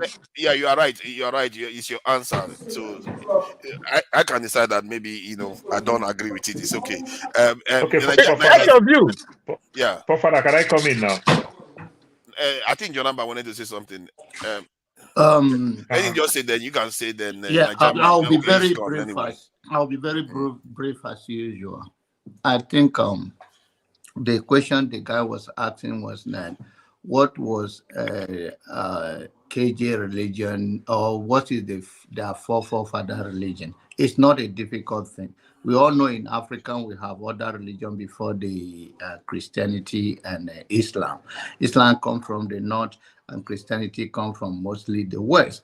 And the answer to what Jaguan was saying is that even though those things were not our original religion, is rooted. When you read it, we can find what we practice, like in the Bible, that those things are there. And KJ is that, okay, I'm grown up enough. When I look at all this religion, I was a Catholic, and now I'm a Christian, which is amazing because the Bible was written by the Catholic anyway. So I don't, the Bible we are using come from Catholic. So and that is what brought the Luther and all of the. If you look at the Bible history, because the Bible was subject to only priests to interpret it, and forgiveness of sin is done by the priest, and Luther fought it and become public for everybody to access the Bible. So the whole thing is that I think it's because of where we are today. We never leave history for our next generation. And when people grow, whatever is available that challenge them to be better in their own opinion is what they're going to follow. I don't think there's any book in African right now that can tell you about paganism or tell you about the image of our forefathers and the way we worship. But we all understand that pagan was invoking of your ancestors or prayers and all of that. So I don't think anybody, to me, as from a from open-minded individual or a progressive person, whatever you find, I always tell my children when they ask me some questions is that life will become so boring when you don't reference to anything that is bigger than yourself. That's all I can say. Oh, please go ahead. Yeah, I think Nigerian scam is taking us to somewhere that is so deep and everything. We don't want to go to this history, and because when you dig deep with history, you just find similarity. For example, living here in the US, you see people, the Americans, maybe white, maybe black, African American, they have the flu, they're sick. They also go take pepper soup. Guess what? That pepper soup is different from our own type of pepper soup. They call it pepper soup. They call it spicy. It's not anywhere near spicy from where you and I may be coming from. But guess what? It's just about the same thing. You understand? So it's not in my place to argue with that person that, what kind of pepper soup is this one? It's not their place to argue. This is how things work. But if you want to go history memorially, like you went to Greek and everything, when you dig deep again from Greek again, they'll make you understand so many of the things that they take from the archive again, that they do what they do in Greek. They find so many of these things due to education and the likes from Egypt and maybe Turkey. You understand? But they are the one that use education and put all these things down, like the way you see some of our artifacts. You understand? Today in London Museum, you see these things in New York, you see it in California. You know, so the man who starts from there probably would think, oh, I saw these things here. But it go beyond that.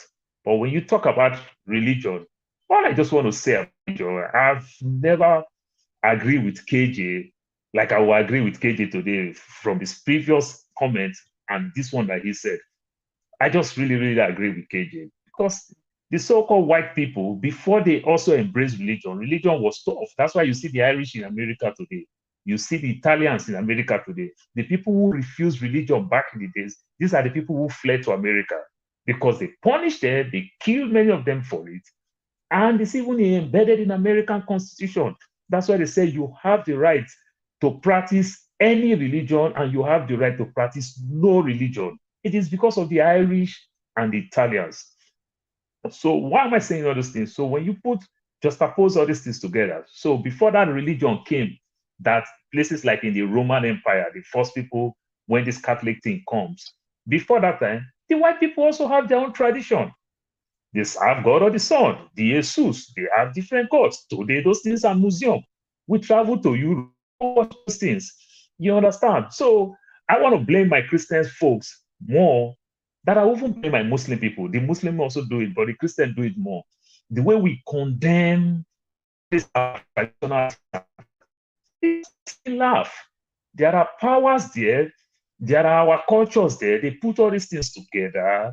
You know, it kind of makes me laugh. We shouldn't condemn them. We now have options. So if I have options to be a Christian or option to be a Muslim or option to be a free thinker or to serve those things that is there, I don't see anything wrong. We can fight this race. That is what the guest also said. He made mention about Martin Luther King and he made mention about the other, my my brain is a little bit freeze now. The other Muslim guy, I forgot his name now. You know, it's a just cause. Let's fight it from different way and achieve a common answer that will be positive for us. We cannot continue to criticize our own. The white people who are very big when it comes to Europe, who are very big with Christianity, I never see any one of them preach and condemn God of the sons, God of the Son. I never see any one of them preach everywhere and condemn the stools, condemn some of these things. I don't see them. Why do we quick to condemn everything about us? Because we found new one. Yeah, I can find new one, but not to condemn my old one.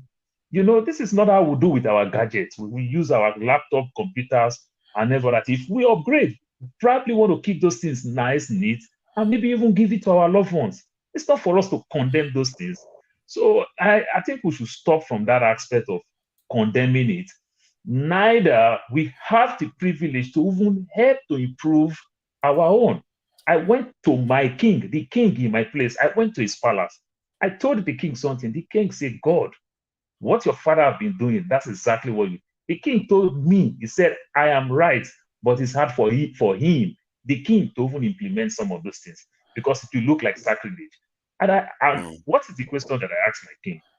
There are bushes in our place that they will call evil forest. Nobody enter there. Festival is coming. Few people who enter there, they'll kill all type of animal. They do some ritual before these people enter. But guess what? One white man will just come from Canada, enter this place and come back, nothing happened. And my great-great-grandfather, to my father, to myself, we can't enter there. And I asked, what is so special? Why did this person enter and come back, nothing happened? So don't you just think that it's just fear that you put in us and everything? Why not sell some of these things? And it was funny. So it's time for us to refine our own certain place that they say, oh, you can't enter here, you can't enter here. Make us see reasons in some of those things. That's all I'm just saying. We don't need to condemn our culture.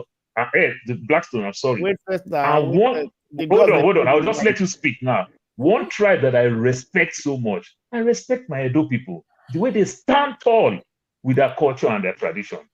Today in Edo, they are very big with Christianity. They are very big with Muslim, but they still stand tall with their culture and their tradition. And I do embrace them for it. That's my take for now. Very important. Well, I was trying to tell you that that evil forest, the gods are afraid of the white people. That's why they marry white to go and come back. I was trying to tell you that that evil forest, the gods are afraid of the white people. That's why they marry white to go and come back. I was trying to tell you that that evil forest. What's that? What is happening? There's noise. But Naija, what? You didn't let me finish anyway. You didn't let me finish. You know, you just cut me off. You know. Yeah, please go ahead. Okay, thank you. You know, KJ did not answer my question, you know, because you answer Okechukwu. My name is Kelechi. You know, other Igbo people have same name, which represents God in our names, right? Before Christianity came to Africa, we've been answering these names, you know, all these names, right? But what I'm saying is, if you say or you claim you are a Christian, what happened before these men came with Christianity? Right? So if we answer Okechukwu, Kelechi, Okechukwu or whatever, right? It means our ancestors, we have been worshiping God before Christianity came in. How come are you telling me that you are a Christian? What is Christianity? Christianity came after the death of Christ, right? Let us just be sincere and tell ourselves the truth. Let us forget about sentiment, because most of us here now, we have brothers, cousins who are pastors, who are reverend fathers, right? That is why we don't want to agree that Christianity is a foreign religion that came to Africa. That's my point. You know, why can't we go back to who we are, who we used to be before Christianity came? Can I ask you a question? Okay, can I ask you a question?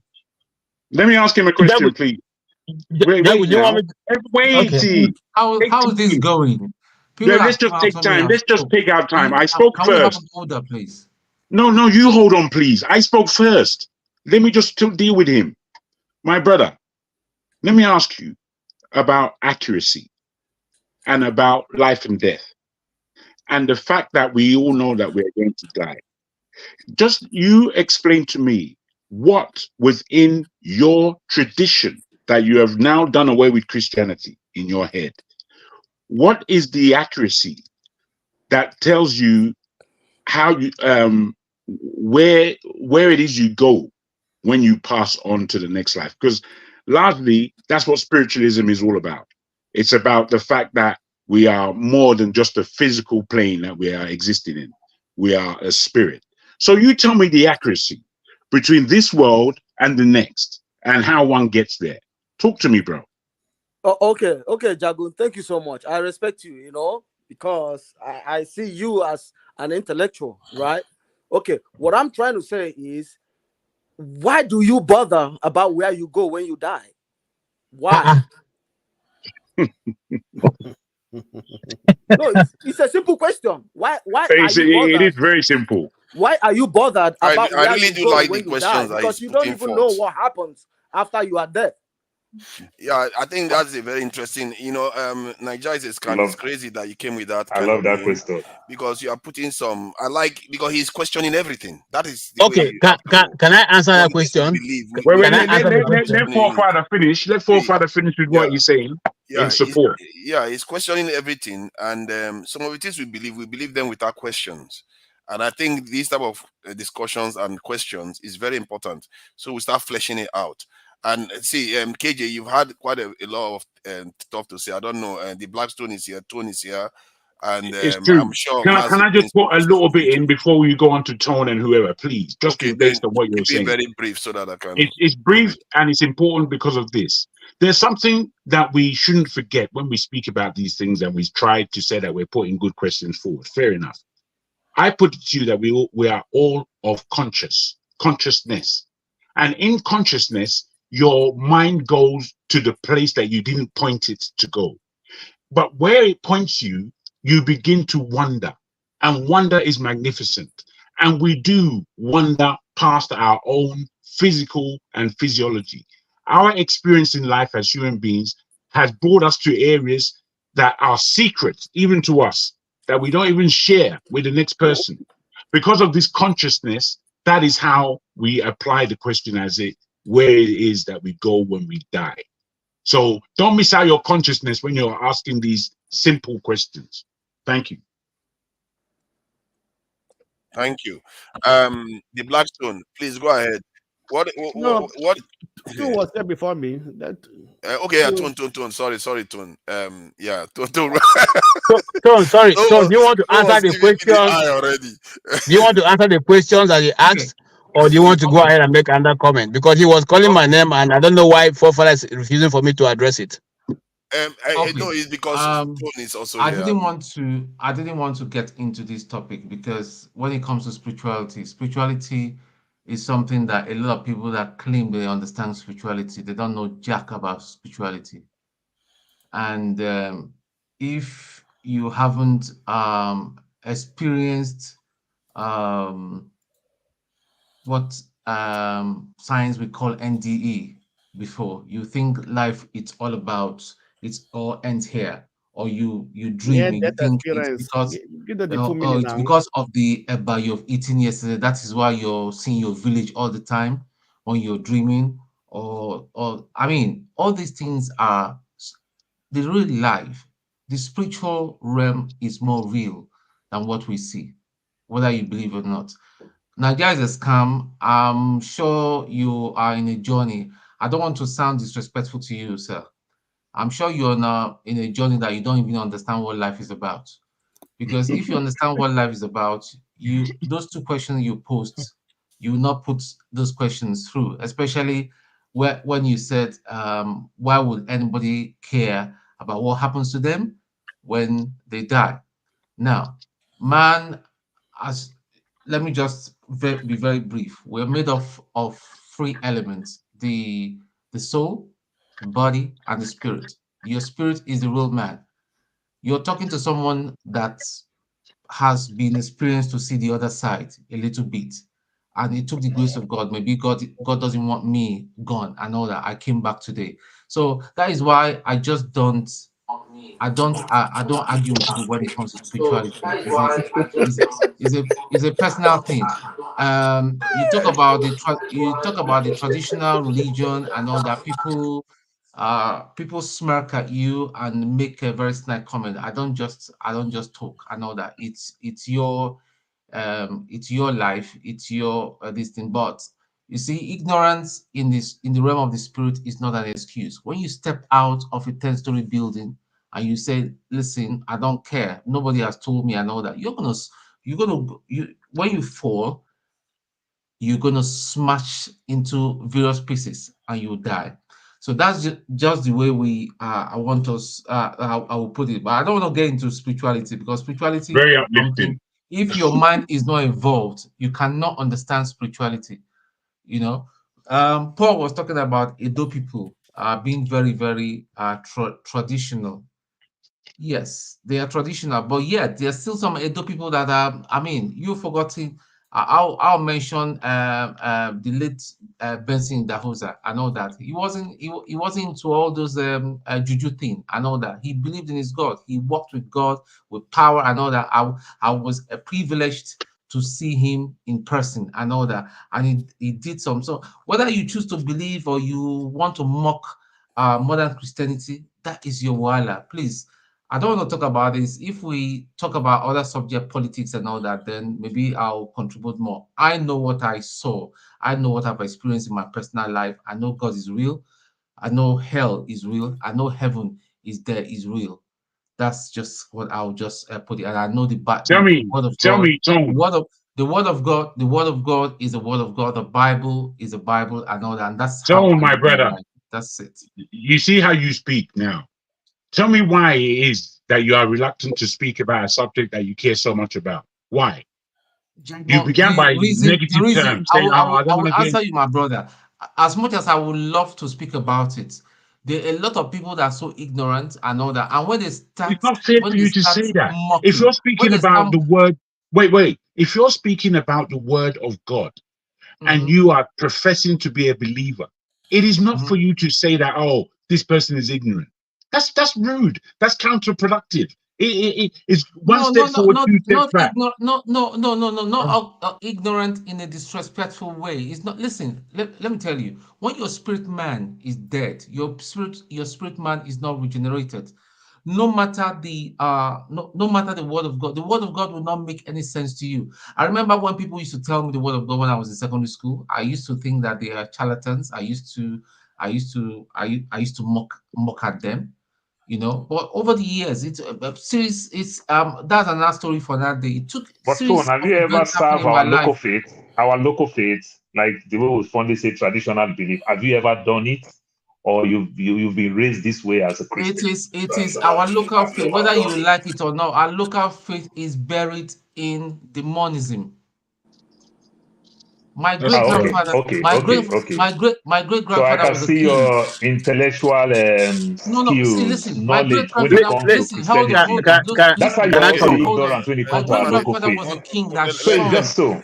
My great That's how you're grandfather also was a king ignorant in when all it the comes to church our that local faith. shunned But I will tell you, Francis traditional Bacon worship. said something. Bacon said something. He said, "Blessed is the man that hope not, for they shall not be disappointed." You see how different he is for you as a Christian, for you that hope for something. But I like your tone because you said it clearly. You said people who don't believe in your faith, they are ignorant. And that's perfectly true because they might be ignorant. You understand? So you yourself that didn't serve the other side too, you're also ignorant. So what I'm saying is that how can we meet an happy end? That's why I said the so-called European, when they found Christianity, they didn't condemn their own. You understand? They even create room for people to go there. You Actually, understand? That's all I'm please, saying. I guys, didn't if you look at the condemn. comment I section, didn't condemn. But Roland when Gabriel. you call the No, other one wait, demonic, wait, and I'm You saying guys this are leaving it to Christianity, I other don't see people's anything that will even time. convince Folk me. are take charge. Folk are take charge, please. Because these days we I kind think of I think use this term interchangeably, religion and spirituality. There's a difference between religion and there's a difference between Okay, I borrow your spirituality. word spirituality. Okay, let's take religion off. They're I not the borrow your same. word They're not the same spirituality. thing. Excuse me? It's not the same Hold thing, on, but hold you've on. not done the Enough other of this side. now. Come on, Mike Paul, stop it now. Come on. It's not nice now. You have to respect other people's time now and again. I think the extreme position, the tone you are holding is not helping discussion. Sometimes you are dismissing people. You know, there's this statement made by Dostoevsky that your greatest sin is that you've destroyed and betrayed yourself for nothing because you think you know, but you don't necessarily know. Please, Absolutely. let's see. Can I now make my comment? Okay, go ahead. Please go ahead. Try to keep it brief so that he can summarize. You are muted. Niger is a scam. You are muted. Okay. No, Niger is a scam. Hold on. Let KJ say what he wants to say. Try to keep it brief so that I can. Yeah. Niger can finish. Then the Blackstone can. What Tone has said is very correct. You see, I have done interviews of people who have died and come back. I've done interview of someone who have died for 3 days. You are days. lying. It's not true. It's not true. You're lying. No, you can't do that. You can't call him a liar. Come on, don't do that now. You can't call him a liar now. Okay. He's lying. Well, you see, right now, I am on my phone and I'm in the car. But later on, before this today runs out, I will post a picture on this platform of both the woman and the gravesite. And it's in Benin Republic when I was still shooting and working with the Christian Broadcasting Network. I don't come here to kid around. I must have something to do with my time. Okay? If I have not interviewed people who have died and come back to life, at least I have passed, I must have crossed about 10 that I have heard, seen their testimonies, seen what they've talked about, seeing where they went to. Okay? I have taken part in a movie called More Than Dreams. Go to the internet and search for it. It was shot in Lafia. Sorry, in Kefi, Nasarawa State. Okay? Of people around the globe. We did only one guy called Muhammad who met with Christ and who was taught the Bible by Christ himself in his dream and in reality. I'm calling names. I say it's called More Than Dreams, shot by the Christian Broadcasting Network International. You can go to the internet and search for it. If you find it, you'll find out that they have 25 other movies around the world of people who have met with Christ, whether they were Muslims, they were Christians, or they were Hindus, and all that. They are put in a package.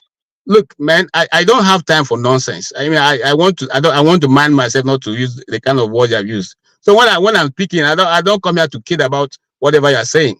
If you don't believe in Christ, it's okay. That's what when I tell my submission here, I said it's okay if you don't believe in Christ. It's okay if you don't believe in the Bible. Okay, but to say that the religion we are practicing is a white man religion, I refuse. And I only mention my name so that you know how ancient the Igbo tribe has been. And if they have been cognizant of a thing that exists called God, for which they name their children after, for which the Igbo people know that name means a lot, and so they try as much as possible to coin your name to suit the one they fear, which is their creator. They call Chukwu, Chineke. Then you will have something beyond what you are calling. It must not have been called Christianity, but they were worshiping a supreme being, who they refer to as Chukwu. So when you say that it is because the white man came, who started practicing this, it becomes wrong. And I gave an example earlier of a man called Mongo Park who left England, went to see people in Niger State, and said he discovered River Niger. What about the people living around that area? Were they not human beings who were drinking from that stream, who were fishing and fishing in that river? They didn't see the river before he came. So these are the things. He quickly named it and wrote a book about it, and so it is ascribed to his name. But is that the truth? Is that the truth? The mistake of that one is that we taught our children that they did it for their own children. No, but just oppose that. Excuse me, don't get me wrong. You are digressing yourself. Just oppose that with somebody now coming and saying Christianity is, I founded Christianity and I brought it to Africa. Why we have been practicing shifting cultivation. Now, while we're practicing, do not move the ancient landmark at the lands are divided, leave it that way. While we're practicing circumcision, while we're practicing throwing of libration and making We are all like supposed of to incantation. keep it brief. We are supposed to keep it brief. See, You see, that's my problem with you, Paul Father. You can go ahead. Hold on. No, don't hold on. Just hold on for a second, 15 seconds. I just want to make a quick point because so that you can take it further. The issue, I think I hear what KJ is saying. He is saying that they had a monotheistic religion before Christianity. But what Nigeria Islam is asking is about what is that noise now? Jeez. Hold on. What this thing Nigeria Islam is asking about the Christian faith itself. It's not about monotheism. You see what I mean? We all know that many of our cultures have monotheistic religion, but is it the same as Christianity as we know it now that came from how would you answer his question, forefather? How would you answer Nigeria's scam's question? It's obvious now. It came from the British now. It's not rocket. So it didn't. Are you? So you're speaking? Are you speaking about Africa as a whole, or Africa as West Africa, Nigeria particularly? If I want to speak about Africa, or Igbo land, it's mostly Europeans. 90 to 99% of all Christianity came from mostly Europeans. That originally. Sorry, go ahead, Nigeria says come here. Let me unmute you. I'm not saying that our people does not know God. It's not what I'm saying.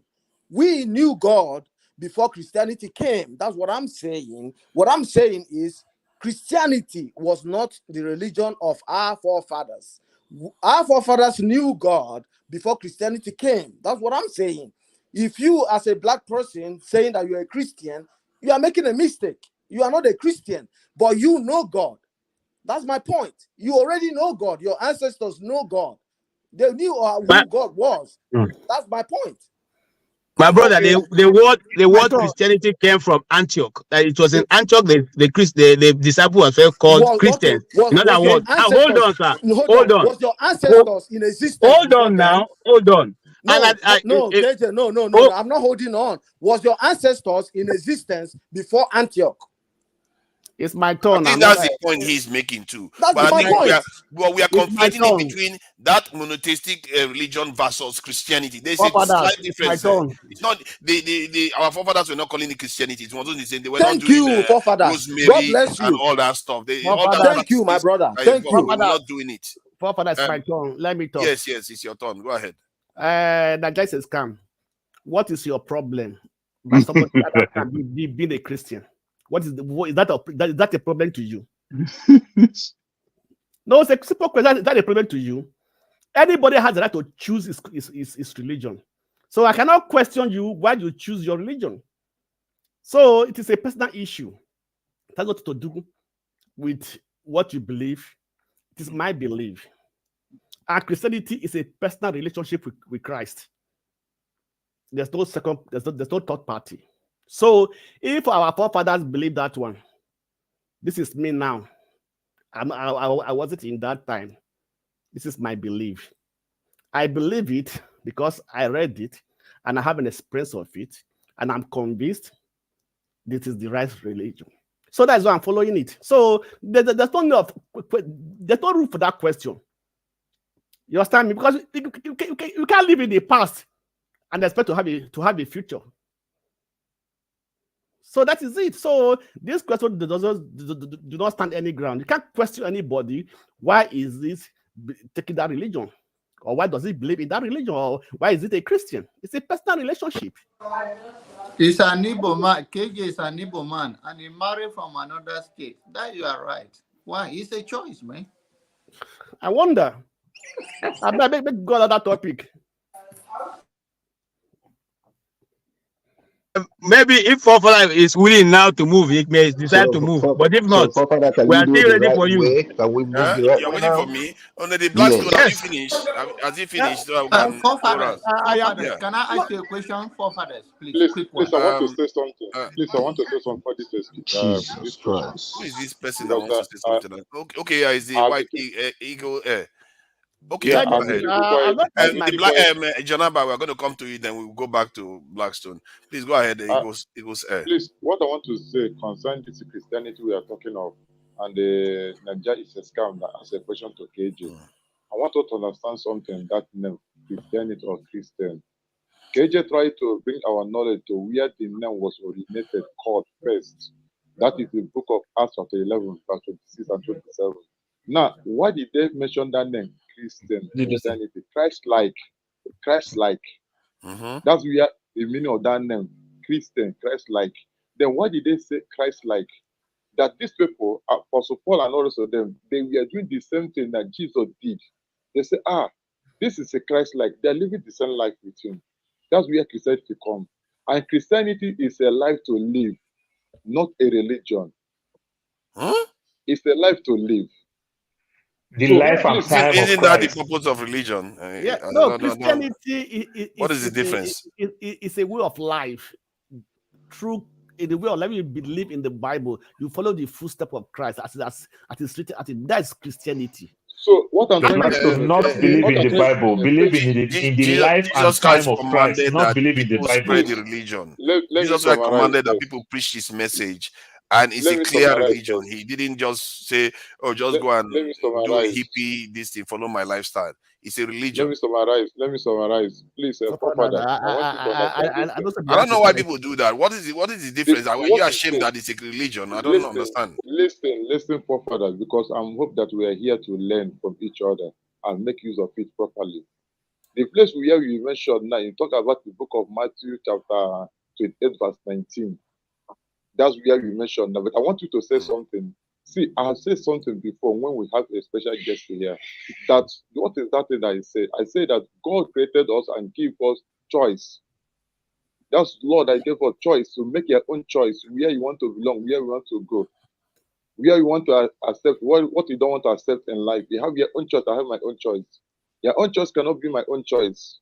So if KJ or any of us decided to say that, okay, I want to live a life of Christ, I want to be a Christian, and the other person said that he want to be a Hindu, or somebody want to say that, that is their own choice. And it cannot just begin to condemn me or begin to ask me of any kind of question that where I believe, where I choose my choice. Here in India, there's something that happened here in India. You know, India, they practice Hindu, they practice Christianity, they practice Muslim and the rest of them. But none of them, you see them condemning each other. None of them see them fighting each other. But the problem that this question comes, we are trying to understand, this is why this question is coming from. Because we, Nigeria, we overstretch Christianity. We overstretch it. Because we overstretch it, that's why some questions began to arise. But when we do the normal thing we're supposed to do, live normal life we're supposed to live, you find out that this kind of question will not be arising. Second one is that why do you so conscious of hold on, it's not your turn. It's not your turn. I don't know why we do this. I want to try to keep it brief so that you respect other people's time. No, seriously. Yes, we need to take each other into account whenever we do stuff. Let's do that a bit. I want to conclude. Because maybe this is why we are wrecking our country. We don't take other people into account enough. Please go ahead. I want to conclude. See what I'm concluding here now. He asked a question: why are you so conscious of where you are going? But you are conscious where you are. When you want to go out of your house, you want to be conscious of where you are going, whether you are safe or not. And bear it in mind, whether you like it or not. There is life after this life. Thank you. Who was next again? It should be me. Jonaba wanted to say something quickly. Take my time again now. In this one now. Jonaba was flagging to say something. So you see, this is how people wreck our country. You don't consider Mazi Prince. This is how you wreck our country. You see, this kind of character. That is how you wreck. So it's not only you can say to people. KJ, you wreck our country in that mentality for your tribalism. As usual, I have muted me. It's all about Mazi. Yes. Because please, Jonaba, say your piece so that Mazi is coming. Okay, Mazi, please. I'm your senior brother, so please, where we come from, we have culture. I beg your pardon, forgive me. After all, it used to be 2 minutes, you are now 15 minutes, so you have to respect me. Okay. All right. Forefather, my question. I'm not 2 minutes, man. Mazi, please, if you are done, Jonaba, please go ahead. Okay, my question to you as a moderator here today is that did religion matters to what God expects from humanity? Okay, that's interesting. I think religion Or I is put part it of. this how I thought put it this way. Do you think there are different gods or there are only one God, the creator? Depends on what you define as God. If you define God as He doesn't even believe. He doesn't not believe him. God has created herself. He thought the warriors the came by. Blackstone. If I come to Germany, there, if you It's an antichrist. if you It's an start with this antichrist. attitude You with will me, never know. if you start with this stuff, Anti-religion antichrist. I'm trying to think about it. I there just Okay, you see now. try I to can harass tell. me now. Let me think about it. See, Oh. I think if you define God as the creator of all that exists, it doesn't matter everything that exists. There is one God. But if you define God as the creator of human beings and our creator, there's a chance that our creator may not be the ultimate creator because we are also capable of creating stuff. And if we know anything about nature, it has the capacity to create stuff. People can go and create stuff just like you have children. You can create things. You can actually make things in life. 1,000 years from now, if our civilization carries on, God knows where we are going, what our capability is going to be. So nature seems to have a way of allowing its creation to create too.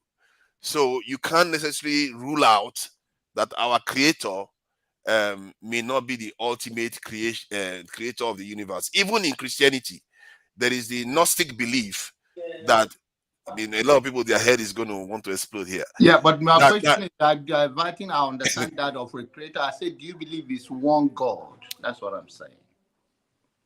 There is ultimately one God. Yes. Okay, that's what I want to know. Thank you. Ultimately there's one God.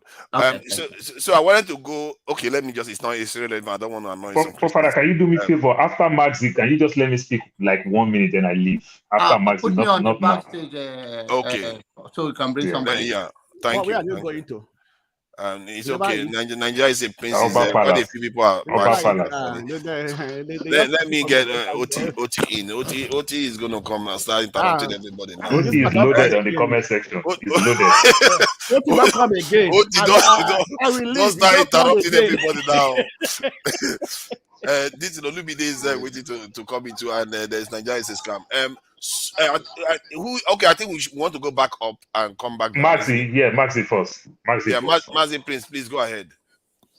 I was just waiting for you to say that, pretty much for me, like I always say, there's a lot of questions to be asked. But does that mean that I have to impose my belief on anybody? No, I wouldn't. I'm a Catholic, like I said. I'm a Christian, like I said. But my kind of Christianity is not the fanatic kind of it. I know somebody was saying, why is it that we're all, we all are Nigerian Christians or whatever. At the end of the day, when you check around the world, it's Nigerian Christianity, Nigerian pastors that perpetuates the nonsense that we're going through. The same people will go to government and collect money, and then they will come back and preach nonsense to their followers. And the gullible people, the gullible ones, will take it. The same people that will go and sleep with people's wives. I've never heard, as for the time I've spent in America, I've not seen heard much about talk about your Catholic pedophiles. I did that not have interrupt you. secret babies. Stone, cool down. I'm waiting for him. I'm waiting. Stone, cool down. Cool down. I'm waiting for him. I think I told him I will not. All the time. You Stone, come here, you attack calm down. Calm down. Calm down, Tone. Calm down. I'm waiting for him. Calm down, Tone. Tone, calm down. I'm waiting for him. Make you finish. Calm down, Tone. You know what makes me mad? When you were talking over here, I had something to say, but I didn't say nothing. I didn't say nothing to you. So please, I'm begging you in the name of God, when I'm speaking, allow me to speak. Respect is reciprocal. I will not disrespect you, but please do not do that to me. When I'm speaking, I'm not taking away the Catholic priests that have been sleeping with, whatever. They do that too. What am I saying in essence? Christianity, Islam, and all these things, they all religious. They just want us to believe in them, and then they use that against, they impose that on us to use it against ourselves. The greatest commandment in the Bible, love thy neighbor as thyself. I've said this before here, and I asked most of us in diaspora. We shop in in Chinese stores, and when we go into those Chinese stores, they have shrines. Why don't we say because we're Christian, we're not gonna buy, and then go somewhere else and die of hunger? But we will not. But we will come and we will preach against those who practice their traditional whatever. I'm not exonerating the traditional ones. They also have their own atrocities. But in a nutshell, what I'm saying is, let us tolerate each other. Let us, whatever it is, have that heart that there is that being who created us and wants us to live in love and in happiness and in unity. That's all I can say for. That's it. I'm not gonna argue with anybody. Thank you. Thank you. Ego, please. For Father, what about me? I thought, okay, please. No, I beg, but I said let Maxi go first. Okay, I I Paul thought the you hungry, Paul the hungry. Paul, please go ahead, Paul. Go. You take no. I really don't agree. You're right. I only just drink coffee since morning. I've not drinking anything. Nothing. Yeah. I don't see your belly be empty. Empty. So many people promise me food. I remember when I come London, the whole UK people, they punish me. They don't even invite me. See the way all my Atlanta people don't promise me good food. Canada people promise me good food. These are all my thoughts. But UK, they fall my hand. You see how Jack is taunting you with eating while you're complaining of hunger. they fall my hand. Yeah, please think, go ahead. Your 1 minute is over. Your 1 minute is over. I think Maxi Prince spoke my mind. And that's the exactly thing that I said. Christianity really punish people, precisely the Catholic. They punish people a lot to join this religion. They punish people a lot. You understand? But today, after everything is over, that they pride themselves more with their so-called Christianity today. They don't condemn their other gods. They regret their past, the things that they do. This is all I'm just telling you, that we should respect. Using all this heavy name you call your traditional thing, you call them demon, you call them all type of name. I don't think it's too good. And for something that you don't have knowledge, it's not something that you've been there, you've done that, and you left. Different thing. It's a story where, if I want to use it in a market terms, a marketer as a Christian is preaching to you, you understand, in the congregation and telling you about other things that you don't know anything about, and him himself is not part of those things. What do you expect? That person will market himself, make you understand that his own is the good one. That's all I'm saying. You live and let's live. We don't need all this condemnation. And it will bring us together, because you take it or you leave it.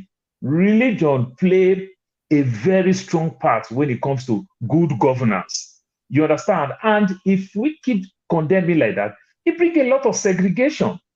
You understand? The North, what we suffer in the North when it comes to Nigeria today, it is because of they almost lost their culture and embraced religion, the Islam religion.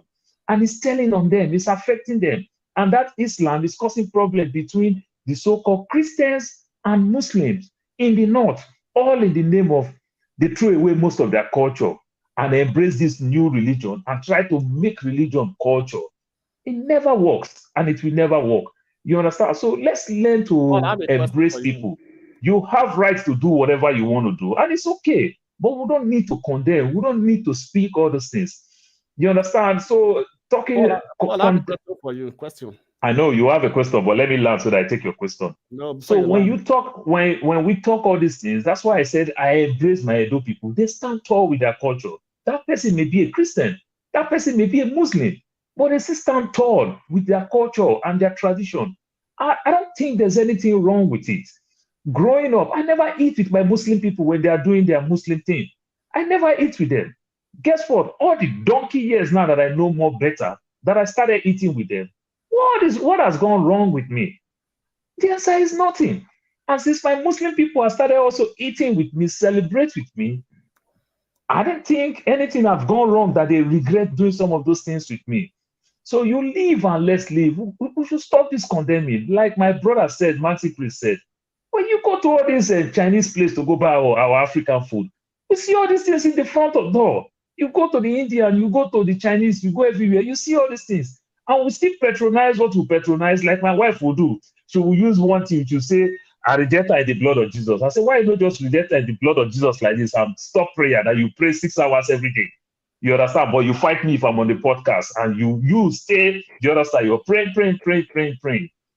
So this is just the thing. So my brother, let's find a common ground. Like both the rest of us can find a common ground in this platform. We can talk, we can do. Our ideology may be a little bit different, but let's not demonize it like you are 100% wrong. Go ahead with your small question. Let me so that Olumide will come. Did you read the Bible? I don't read the Bible for donkey years. But you look at my name now. Let me finish. Look at my name now. That's my real name. You're in a fake one. Not be real Paul. No, it's a real name. It's a real name. That tell you that. Number two question. Wait, number two question. You understand me? I don't know. Is there any other religion or traditional religion that use humans for sacrifice, as we do in Nigeria, African religion?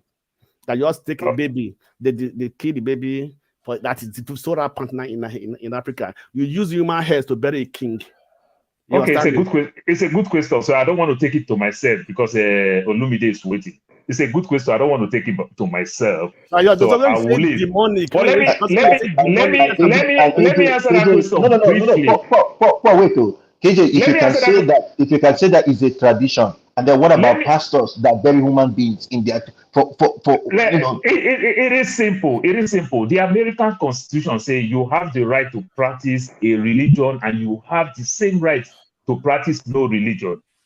America put these things in their constitution because of the Italians I'm not saying, in America. I'm not saying that. I said if you don't practice Catholic in Rome, they kill you.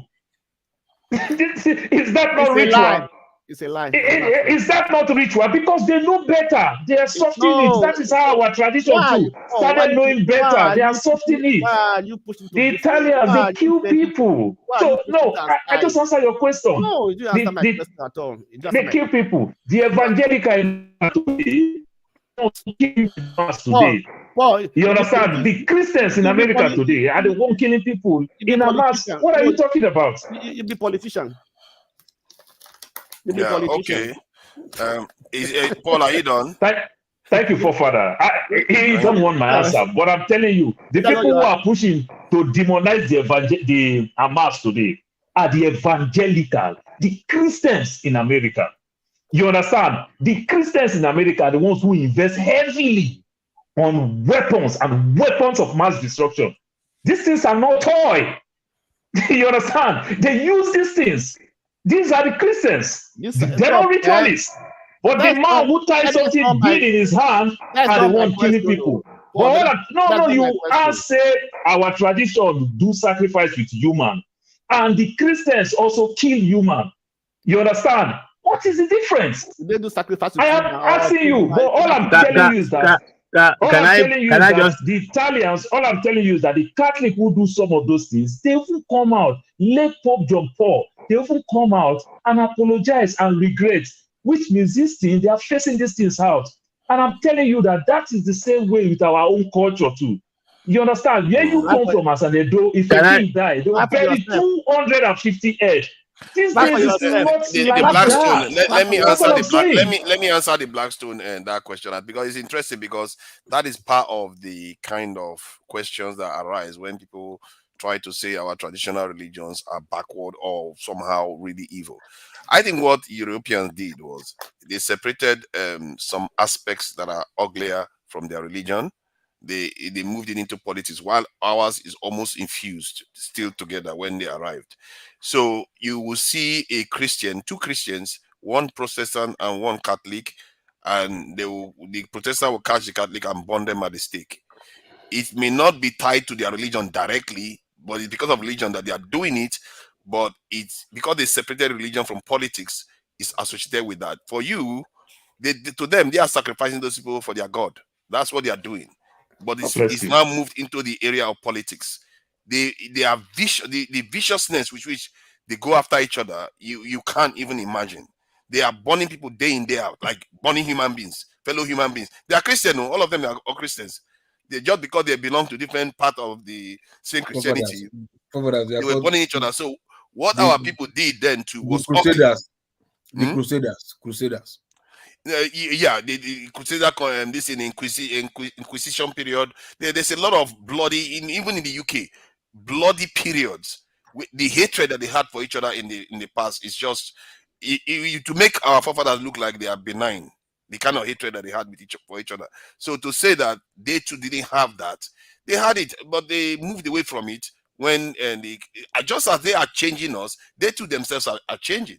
We forget that. Forefather, they are not. You see that's where I want to make. Hold on, Blackstone, hold on. That's where I want to make my comment from. You see, in the practice of the religion, or rather the Christianity and the traditional religion, there's a good part and there's a bad part. There are traditionalists who go to who use the Bible to conjure their incantations. There are other people who are also purely doing the work of Christ. And you see, let us put a caveat. It's not every Christian group that is called Christian. There are apostolically driven Christians. There are prophetically driven Christians. There are people who follow Christ. They don't even call themselves Christian. They say, we follow Jesus. We are followers of Jesus. There are people who say we follow the book. So let's not bring all this together and begin to mix Egusi and the rest together. No, you see. So right from the beginning of the African traditional religion, there are people who practice the good ones, and there are people who practice the bad ones. If you go to the community today, you can go to some people, and those ones who use the herbs to help cure people. When you go to them and you give them some complaint, they say, no, our own this thing is not for this, it's for this. So if you are looking for those who keep people, don't come to me. There are plenty of them. So what we are saying is, let's promote those people who are healing people, who are helping people to live life. And those ones who are being the evil ones, let us condemn, because God does not approve of that. The herbs are given for our healing. That's what the Bible says in Genesis chapter 1. In Genesis. So if the herbs are given for healing, and there are people in our community who can help our community survive, and who know the herbs, they mix it and cure malaria and all kinds of sicknesses. Those ones do not take human blood. They do not sacrifice people. And if you go to them, I repeat myself, they will tell you that they are not interested in what you are saying, because that is not their own. And in their lineage, they do not put their hands on evil. I'll give you an example. Okay, hold on. I think I hear what you are saying, and I think you are actually correct. But I want to ask questions now. So before you can I ask him just one thing? Okay, KJ, I love the fact that you are saying these things that you're saying, and also in the same Bible, when the king is sick, what heals the king? Virgins, all right? When the king is sick, what would they bring to the king? Which king? Which king? The king in the Bible. Old Testament. The king. No, which king? Hold on, let him come. Which king? Is he David? Listen now. Jesus said he did not come to condemn the Old Testament. No, that's what I'm saying. Which king? Hold on, I'm not condemning it. I'm asking which king? The kings in the Old Testament, those kings, the kings of Israel. No. You see, and all those that's how people turn the Bible upside down. No, that's not correct. Blackstone, that's not correct. Blackstone, no, Blackstone. I just asked the question. The only In the person Bible, when a king what a young girl for was King David. Not that he Simple. was sick. good, Simple. okay, okay, whether it's King David or not, was there a king? Bless you, let me talk now. Let me talk. You just shout. You just shout. A king in the Bible was sick, and they brought virgins to the king. And he never knew her till he died. He never knew her. That is why he never knew her. It was to keep him warm. He never knew her. So don't cut the Bible. Don't cut it. Don't cut it. Quote it the way it is. See, and I have said, I'm still going to repeat myself. Okay, they are traditional beliefs and practice that we accept. You and I know they are true. They are the ones where you go to, and they say if you want to do this, if you want to make money, if you want to do this, do this and do that. We know that is bad. KJ, sorry, everything is traditional. Everything is traditional. Everything is traditional. What have I said now? I said there are traditional. There are two kinds. That's what I said. No, I said there are two kinds. All is traditional. All. There are those. Listen, there are those people who do not know how to use herbs. There are herbs who use herbs to cure people. They are novice. There are those who are juju people. You know these ones are juju people. They tell you that juju people. So they are in two realms. So okay. So what I am advocating for, or what I have stand to say is that those practices that help the community to live a godly life or their belief life, those practices that help to cure the sick, okay, that those practices are not necessarily evil. They're not evil because they go to collect those leaves, those herbs. You can see them and they will tell you how to mix it. You don't need a special mixing from them. They will tell you, you know what, just like I'm sitting here now, okay, I know that if I have malaria and I cannot get any treatment, I go behind my backyard, I bring the leaf of a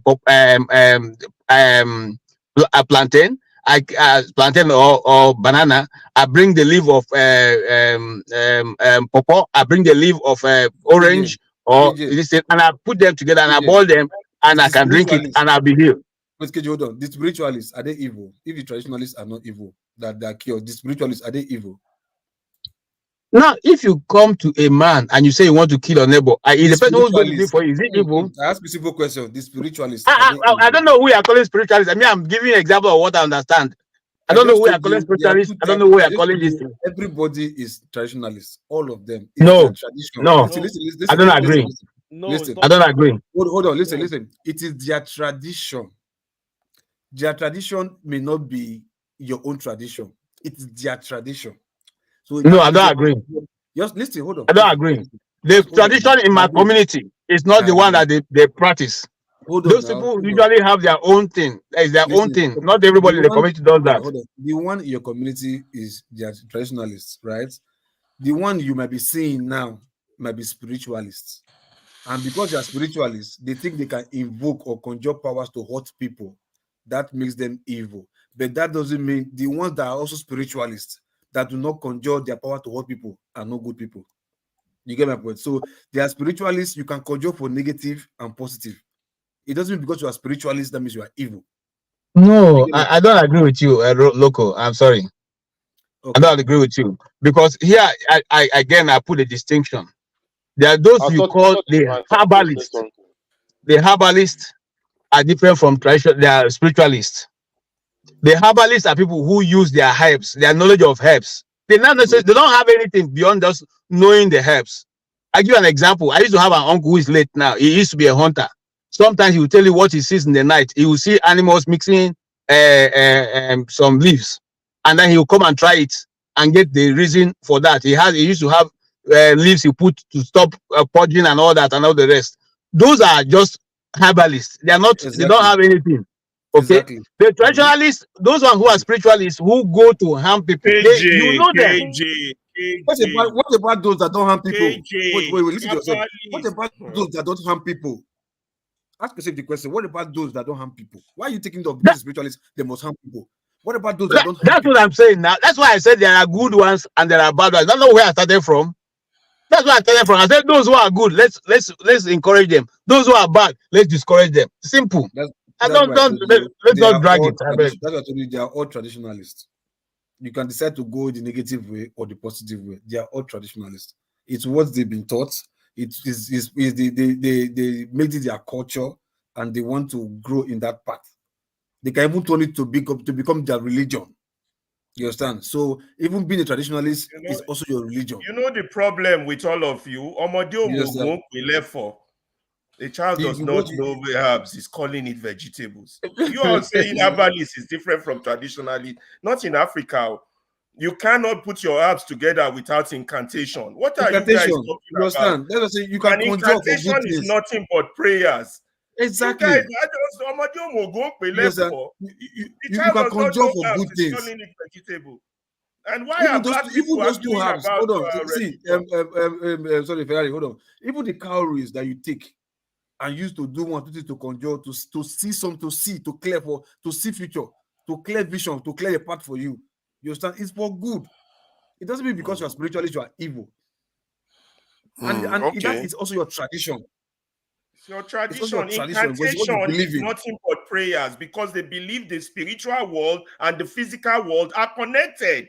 And you cannot take from the physical world without the permission of the spiritual world. So our elders, even your Christianity, the magic. You got to go back into your. That's why I said we need to speak our language. All this English we are speaking, don't dabaru our sense. Even in your Christianity, right? In your Bible, before you speak in tongues, you himbo, and you touch somebody and the person heal. What if that one? Not be conjure, you conjure. Even Christ in the Bible, he mixed sand with speech. Sand or whatever. You understand? Christ, that one are jazz. You carry sand. You put together, rub it on the man's eye. Put a person. That jazz be that one too now. To make the man. I didn't see that chance be that. No, hold on. See. Hold on. So for that, they say because you want to condemn something, you give it a bad name to condemn it. You understand? Yeah. But look at the acts. Leave the name. Just look at the acts and what the act did, what the act accomplished. Now you take give and the name. Not look at just because you want to condemn it, you give it a name. You get my point? So all those things are there. It's what we are still doing. Not just that. But because you want to condemn it, you give it a name. Loco, I don't mean to interrupt you. Not just that. Look at all other cultures. They have the same thing. The Red Indians, they do the same thing the Africans do. The Indians, the same thing. Go to any culture. I don't know much about the Chinese, but I'm sure they have the same thing before the political colonization took over. Every human culture has that physical connection with the physical world and the spiritual world. It was when empires rise and fall that some dominate others more than others. So so right now, I'm not sure we're still addressing the same issue we're talking about, where we have deviated, and the nomenclature does not matter here. So that nobody, I don't want to be misunderstood or misquoted. The nomenclature to me does not matter. It depends on how you decide to apply yourself. Simple and short, please. So I'm not misquoted anywhere. Even your normal Holy Communion, not ritual, is to be. That's right. That's right. Plan for yourself. No problem. You understand? I can tell you just like I can tell you. Please, it's like we're taking this in. I think you're not taking this in. Let me just add something to what Loco is saying. I think that the idea that one side, our own side is the bad side and the other side is good, is the kind of brainwashing that has happened, isn't it? And we have to acknowledge that that's the truth of it. Because if you look at the ugliness of their own, we attach some kind of superiority to theirs because of their technology and all the stuff they have now. We forget that the ugliness that came with it was very much there, and they are responsible for some of the worst atrocities in the world today. So exactly. and we don't seem to understand that. We have to and it's already a proven fact, not even it's a suggestion that most of all this religion, if you look at their base, it originated from us. And so we have to start learning how to value our own and go back to originality. And this is why I like the kind of question that Nigeria is a scam asks, because he doesn't seem to care. He just asks simple questions, but it's very deep at the same time. Like, why are you afraid of dying and stuff like that?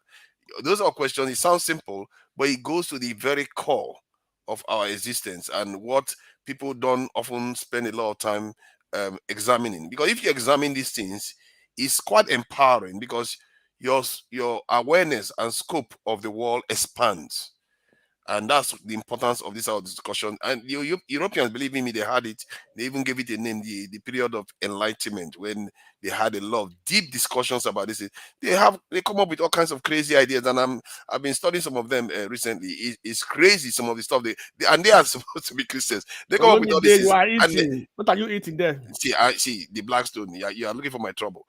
So you are the prayer, may God change, may God touch your heart, make it change. You're a Christian now. You're a Christian. See, the thing is, I'm trying to still understand at the core of religion how it started, and I believe that it started from our forefathers trying to understand their surrounding. If you are born today, you don't have any guide. How do you survive in this world? The way you survive is try to understand what can kill you, what cannot kill you, and how to pass it to your children. You have to have ways of passing information, and religion will grow from there, superstition will grow from there, all kinds of stuff get mixed up together. If you, even in your own life, if you have your own life now, you're doing something, you'll be surprised. You can do something today, some other person will go and tell your story and they will embellish it. They will add more information to it. They'll say, if let's say you were able to lift a car, they'll say this person was able to lift a mountain. And before you know it, is that not what they call it, Chinese whisper or something? The information will pass on and it get corrupted. You don't necessarily, what you got from the beginning is not what we got now. So the idea that we think what the Igbo people have now is the best and what we have now is the best, it's not true. Maybe our forefathers, their own religion got corrupted too, just like the European one got corrupted, but they changed. You see, that's the beauty of it all. They changed. What they are practicing now is not what the US used to do 500, 600 years ago. They've changed a lot. Mr. Moderator, can I contribute? Yeah, of course. But let me just summarize what I'm saying. Let me just summarize. I think you've said Olumide hasn't said anything all day. I mean, you've been talking all day now. Olumide hasn't said anything all day. Olumide hasn't said anything all day, so it's only like fair that we allow him to say something. So to summarize, we have to go back to fundamentals. We have to ask serious questions about these things, and hence why it's always welcome when people ask this. Shake the what they call it, shake the table, throw it upside down if you need to, because where we are right now, it's not a good place. Olumide, please go ahead. Okay. Thank you, forefathers. Good day to all the panelists. Somebody should mute the You are TV. echoing badly. You are echoing badly. No. Mute the TV. Mute the TV. Can you reduce the volume, Tosin? See Olumide, you reduce the volume. You go before you come. Okay.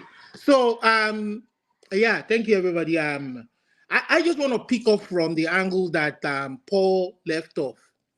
I want to relate it to the country, because religion without any reflection on the country itself, on how we reflect in the country, on the country itself, to me, I think it's just meaningless. Regardless of whatever religion or faith you subscribe to, Christianity, traditional, Islamic, whatever you subscribe to. I mean, for the spirit and the soul of a country, the most important document is the Constitution that binds each of us together, regardless of our culture, our tradition, and religion. Once we go outside of that, it is going to break every fabric of the society.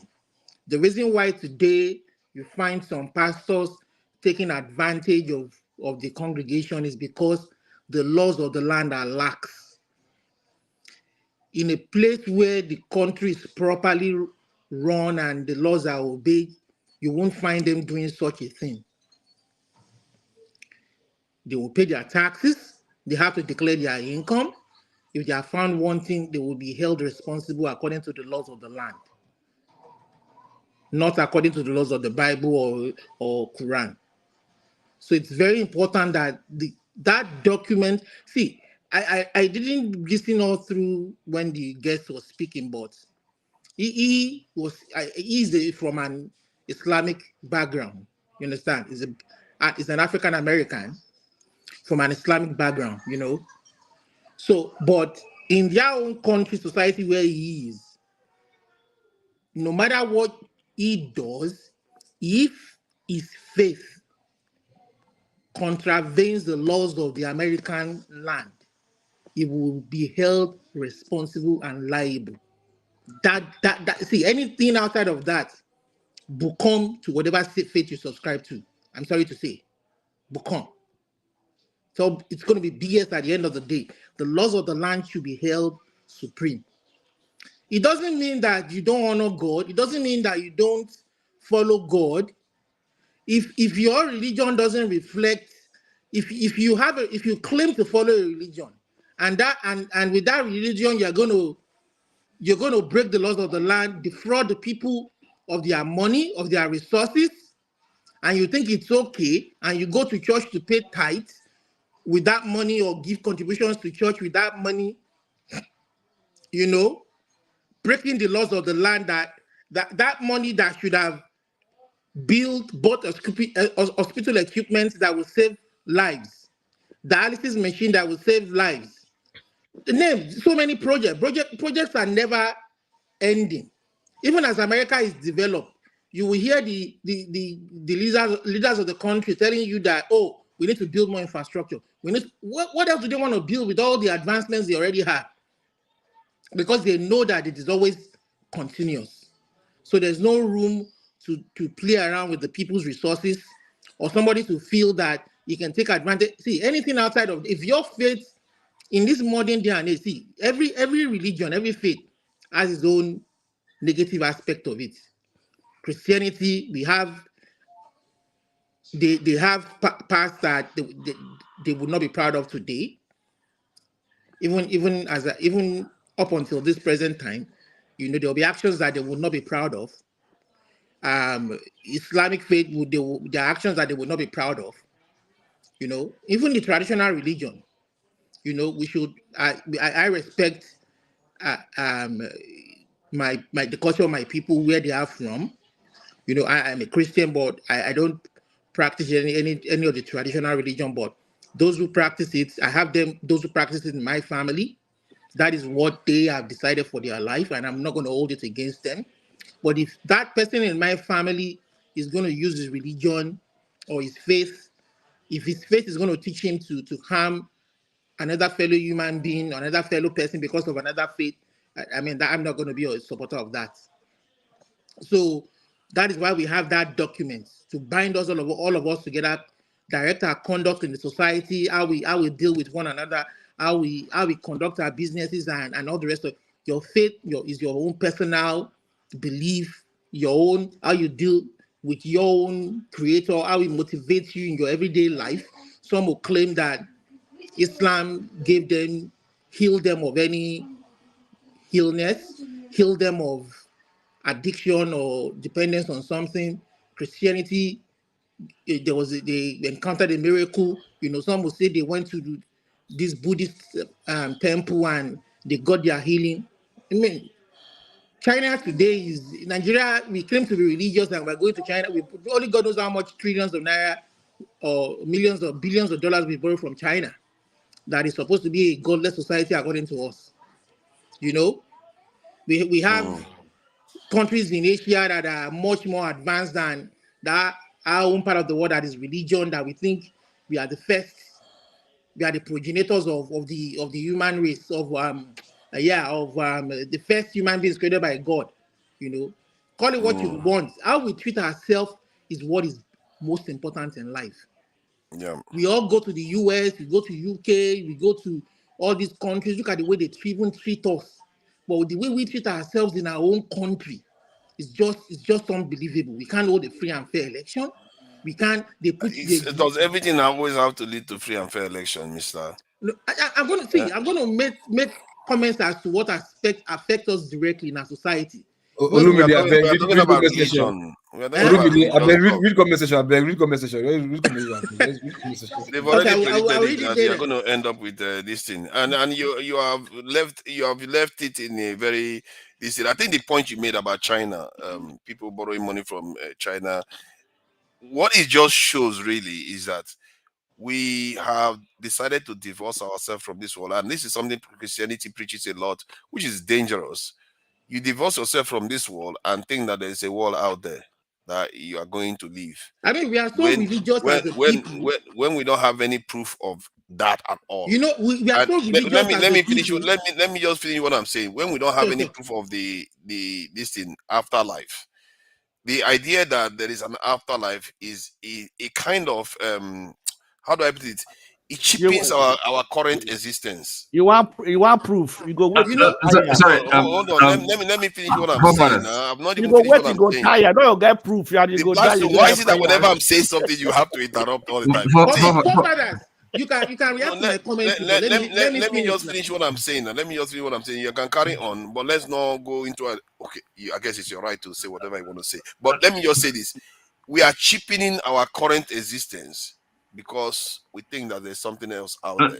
Sorry, I disagree. I'm not sure that is a very good thing because we should embrace this life that we are in and treat it the way it's supposed to be. It doesn't mean you should fear this thing, and maybe that's something we should ask next. That why is it that people are afraid of dying? Why do you fear death? What is it? Why did let him learn? OT. You. It's okay to disagree. 100%. I disagree with we you. have to ask questions. Okay, good. Let That's OT fine. talk. Let then you can let me know where you truly disagree. Otherwise, I'll lose my train of thought. Go ahead. So, like I said, we are a Christian will speak from his own Christian perspective. They can't even among the Christian denomination, they have their own perspective. Among the Islamic denomination, they have their own perspective. Traditionalists have their own perspective. But the most important thing is let's respect the other person, their beliefs, their culture, what they want. You understand?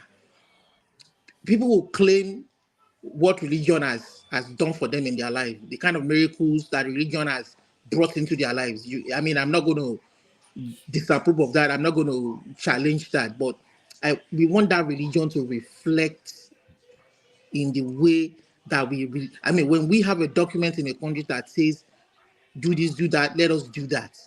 That is how we show we love ourselves.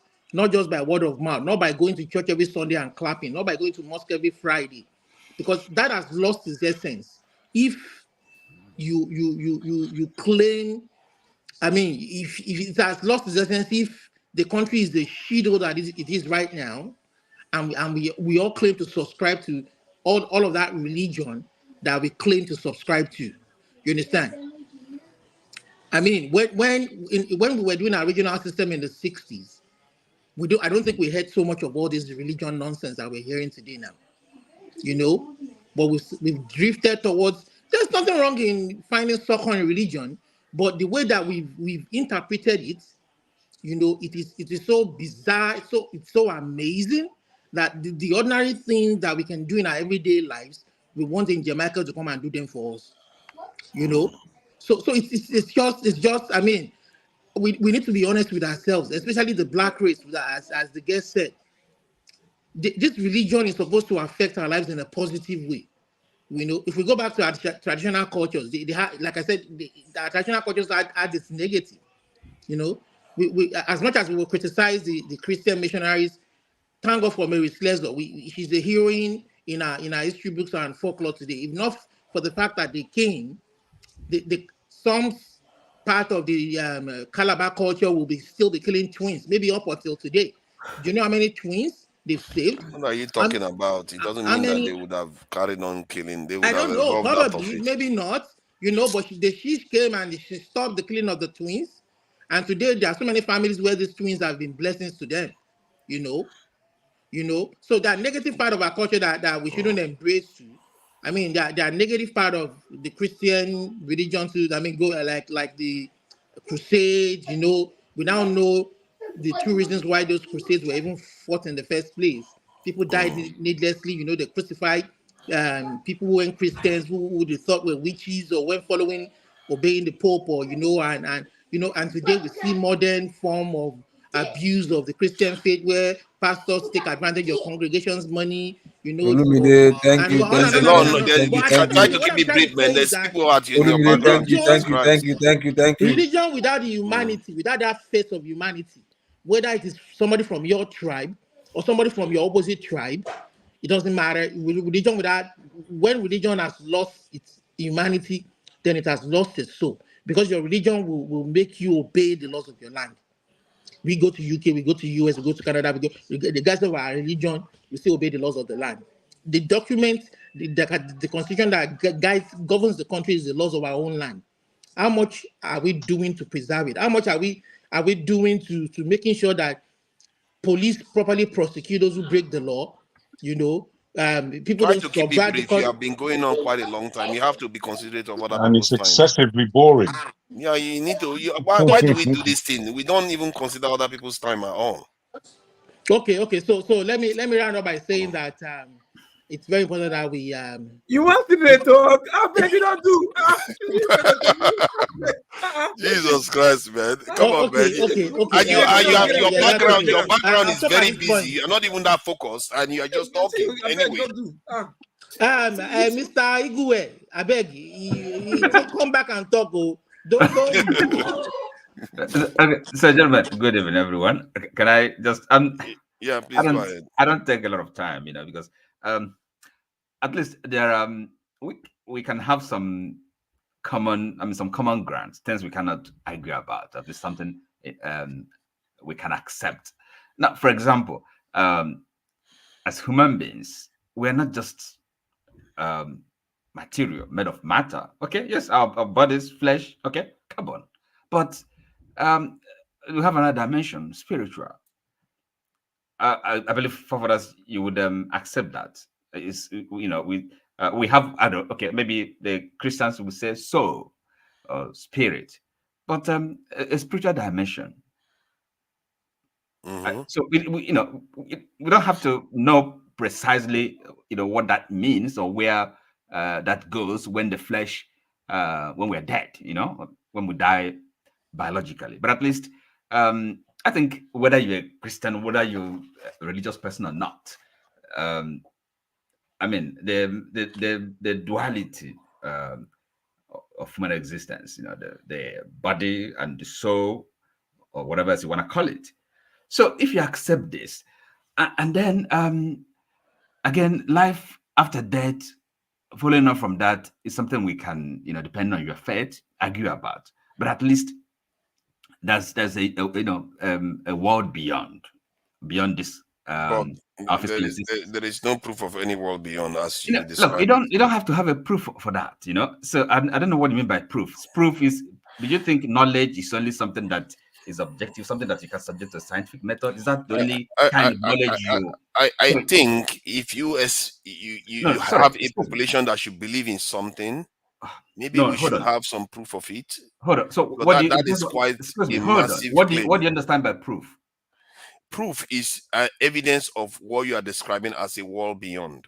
Because yes, you are demanding proof of a world beyond when maybe it is totally something else. All right. Okay. Let's say, for example, dream. Do you have dreams? Do you dream?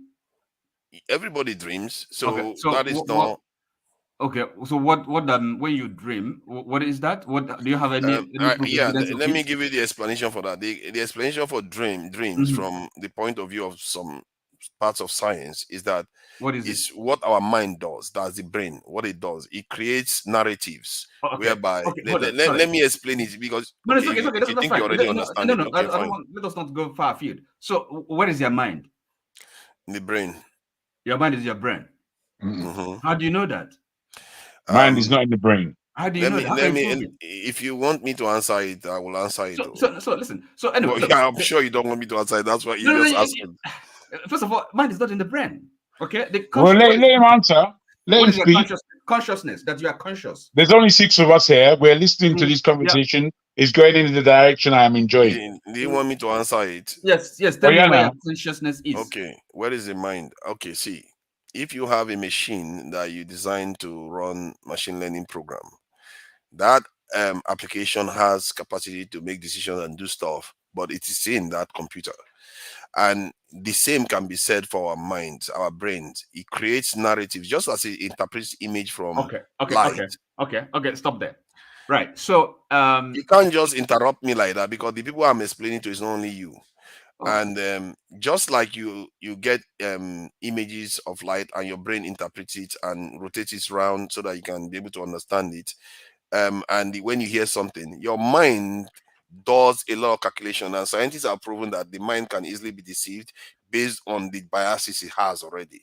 So if the mind can do all those calculations, it creates this reality based on the various information that is coming in. It has to do that, otherwise it will never make sense. Okay. That's how the mind works. Okay. Now you talk about the mind. Okay.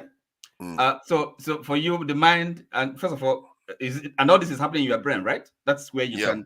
So that's one part of science believes that there are other thoughts. So are you saying if you open someone's brain, you'll be able to say this is where this is the mind, or how you can explain how the mind works by looking at the brain, which is a matter, physical matter? You can do that. Science can do that. Is that what you're saying? Yes. If you open a computer, if you open a computer, are you going to see the machine learning? I'm not talking about the computer. We're not computers, okay? But okay, it's a concept, because when it's okay. Now don't go on. It's okay. I'm talking. I'm just asking questions for clarification, okay? So now, right. Question of consciousness is something different. Now, but even if, as you say, we are like computers, okay? Is that correct? We are computers, medical, like kind computers. of, yeah. So therefore, we didn't make ourselves, because no computer makes itself. Is that correct? Yeah. So an intelligent being, would have, created us. Yes. And fitted us with, the capacity, Yes. Okay. So that intelligence being, do you think he or she or it has any interest in us for creating us? It has interest in us because it created us. Okay. And therefore, do you think we are supposed to, the sort of interest he, she, or it might have in us, does it include having a relationship or having a connection with the creator? The connection is already there. What is it? By it creating us and we existing. And therefore, is it not reasonable to assume that when our mortal body dies, because our capacity to function is not only limited to our physical body. Is that correct? We have the mind. Bro. I've got to come in, Oti, because as much as you're trying to get to a point, you're just repeating more questions. Let me assist if I can. Forefather was saying that the mind, it belongs to the brain, and there's no proof that there is life after death. That such a claim is a massive claim. That's where Forefather is coming from. Forefather, can I ask, is that your belief, or is that you playing devil's advocate? I think my belief is that there are other ways to describe what people generally associate with life after death, but not the way people are thinking about it. And can you give me that quick difference, please? That difference is that, like, when a scientist will come out and come with a different concept and say there is no beginning and end of time, that everything has already happened. That is our perception of it that seems to make us think that it is running in one direction. So in other words, you've already existed, you will never die. What you are right now has always existed and it will never go. So, but the way we picture it is that when we die now, we're going to go somewhere, there's going to be a garden, a golden castle. So it's not necessarily that way. It's not necessarily going to be that way. So it depends on our perception of reality. And I think we don't have enough of it for us to just say there's life after death, the way we are describing it. But okay, for something so ethereal as life after death, which it could be that it is within our culture that this reasoning is given.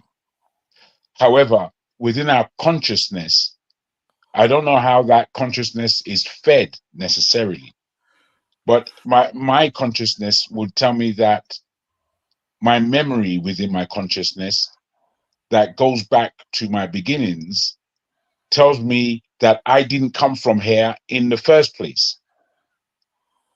So where is it that I'm going is a conscious question because these questions, as much as you want to speculate with Western theology, Western Christianity, Western science, as much as we would like that arena to back. Your audio seems to have gone. I hope it's not mine. So, us, whether or not we, you did refer to something permanent. Forefathers, can I speak, please? Something permanent, okay? Forefathers, you did I'm still around.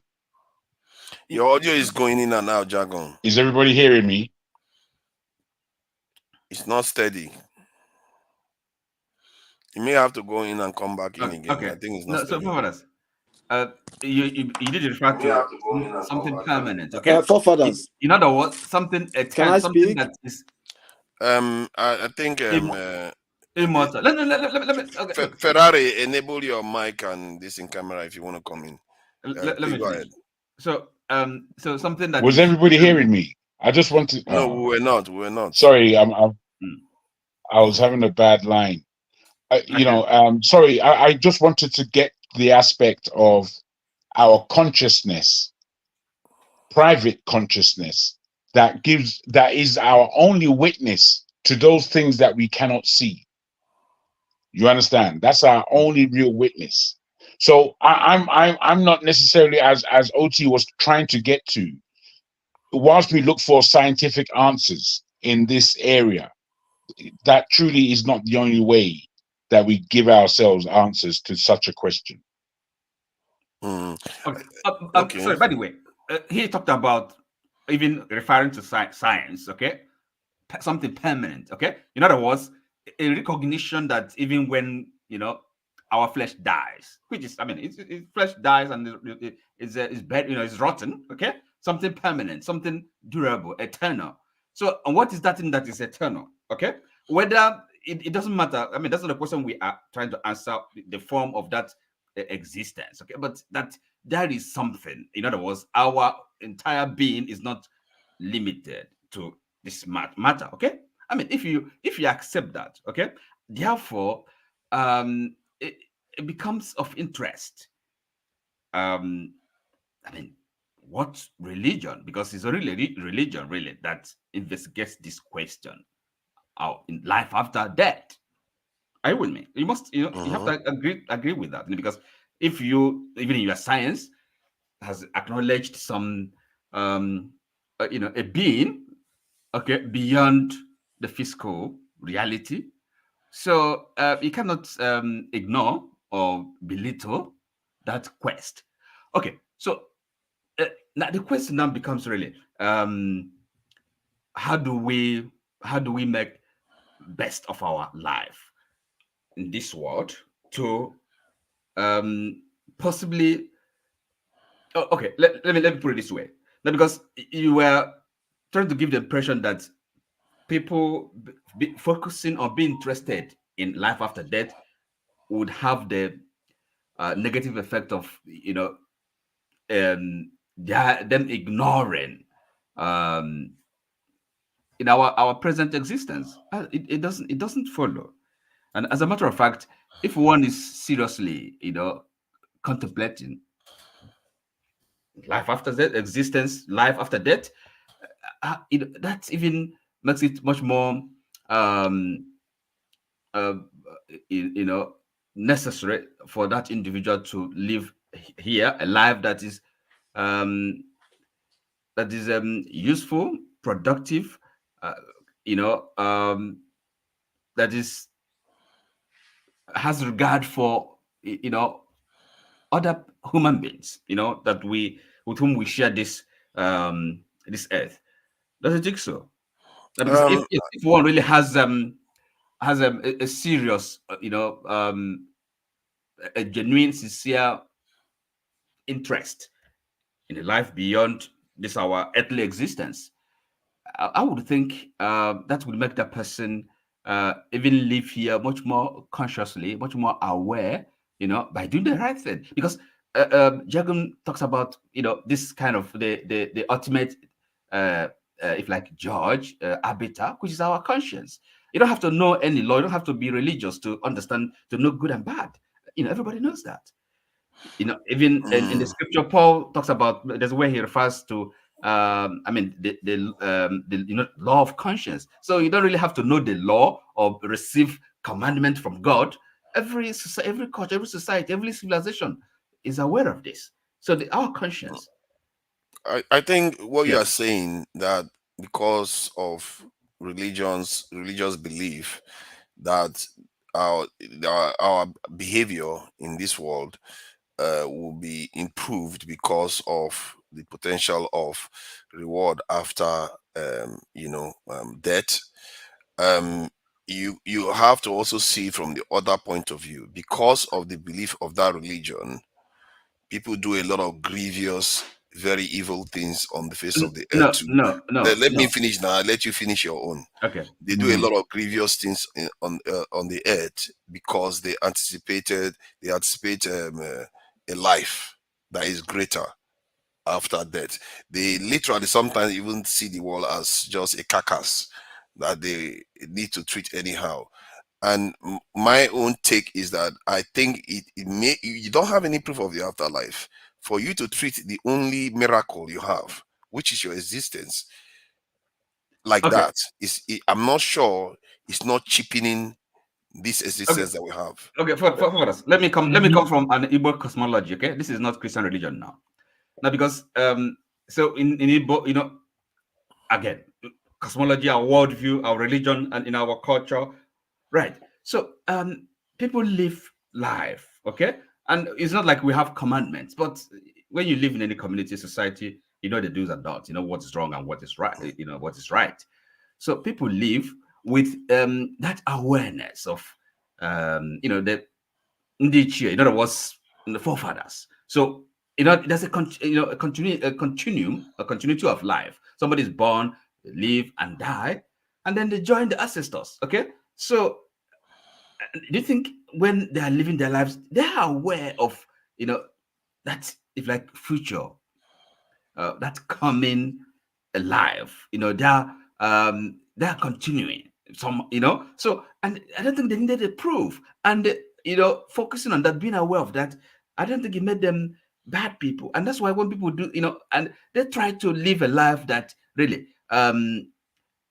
to a life that is a good life as far as they understand it, within their prevailing moral moral compass.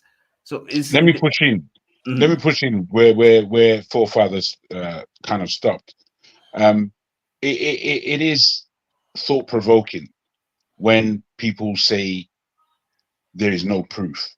It does tax us as individuals. But I also find that way of thinking almost provocative in terms of where I know it comes from. Those questions and that line of questioning came in the 40s, largely from people who were becoming atheist and coming with an atheistic point of view. Now, an atheistic point of view is not necessarily a bad thing. Is I think where we all. Your audio is gone. Your audio is gone. So the way we are looking at life is almost like an atheist, and then looking for life to prove itself to us. It's a way of reasoning, if I may. I think I still need to get to my point. I don't know if you're hearing. Your audio is going in and out sometimes. That's why. Are you hearing me? You could turn your camera off so that I can be able to speak. I don't know. Maybe that will help. I'm not hearing you guys. If you're hearing me, I will hear you. So, forefathers, you talk about proof. Okay, do you have a proof for God's existence? And the proof of God's existence, or maybe you don't believe in God. Somehow you made yourself. I think you have proof of God's existence. The proof of God's existence is that we exist, and we didn't create ourselves, at least not consciously. for the way I look at it is that whatever is responsible for our being here, it's clear that there is God. You see, these are things you don't even. It's obvious there is evidence because no, we are what is here. the proof? No, you ask, what is the proof? Because we are here. No, it's not a proof. You're here. No, I mean, the creator, the creator. Because whatever, it doesn't matter. Whatever. What you don't understand is that whatever is responsible for our existence, even if it is us in disguise, we wiped our own memory and created ourselves, is still God. Okay, it's still the creator. So why can't you follow that argument? The fact that we are not only made of matter, okay, right? That when we die, something in us, something of us, continues to exist, and therefore that is life after death. I think it's we not never the same, truly. The truth is that we logic. never truly die. So what is the proof? The proof is that because we are made of matter, we are spiritual, and spirit does not die. Spirit does not die; lives forever. Okay. Yes, but and therefore there is a life after death. See, let me explain this. If there is no time, how do you experience life then? Is there anything? Because in some balance, if there's no time, there is no it's eternity. Then until you go back into time where time exists, then you start experiencing time, and it appears as if there is a beginning and an end. But when you go into eternity, there is no time. It doesn't exist. Sorry. Look, you see, I don't know, and you don't know what that form, that life, because none of us has died, and has, at least I'm not consciously aware that I've died and then lived before. Okay. Okay. Now just stop there for a second. You see, why do you think you are not aware of it? Because you could be in eternity then, because there's no time. It doesn't exist. Okay. You are not aware of it. Then the moment you come into life, somehow you become aware of it. This is what some of the scientists believe, that the beginning and the end has already happened. It's just because we exist within it, we perceive it. But if you're outside it, it doesn't exist. The beginning and the end? The beginning, that's time, is already happened. As we see it. Look, we're talking about life after. Even in the Bible, they even put it that he's aware of the beginning and the end. Excuse me. We're talking about life after death. Okay. So at least we have to. We're talking about. Okay. Look, my life now. I'm conscious. I'm aware of my life now. Okay. Right. So and just as you are within a time stream where time exists. Okay. Yes. But I'm aware. I'm conscious. Right. I can feel pain. Right. I feel pain. At least what I like. Any other thing. Any other doubt, you feel pain, okay? So, if I die, the question is, okay, is there something of me that continues? I don't care. I don't know how, what form that continuity, what shape, it takes. I think.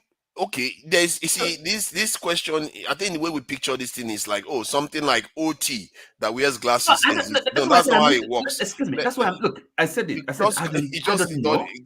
I don't know, and it's really unimportant. Let me just explain. We've talked about this. I think we've talked about it before. Like when you get up in the morning and want to get up, do you understand all the mechanisms in your body that is responsible for getting you to be able to wake up and go and walk?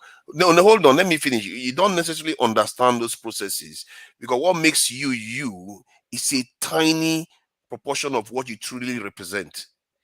You represent a something that has been passed down thousands or maybe millions of years, maybe even billions of years down the line to where you are right now. Hence why, even from the beginning of time, if you can even put it that way, I see what I mean. If you connect you passing on is a very tiny bit of you that is adding to what is already existing. Excuse me. But you see, the question we are trying to answer is, if like the fact or possibility of life after death. Okay, so at least is either we come to an agreement that there is life after death is quite different from determining or agreeing on the form, the shape of that Okay, then there is life after death. So then, but not the way people think, and that is the danger. I don't want to come here and tell people that you start thinking that there is a paradise and you're going to go and start. Let other people speak. I don't want that to happen. Please, The Nigeria is a scam. Please, just go ahead and say something. Nigeria is a scam. Please, go ahead. Fake moderator. Yeah, talk. So if you say not talk now, if you not just made up talk. The fake moderator. Okay. Yeah. Please go ahead. Nigeria is a scam. Yeah. Thank you, Father. So most of the times people live in denial. They don't want to understand the fact of life, like what my brother Mr. Oti is saying. I mean, I'm younger than you people right here. I'm 44 years. I will be 45. I'm not hearing him. I know you guys are. I know you guys are older than me. So, but what I'm saying is, like Oti said, when you die, my brother, you can come back again alive. If you come back again alive, you are not dead. We are in coma. When you are dead, you are dead. My father died. He never came back. I don't know about any other person. If you have somebody who died, they are dead, they are gone, they're not coming back again. So saying that people who died came back again, talking blah, blah, blah, is not possible. You are not dead. When somebody is dead, that person is dead. Secondly, now, when you are dead, okay, you can't know what is happening after that. Because you, as Mr. Oti, speaking right here, you are not speaking because you are Mr. Oti. You are just in the body. You are just in this body. When you die, your soul is gone. Your soul is sleeping. You don't even know what is happening, right? Your soul, that is why we Africans, we believe in reincarnation, right? When you are gone, you are gone. This body is dead. Your soul goes to another body, anywhere else in the world. Your soul might go to somebody who is Congo, somebody who is in Australia, somebody who is in Kenya, right? It's not this your body. What you are speaking and saying right now is not it's your soul speaking. Okay, not who you. owns the soul? It's Does very anybody own the interesting. soul? What he's saying Who sounds owns like the soul? consciousness. I think in philosophical people describe it as consciousness. Where there's a okay, please go ahead. I don't want It's to not consciousness. monopolize the conversation. Naija, who owns the soul? See, forget about who owns the soul.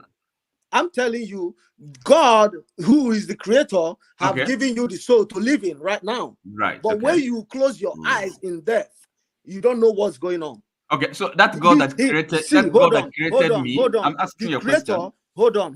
The creator takes control of the soul he has given to this body. Okay. Right? In other words, the creator. So you don't even know what's going on, right? Okay. So the soul is right there. You just speaking because you are in Otis' body, wearing eyeglass, living in wherever you are living in, right? So when you are gone, you don't know what's going on. This soul this Nigeria is a scam, man. You are quite interested for that. See, Oti, I think maybe the question should be, what are we truly? Because if we don't know who we are, how can we know what's going to happen after us?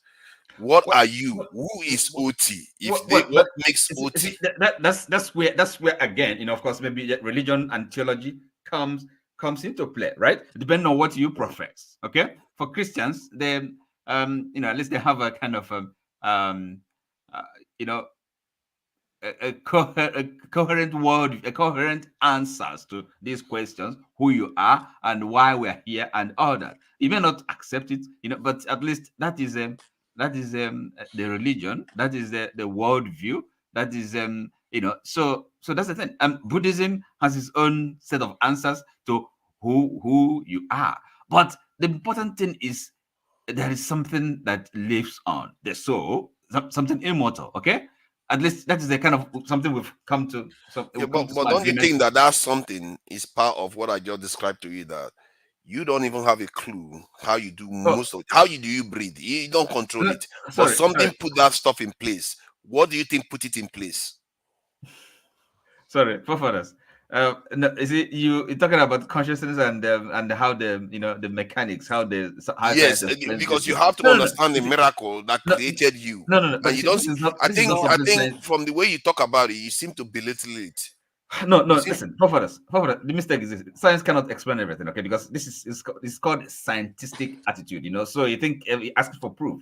No, there's no. It's not for proof. I'm trying to get you to understand the complexity that involves creating you, so that you can understand that. No. We cannot. Forefathers, I'm not even done. Anyway. Why not? You can't escape I'm not it. done. We cannot go into that. You guys are interrupting me, though. Nigeria is scam. I know we are coming to you. Don't worry. Okay, go ahead. Nigeria is scam. Go ahead. Okay, so because of what Mr. Oti is talking about right here is what Christianity embedded in him. I try to get myself. I don't deny that. I don't deny that. Okay, it's okay. It's okay. That's fine. Listen, let me tell you something, sir. Me right here. Yes. I am younger than you guys. Yes. I mean, I was a drummer in my church. I was in FAC. I was in every, society in the church, right? Okay. But I began to understand and read some certain things and understand that all these things was just a kind of mind colonialism, to make you understand and believe some certain things. Can I ask you a question? Wait. I'm interested in what he has to say. I want to ask you a question. Change it to a traditional philosopher. No, that name, Naija is scam, is rubbish. Naija, can I ask you a question? Can you tell us? Can you tell us what you read? Maybe one book you read. Okay, no, forget about what I read. Okay, if you want me to tell you what I read, have you read the book that says how to make a Negro a Christian? I have. You have not? I have not. No. Please search for that book for you to understand. Okay. Now, do you know that the first, when the Christians, what are they called? CMS, when they came to Africa, Anglican, to Nigeria, yes. Church Missionary Society, that's Anglican Church, okay, right? When they came to Nigeria, right? Do you know that they supervised every teaching that happened in Africa? Wow. The white men sat on a chair and watched the Africans teach the people what they want them to teach them. Wow. If you say anything against whatever they told you, so Nigeria's a scam. Okay, now, that's okay. It may well be okay, but that is you're talking about colonialism, okay? The missionary. No. It's different. No, it's different. Okay, no, it's different. Okay, no, colonialism is quite different from Christianity coming. Okay, that's fine. No, but they came together, hand in hand. No, right? they did not. No, they did not. No, okay, it doesn't matter. Okay, no. Why, Oti? Why are you so defensive? You're being very defensive. Just let the guy speak. He's coming from his point of view. You don't have to feel as though you're being. I'm not being defensive. I'm trying to ask you a question. It sounds like you don't want him to land. I'm interested in this discussion. Okay. Go ahead. Yeah, Saoti. Please understand me, okay? Colonialism did not come with Christianity same time in Africa. No, they never came the same time, right? Slavery and colonialism came before Christianity, right? Now, do you know that the first, that's why I asked, what's his name? KJ, the question before.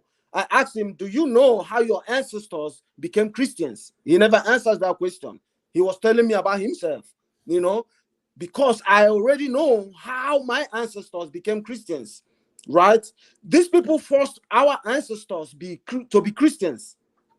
Our some of us convinced, some of us did convert willingly. They become Christians by force. See, Nigeria is scam. Some of us converted willingly. Like nobody. Ancestors. It's some of our ancestors did convert. None of them converted willingly. No. For the sake of argument, you can leave that. Let him carry on. None of them converted willingly.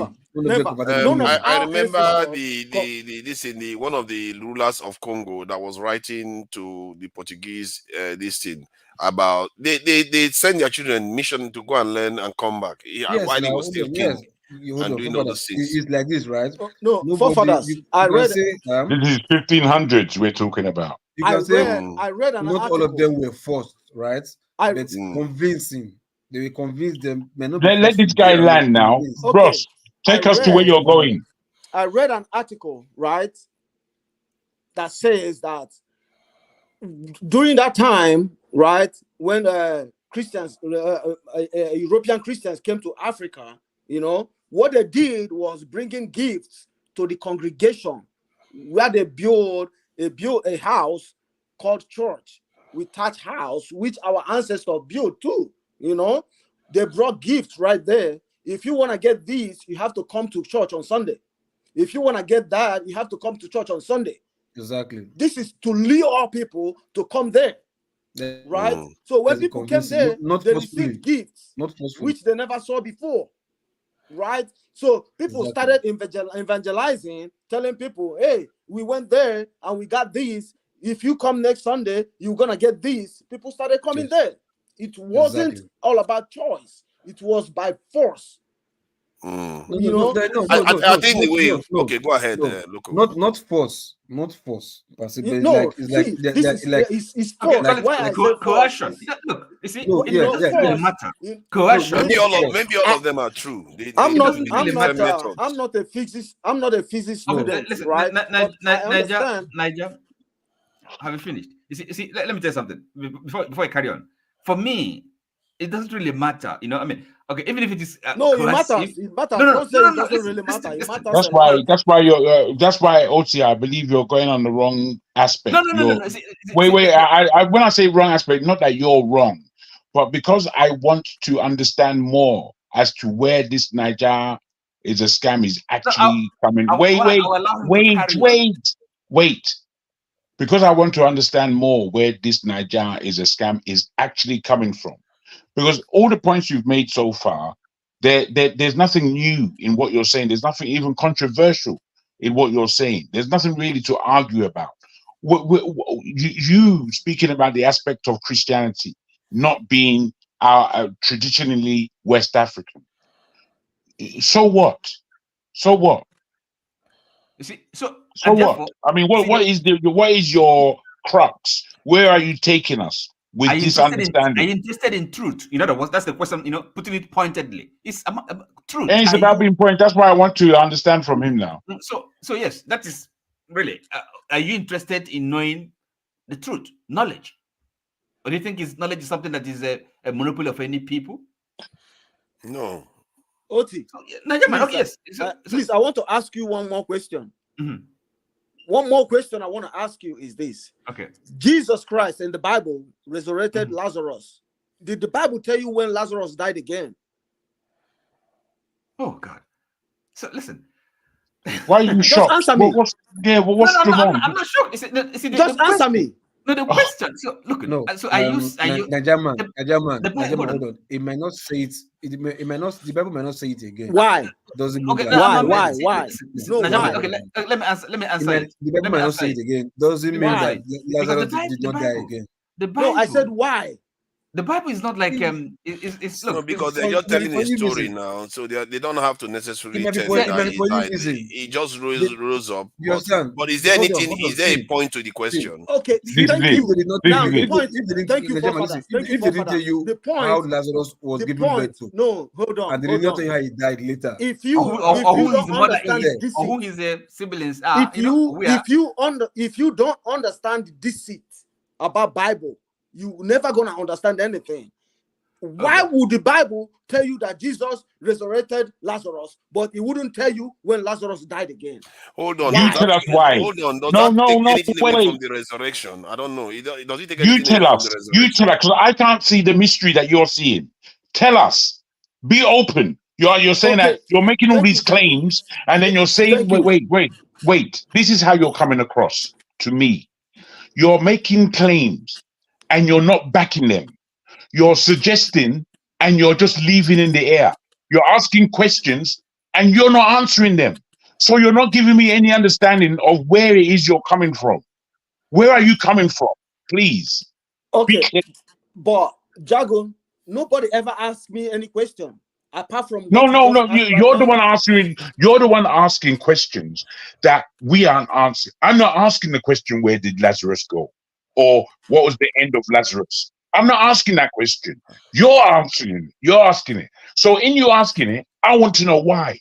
I want to understand How does it become deceit? Because we don't know Exactly. when Lazarus Thank died. you so much. Hurry up, Thank man. you. Thank you. That's why I said I've been asking questions. Nobody ever asked me any question. But you asked the question right now, and I'm gonna answer you, okay? Everything, not everything anyway. Some things in the Bible are not real. These are African stories that was transformed and sold to us as Africans. Most people know that. Right? Okay. Lazarus, nobody ever woke nobody up from death. If you are dead, you are dead. You're gone. It's just a myth. Yeah, but to say that if you are dead, you are gone. Is that the only Bruh, honestly, you've not said anything. You've not said anything I just to said me. something right now. No, bros. I'm telling you what you said and what it amounts to in my mind. In my mind, you've not said anything that gives me any energy to walk away from the Bible's teachings. Nothing. You're just making announcements. You're not making sense. And I have to put that to you. In order for you to make sense, you don't have to ask me any questions. Put forward your narrative. Let me understand what your narrative is. If you're talking from a spiritual, ethical, religious, if you like, point of view that is yours, then you let me know what your religious, spiritual aspect is. Don't tell me that I shouldn't do this and I shouldn't do that and this and that, because you have no backing for as to why. So I'm telling you that in order for you to come forward with wherever it is that you're coming from, because I don't understand where you're coming from one iota. I understand that you're asking questions, but I don't understand how these things affiliate to you and what it is that you're trying to teach us on this platform. I don't get it. Okay, So I see, want to get sorry. it. Okay, Let me come in so here. See, it's for me. My understanding is this from Nigerian, right? He is trying to like come with the narrative, like, yeah, this religion that was sold to us by white people is fake, and that we should embrace more Africanism, more our culture more than these people's own. But the thing is this, right? If you're even talking about Christianity, which of the Christian are you talking about? Is it the one before Constantine, the original one, so to speak, or the one that came after the Constantines, the King James, okay, narration, the okay, Constantine? Which one are we talking yeah, about? Because Lokopi, right now, it's hold on, okay. let me finish. Yeah, it's okay. I understand you, and I want to I'm not answer asking you. Jago right I'm now. not asking you a question. Hold on. What I'm trying to ask is that what I'm trying to say is right. Look, if we are discussing, we should be discussing about which Christianity we're talking about, because the one I that don't the one have that to. we see. Hold on first now. The one that we are seeing right now, the one that we were born into, the one that we were taught or seen or heard of, is the I one do that I not. think was. You wait now. Make I talk. Jesus Christ. The one I think that we are all seeing right now is the concocted one, is the adulterated one that is different, if not 100% or somewhat more than 50% from the original one before it got to Rome, before Paul came into translation and all that stuff. You understand? We should be talking about that one, because the one we're talking about right now is the one that came after Paul or Constantine or King James or whatever. That is the one we know of. That is the one that has been printed in the Bible. You understand? Nobody is even talking about, okay, why not let us look for the one in Ethiopia and see if it's the same with the one in we know right now, the conventional Bible or Christianity. Why not look for the one in even the Greek or the Hebrew version or the Greek version, the original? Let's compare to see if it's the same thing with this Constantine or Rome or Vatican type of or Catholic type of Christianity. You understand? All we are arguing about now is the new Christianity, which is the one after Rome, the one from Rome, the one from Paul, the one from Constantine, or what's it called? The King James. King James. That's the one we know of right now, and that's the one we are saying is fake. That's the one we are saying it contradicts itself. That's the one we are seeing many loopholes. You understand? But the one that came before that one, we don't even know that one yet. Okay. So we may be right and saying this new one is wrong. We may also be wrong and generalizing that Christianity itself is wrong. While meanwhile, the original Christianity is the one before Rome, the one before Paul, the one before Constantine. That might be the one that is right one that we don't even know. We are still yet to discover. Okay. So, okay, Loco P. Yeah, I'm not talking about Christianity because I don't want to talk about Christianity because I don't even believe in Christianity anymore. Right? My ancestors, your choice. my ancestors were forced to be Christians. There was no Christianity in Africa when we had the name Okechukwu, Chukwu Neka, Chukwu, all those Chukwu names, right? Even such names apply to Yoruba, origins. Every other origin in Nigeria, right? Ethnic groups in Nigeria. But what I'm saying is, why would the Bible point out to you that Jesus performed miracles, never gave you the end of that? Why would the Bible tell you that Jesus resurrected Lazarus from death, never told you when Lazarus died again? As we are living in this earth, nobody have ever rose up from death. Nobody. Why should you believe all that? Nigeria scam, just like I said, right? The questions you are asking right now, these are questions, not only the question you're asking, there are too many questions that people are also asking. He's not asking any question. No. I've listened though. I've listened. Wait. What you say, like, you say, why is it that allow the conversation, local, allow the conversation. He said something. I'm just counting what he said now. So we are still conversating. But like the question is asking of whether he says he doesn't believe Christianity, that is his choice. Now he's asking why they told you about Lazarus' miracle and they did not tell you about his death or whatever. Like I said, there are too many controversial questions in this recent type of Christianity that we're seeing, which is the Bible. The thing is, my brother, you understand? The question, you are right to say Christianity as a whole, where we don't know the origin. The question is invalid. That's where it comes from. The question is invalid if you begin by saying, I didn't come to talk about Christianity. I don't believe in Christianity anyway. And then you're asking questions. Then you're asking questions about what's within the book. You've invalidated yourself. If you don't want to talk about Christianity, don't talk about it. Oh, okay. What you should talk about is where you are coming from. Oh, okay. Because Christianity, there's okay. The people who believe in Christianity that you don't believe in, they will break down to you all the questions you want to answer, that you want to ask. They will tell you in no uncertain terms.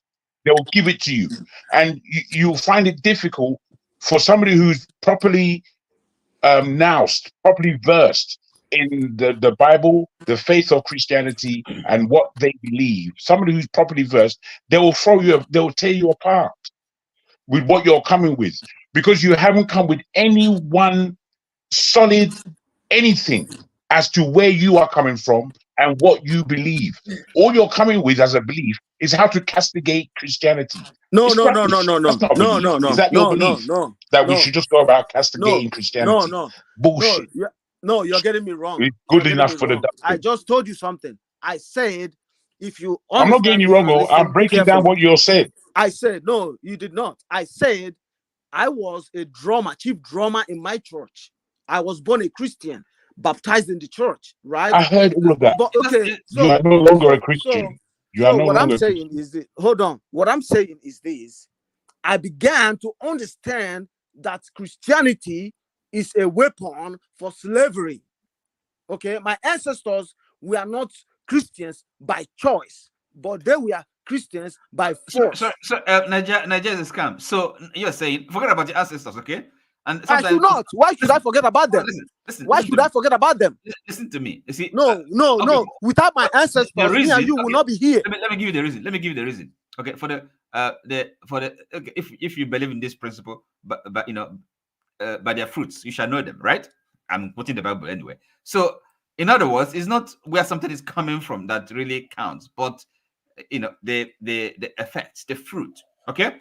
So, and again, there's knowledge and truth. If you're interested in these things, that where is the fruit gonna come from? No, I'm trying to make the point that does fruit come by itself? No, sorry. Look, as I quoted a saying, bro. You see, Oti.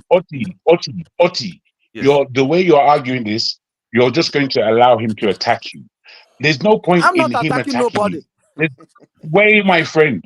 There's no point in any attack.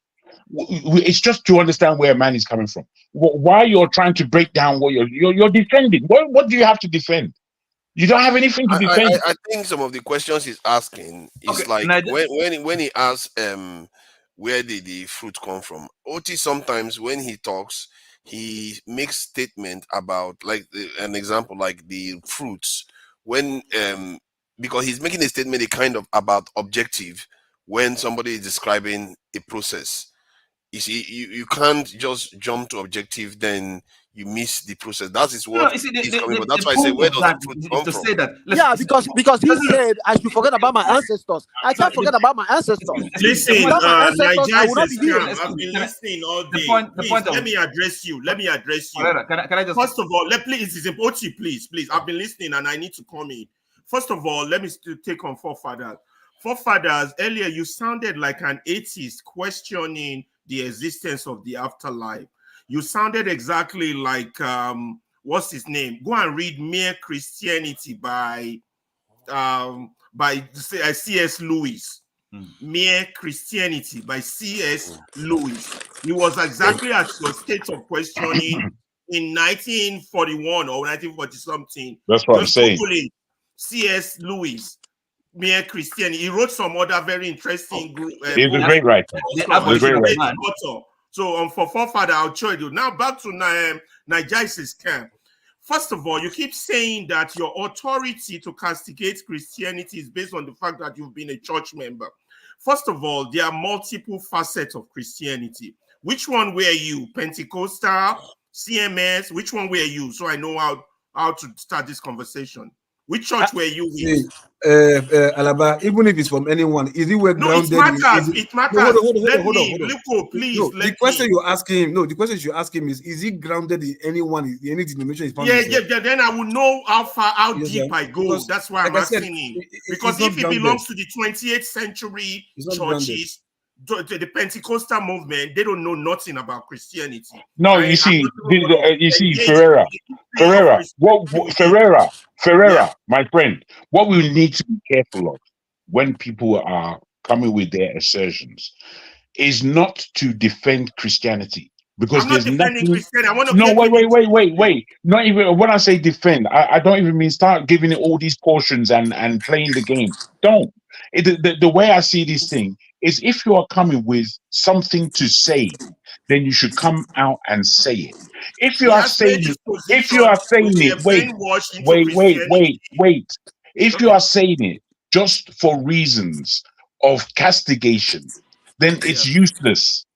Because I'm trying to get him out of the castigation. I want to get. He's arguing that he's not here to castigate Christianity. That's why. Well, that's what he's done.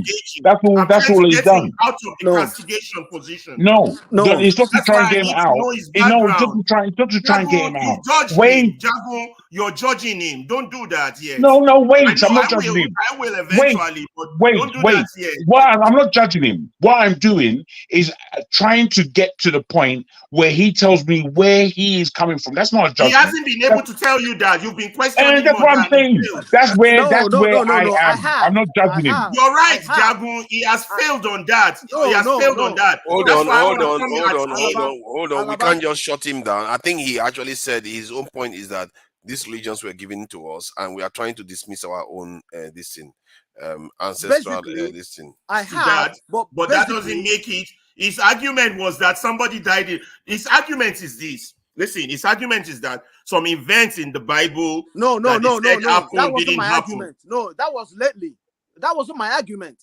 Okay, what's your argument? What's your argument? Alaba, listen. The argument that Christianity is not real, or thank you. And that's what argument is all about. You won't be the first to make that argument. Several authors, several historians. He's making it now. Alaba, can I ask you the question? Let me counter him. Let me counter him a little bit. Alaba, hold on. I've heard your point. Hold on. No, you can't. You're saying that Christianity was made up. That's your argument, right? It's not real. Now. No. You are not.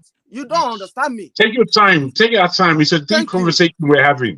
Let's take our time. Use 1 minute to explain so that he can summarize your this thing, please. So the truth, I'm not castigating Christianity. When you say you are castigating something, it means you are against something. No, I said, was our ancestors Christians before Christianity came to Africa? You're not saying anything new. Jago already told you that. Answer the question. It's not fair. You just do what you do. I asked you a question. I said, was our ancestors Christians before Christianity came to Africa? Of course not. Everybody knows the answer to that. So why can't you, who are defending Christianity right now, go back to what your ancestors were? We just want to correct errors out there. We're not in for or against, but he asked a question. I don't know why we don't listen to each other. He's asking a specific question. Ask the question again, please. I said, was your ancestors Christians before Christianity came to Africa? No, he has a second question. Second question. Let me put it to you. Hold on, Jago, hold on. Ask your second question, please. That's the second question you asked. Yeah, the second question I asked was that when Lazarus died, and Bible recorded that wasn't the second question you asked. You asked a question about why you went from our ancestors to the time of Jesus, right? Is it because maybe I forgot. Please refresh my memory. I think it has something to do with why didn't you not go back to what your ancestors were worshiping? Thank you. Exactly. So that's a matter of choice. It's a matter of choice. Exactly. Where you going with that? Let him ask the question in his own words. Okay, ask the question again, please. Okay, now I understand what Father was saying. So, if anybody has a choice to worship whatever they want to worship, don't condemn anybody. Nobody's condemning anybody. No one condemned anybody. Maybe he's speaking from the context that Christians in the South attack traditional religions. Which Christian? Which one? They call them pagans, and they see them as backward. And no, in the South they do that. In the Southern part, which South? They attack traditional religions. No, Christians do that too. Christians do that too. Yeah, where do they do that? I'm hearing that for the first time. Nigeria. Look, can I come in very quickly? Just to put this on a balance. So the back and forth. Wait, local P, please. What we need to do here is understand ourselves very well, if we can. In that, what forefathers said has relativity. In the tradition of Christian faith globally, says this is the one and only religion. You can only get to the other side through Christ. That is the determination of, in a snapshot, true Christianity. Now, in this, we have been taught by Europeans who brought Christianity to our shores that our practices were dirty and filthy and full of bedevilment. Now, sorry. So that is a course that is real. So we're going from that aspect, and we are trying to entertain Niger is a scam's point of view as to what he believes and why are we still Christian, I believe is what this contention is about. So if we can go from that kind of aspect, I think we can stop squabbling and put our thoughts forward. So I would like to put this back to Nassar Rahmaan to let us know precisely what his beliefs are and what he believes before talking about Christianity again, if you can do that for us. But it's his belief, not his personal problem. Thank you, Jagun. I believe in traditional religion. That's okay. Okay. Your choice. No wala. I believe in the God of my ancestors. That's okay. Your personal rights. No That's wala. all. Case closed. Whatever you believe is Ferrari, let me address the point that you said that I was sounding like an atheist. First of all, I did declare that there's a creator, and I think there were two things wrong with your argument, forefather. One, you believe that science can tell us everything about no, what I we don't know believe about that. life. I never said so. Science cannot. There are some mysterious things that science defines. But I never said so. That's no. You were arguing in that perception. Yes, he was asking for proof. I said you were asking for proof. Yeah, you of were course. asking for there are things on this matter of earth fact, that you can't find proof for, but yet But if you cannot find proof, then you might as well agree that it's speculation. That's not true. Love is not speculation. God is not speculation. Several things I can tell you is not speculation, but I don't have proof for it. There is proof. Of course, there is proof of love. What are you going on about? There's proof of love. But when you say there is life after death, there is no proof. No. Prove it in a laboratory. Do you know what proof is? Yes, we have. You can express it in a lab. Life is also laboratory. It's a form of life. You can express it. You can. I'm not going to go back and forth on this argument because it's not going to go nowhere. Can we you are making assertions that are just mixed. No. You can't say there's no proof of love. There is, but there's no proof of afterlife. Clearly, there is none. It depends on what you mean by there is not. But to the Egyptians, yes, there is. To the Hindus, yes, there is. You're just here talking. You haven't gone around the world to see world cultures. To the Christians, yes, there is. You understand? There's so many world cultures that you don't know about. No, Hindus do not. Hindu does not believe of the non-existence of something you don't even know about from your own myopic perspective. My brother, when somebody's dead, they are dead. Nobody's coming back again. That's your argument. That's your argument. There was a true life movie I watched called The Zombie Powder, Serpents in the Snake. It's a powder produced in 80. It's a pharmaceutical powder that sends somebody to a zombie. It's a movie. I said a true life story. What part of that it's a movie. Nigerian scam. The chemical content of that thing was tetrodotoxin. That chemical still exists and is still under research. Let me tell you, there are cultures and things in this world you guys don't know. So are you saying that stuff creates zombies or something? I don't understand. Forefathers, listen, there's things in this life, right, that we don't even know 1/10 of.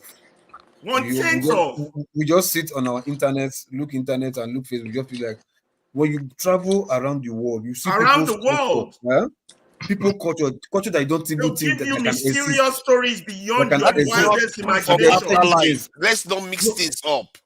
What I've just told you. Not because you see various culture doesn't mean there's proof of afterlife. No, hold on. For you, there's none, and you don't know more than Nigeria and London.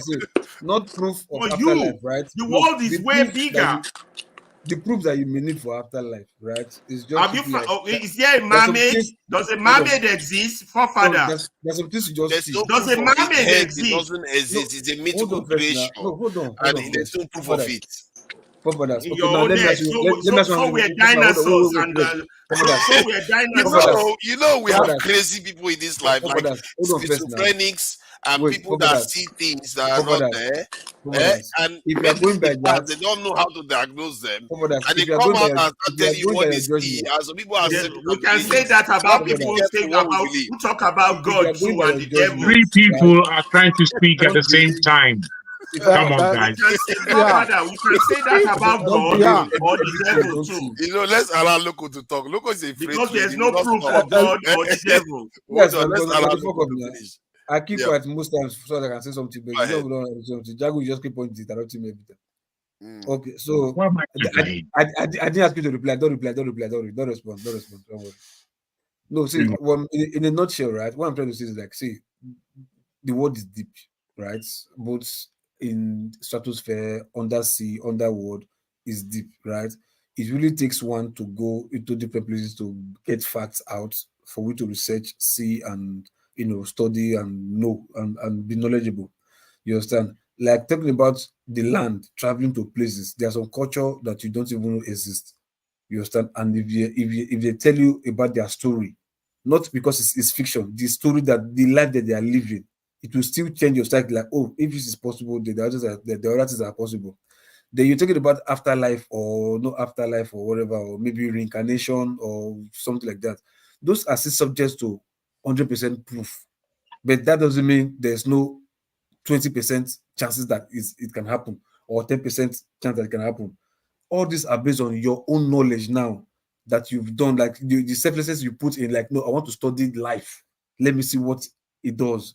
You understand? When you see people telling you, oh, I can disappear from here to here, I can take something or eat something or chant something, I can disappear from here to here. You understand? Villages will tell you, yes, it happens, that they can do it. Which doctors or whatever, what they can do it. But because you've not seen it, you understand, doesn't mean that it doesn't exist. You can only hold what you see. You cannot hold what you don't see. But that doesn't mean the existence is not there. Okay, hold on. Oh, okay. You get So my point? just because, but don't you think that something you want 8 billion people to believe, no, there should be belief, there should be proof? Why can't you let him finish the question? Now, where you are wrong is, excuse me, local P. Let Father finish his question, man.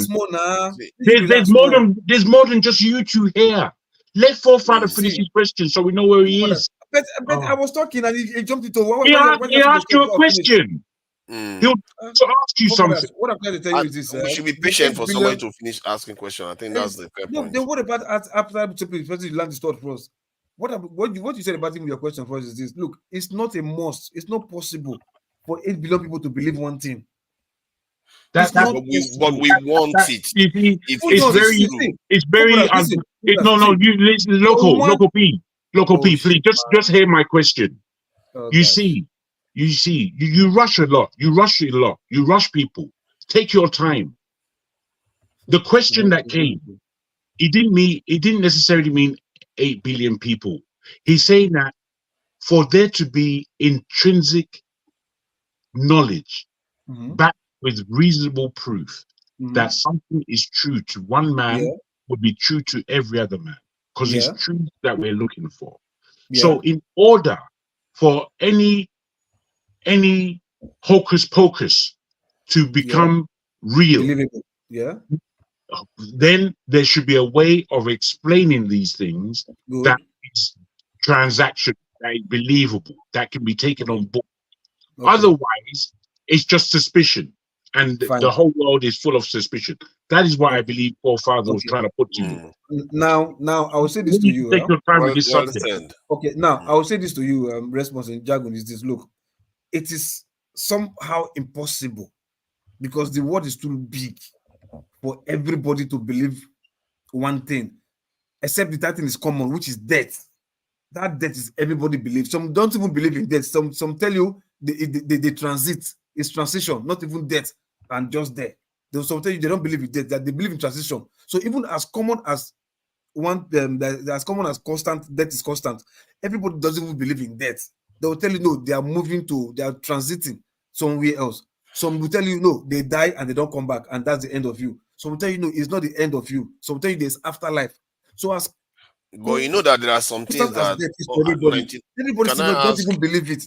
But is there? But you are sounding as if that there is something that most of the world don't agree to be true. Like when we're talking about most, we're talking about 99% of people believe it is true. You know that there are some things people believe is true that exist. Some people believe that water exists. Are you trying to tell me that 99% of people don't believe that? No. Hold on. Look, see, when you say water exists, you are talking about some physical things. Everything you see is what you see. Okay, so things that are based on speculation. In other words, science don't prove everything. UFO, does UFO exist? I ask you again. Does mermaid exist? That is based on speculation because it's not repeatable. But water, everybody knows water exists. That is different. You can only believe what you see first. Bros, that doesn't mean that things you mermaid doesn't exist, but this you've not seen are not believable. Different cultures. Yes, if it's not believable, but you have to understand, you cannot put heavy weight on it when there is no evidence for it. Yeah, so some things you're like, okay, like I said, now you say man-made, right? So you're saying the only thing believable are the things science can prove. Is that your position about life? Something that there is evidence for. Is it everything that exists on Earth that there is evidence for? You could be crazy to believe that something there is no evidence for, you just believe it for the sake of it. It's a form of this thing, believing in something that you yourself be crazy to an extent. You can't just believe stuff. There has to be reasonableness of this thing, evidence for it. The reason exactly. So let me put this to you. Let me put this to the table so that we have an understanding. Yeah, Ferreira, I must put this to you particularly, especially when it comes to the word belief. You see, reasonableness is of the highest importance. And when we go into the matters of mystery, that's where things become difficult. And where these things become difficult, there should Nigerian scam. If you want to drive, you leave the system, please, in case you don't know. Yeah. You know, he will go back. I'll put him backstage. Okay. Yeah, that's fine. Where mystery is involved, and where mystery is involved, that's where the spirit goes deeper in order to touch that mystery, to touch that truth, to touch that, to have that experience. Now, there are many experiences that human beings have that they ignore. There are many experiences that they won't share. There are many experiences that they are afraid of. And within this paradigm, it is only when two people share the mystery they've been going through that they don't want to believe it themselves. But now when they have shared this experience that they have both had, which is very similar, if not the same, they are able to learn from this experience, and sometimes they are able to defeat this experience. It's something that happens in life. Now, I put that forward to say this.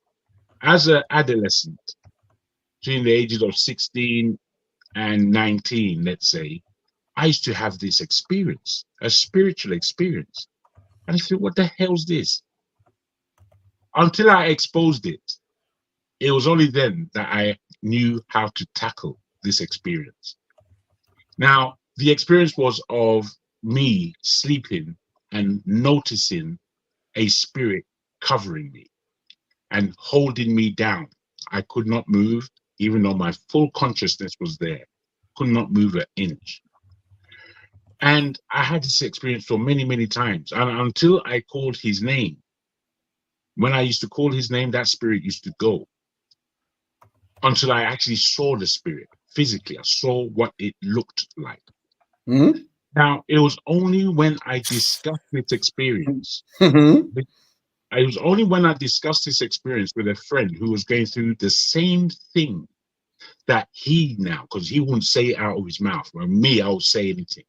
He wouldn't say it. But because I was discussing it, he said, oh my God, that happened to me. That's been happening to me for 5 years. And it's so frightening. I don't know what to do until I told him. And when I told him what to do, the thing ceased from happening to him.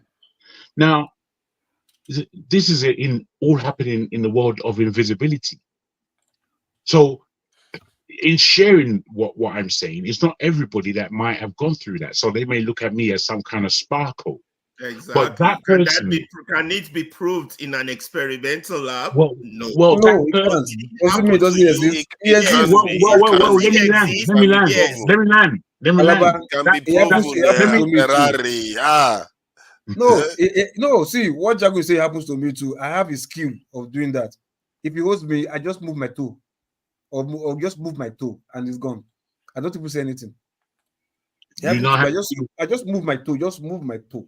All I'm saying is that experience, to those who haven't had it, how do they now believe your story or what you're talking about? Yeah, but it doesn't correlate with what he's saying. He's saying if you can't prove it, it doesn't exist. That's why I'm asking you. Did it happen to you? Yes. There's different types of proof. It's not just scientific. Two people's that's word. The only one he believes in, and that's two people's word.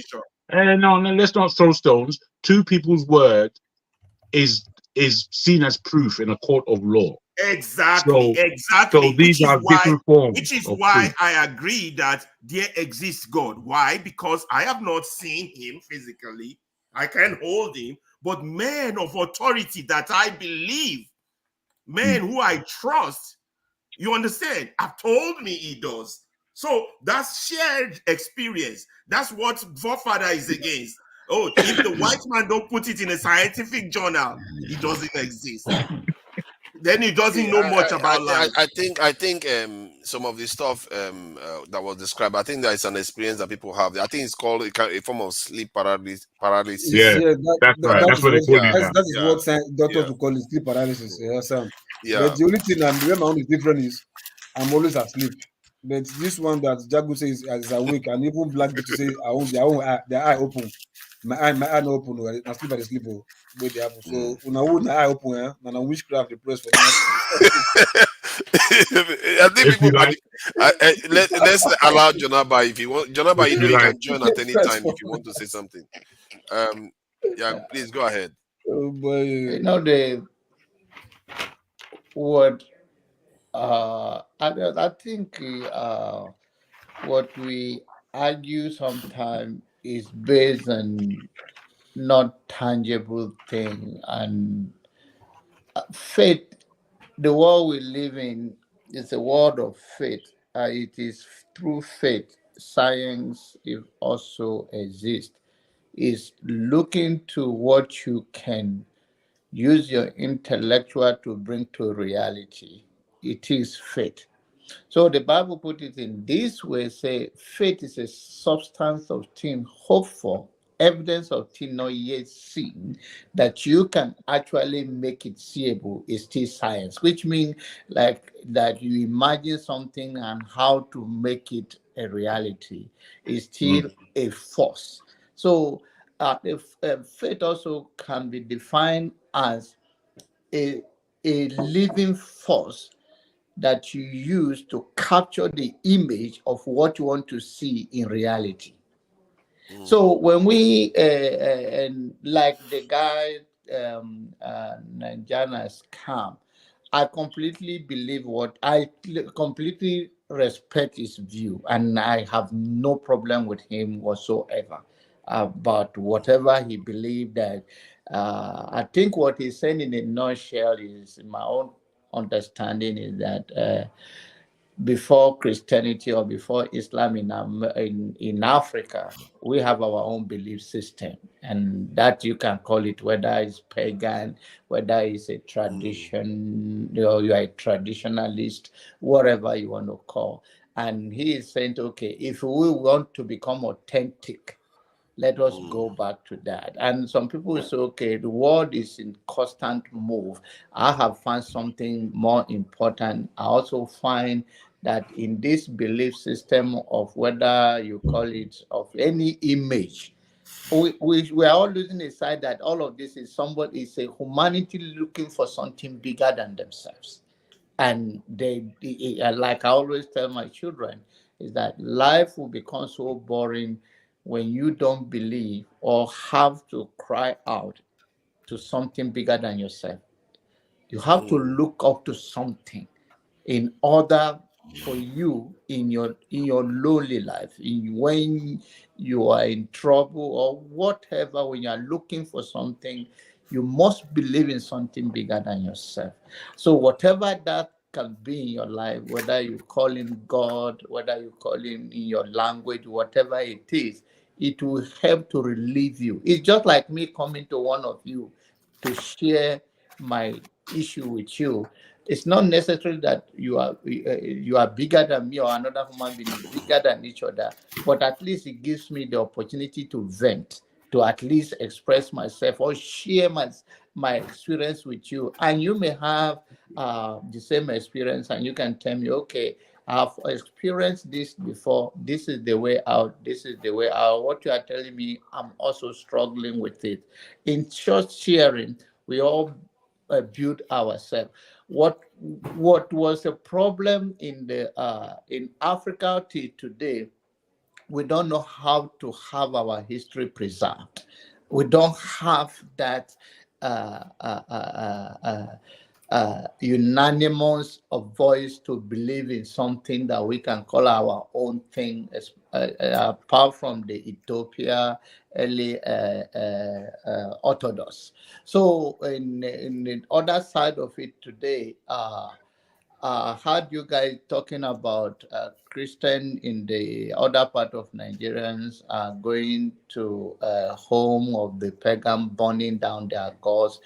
I don't think they do it forcefully, but maybe they convince them that, okay, give your life to Christ and let's burn this. I think I've seen that in a remote village whereby people can say they're evangelizing and they go to the house of those that are idol worshippers and told them that, okay, give your life to Christ, and convince them, not forcefully, but just convince them, and they exchange that. And the world is changing. One thing we all should wrap our head around is that there are other languages that were stronger and more popular than English language before. But now English is one of the most popular language in the world right now. And of course, we have other languages and all of that, French and other things. But then we all have to believe that this world, immigration is part of life. We all move from one place. As you are moving, you encounter different gods, you encounter different people with different belief system, and sometimes you can go there and you find peace in those things. You say, you know what? Even I've seen Christian that converted to become a Muslim, and I've seen Muslim that converted to become a Christian. So a faith issue, to be a decent human being, to look at things that what is my worth, and if I have this value to myself, I also want to have that the same respect for somebody else. And that is what have killed the black race around the world. It's not that people have not encountered slavery all in any part of the world, but make our own so unique and pitiful is that we wrap ourselves in this world of bitterness and anger without channeling those things to be productive and preserve our own originality. And the next generation will come. Are we still going to be like this in 100 years to come? Imagine a world where, by God's grace, you and I are not going to be here. What will be the black race? Where will they be?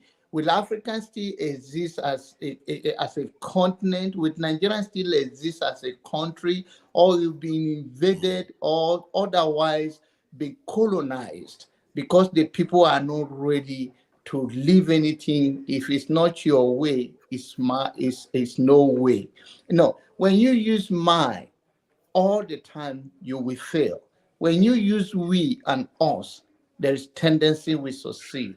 But that mindset of ego of a black man, if it is not your way, we cannot see truth in another thing. We cannot look at things from another perspective and come with a convincing side of it. Okay, for now we can go with this. Even in science, there's a lot of stuff was done in the lab over and over and over and tested. But we see going back and forth with each other. I am better than this person. This person is better. My way is better. My belief is better. Jesus even said it in the book of John. He said, I have a flock that is not of this fold. You see, so he was telling the Gentiles, even now that you believe what I am telling you, there are still people who does not believe what I'm saying, but they are still the same my people. If you want to go in that this thing, so it's weird that we think that somebody in a Christian will come and tell you, so Jesus said, I'm the way, the truth, and the life. No one come to the Father except through me. But the same Jesus told you that I have a flock that is not of this fold. So all of those things, we can be a decent human being by creating a pathway for the next generation to have enough electricity, infrastructure, our own way of life that the world can envy, because the reality is that African land is the most richest land on earth, yet we are the most poorest people on the surface of the earth. I think I agree with that. There's this thing that the Japanese call kikubari. Is translated to be considerate of others. I think in society, the whole contract of having a society is taking other people into account and division of labor so that we can be able to progress as a people. And whoever started that invention, it was a great invention because it's led to the success of human beings being able to exist in this world in this capacity where we can determine the fate of the planet even. So that it tells you that when people work together is their greatest, they are existing in their greatest self, in their greatest manifestation of life. And we as a people have moved away from that and become too individualistic, and because of that other people are getting one over us all the time. And until we start returning back to not putting ourselves, our own personal convenience first, then we are still going to not be able to manifest ourselves in our greatest power. That said, though, and go ahead if you want to say something. Yes, thank you. I like where you put it and how you put it. But I'll take it elsewhere and see if there's any other paradigm that you can bring that is similar. The act of doing for others is a real act of humanity. We do for others and it gives them pleasure, and there is pleasure for us in giving. In fact, I would argue that there's more pleasure in giving than there is in receiving, as much as it's great to receive. I would also say that it is within the, for want of a better term, Christian tradition that God initially, or Hebrew tradition, God initially, we spoke one language as the human race. And then through Nimrod, our languages were dispersed right across the different languages because we were trying to attack God. So God was laughing at us and made us separate by giving us different languages. Now, in the fact that he gave us different languages, it's not that he wanted to separate us, apart from separating us from being clever enough to join to attack him. What he now put on the earth is Christ. And as he put Christ on the earth, he asks us as humanity to gather under this oneness, come together under this. Now, I only say this not to speak up for Christianity. That's not what I'm doing. But I'm asking, leading from what Forefather has just said, if we understood what he said, which other faith, tradition, culture, people have suggested righteously that we should come under one banner and enter into the promised land, as it were? I don't know of any other faith or humanity that is telling us that. I'll open it there. Okay, can I just add to what you guys are discussing? It's interesting. Now, yes, because Jagun, you're right. Christianity, and that's the reason why Christ is described as lumen, light of the world. And I mean, with the coming of Christ, of course, we know that's if like the beginning of more or less time, because in the ancient world they didn't see. I mean, they had quite a different concept of time. Okay, but then let me refer also to, since we're talking about paradigm. Okay, now you discover that in the Aristotle, Plato, they talked about this res publica, public interest. Okay, so even Cicero, okay, the idea of res publica, public interest, and when you come to Catholic, well, the Catholic, if like theology, we have it as the common good. So this is that is really, this idea of what the unity of humanity, and what it requires is self-sacrifice. So this we have to realize that this in the philosophy of individualism, that is everybody is one, is war of everyone against everyone. It's really something that is modern, when you have to think about John Hobbes. Okay, so before then, the classical period, legal philosophy and political philosophy, society or the police, the political community is about the interest, the common interest, the general interest of everyone. People have to kind of look after each other. It's not all about your interest, your selfish interest, individuality, and all that. So and of course, as Jagan rightly pointed out, Christianity is like with the coming of Christ, this is kind of brought into the modern world. But since history is not something that is straightforward, it's so after that, then of course, and we're still having the struggle. Is our life is never, our existence here is never meant to be, if like perfect. It's never meant. It's not our permanent home. And we're pilgrims. We're not pilgrimage. So that is the way I look at it. Mm. Let me just add to this.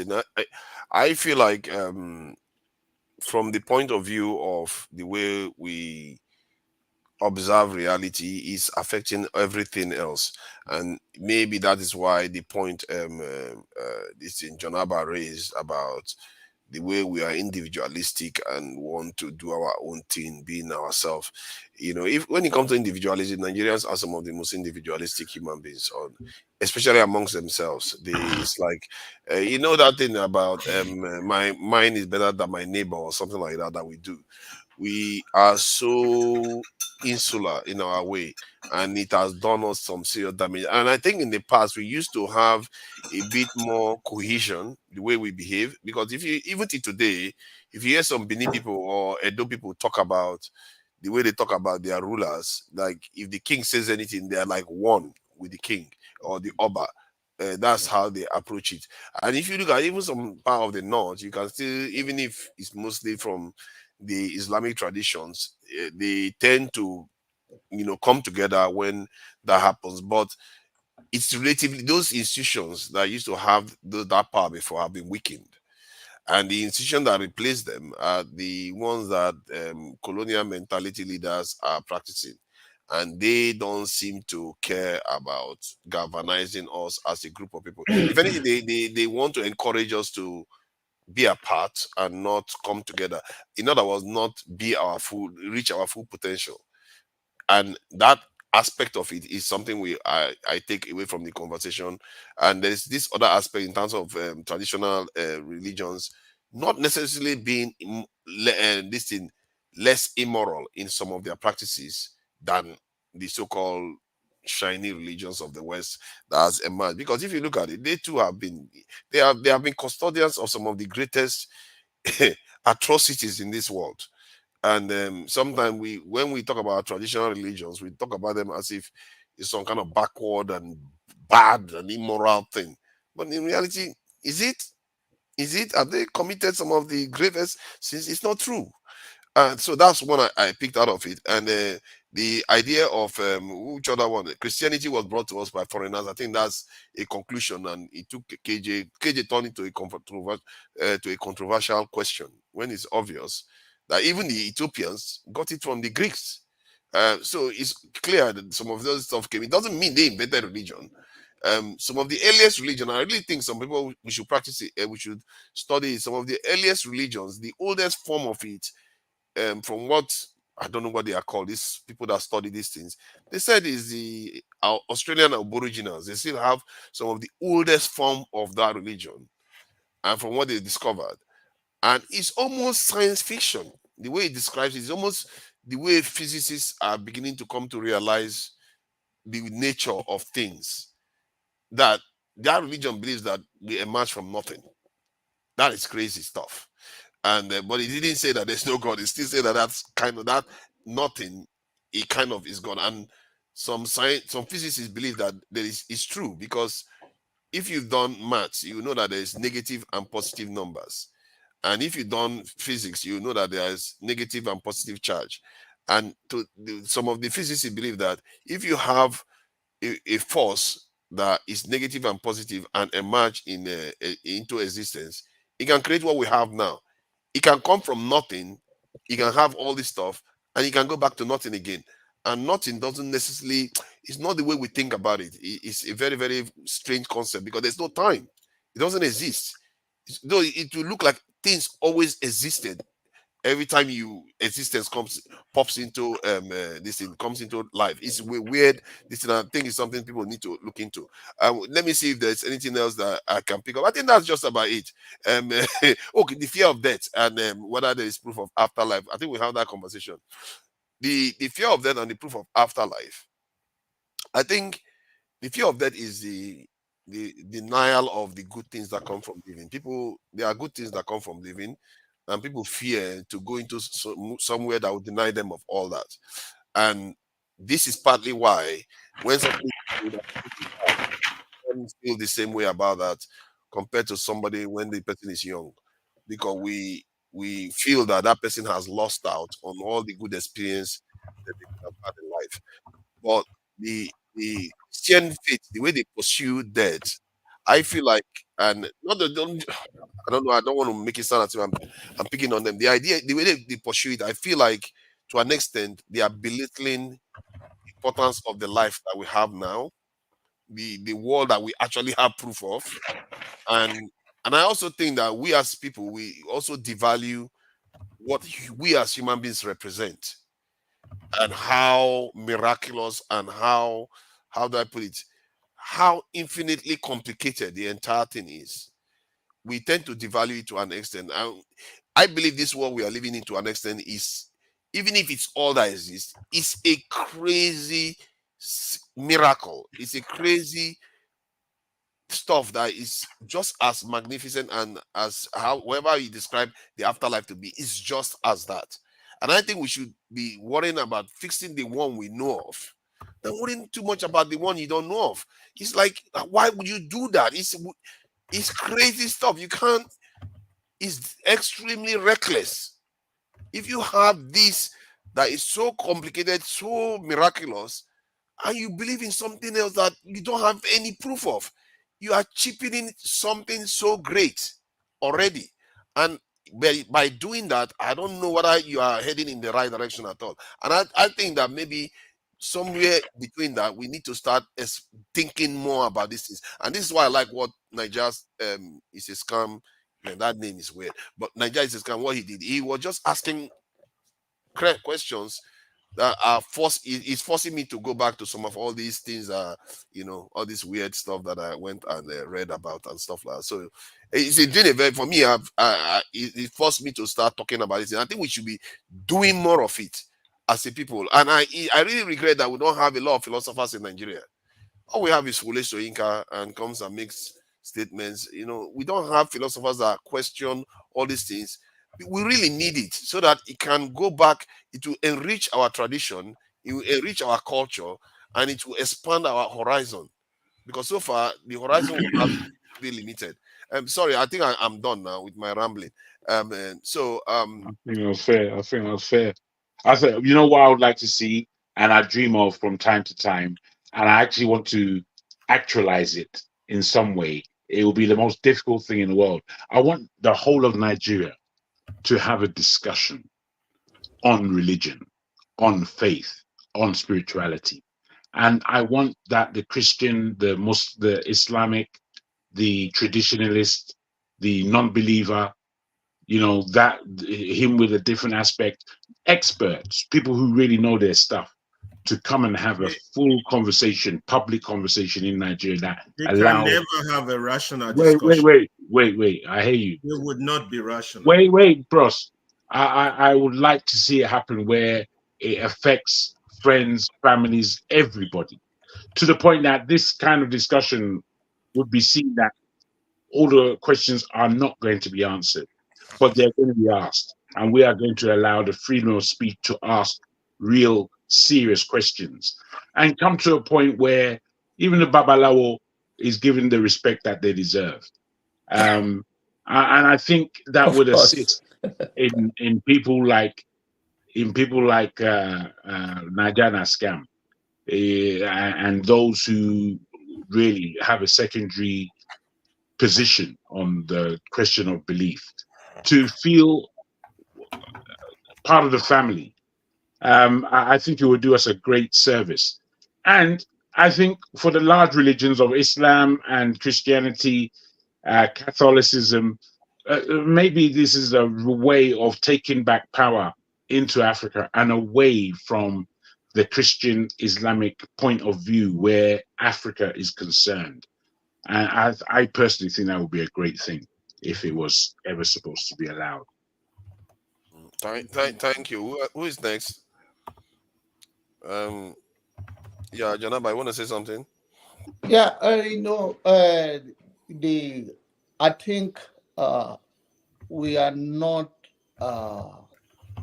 a people that really, not everybody that's really open to try something new or open up to accept a new thing, or even if that thing is old that they tell you about, to say it's okay if I can have a conversation or get to know it better. I think we are afraid so much of everything that we don't try or what we've been told that stick with us. And I understand that change is not that easy. And I also understand that just like we are promised of heaven and glorious in, but nobody want to die even at old age.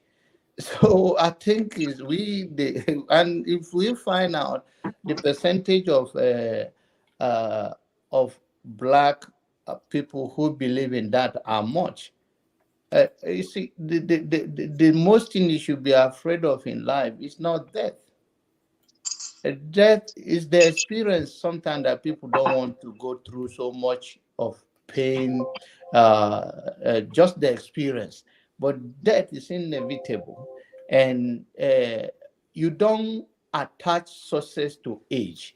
That because you live for 100 years, it make you live a fulfilled life than 50 years old person or 40 years old person that died. That is not how it should be. It's a fulfill of life. People like Martin Luther King and so many other people that have died, they will wish to live longer, but they fulfill a purpose in their life, even by giving their life for others. And that is what we lack in our place. Nobody want to go through the pain to bring the general change.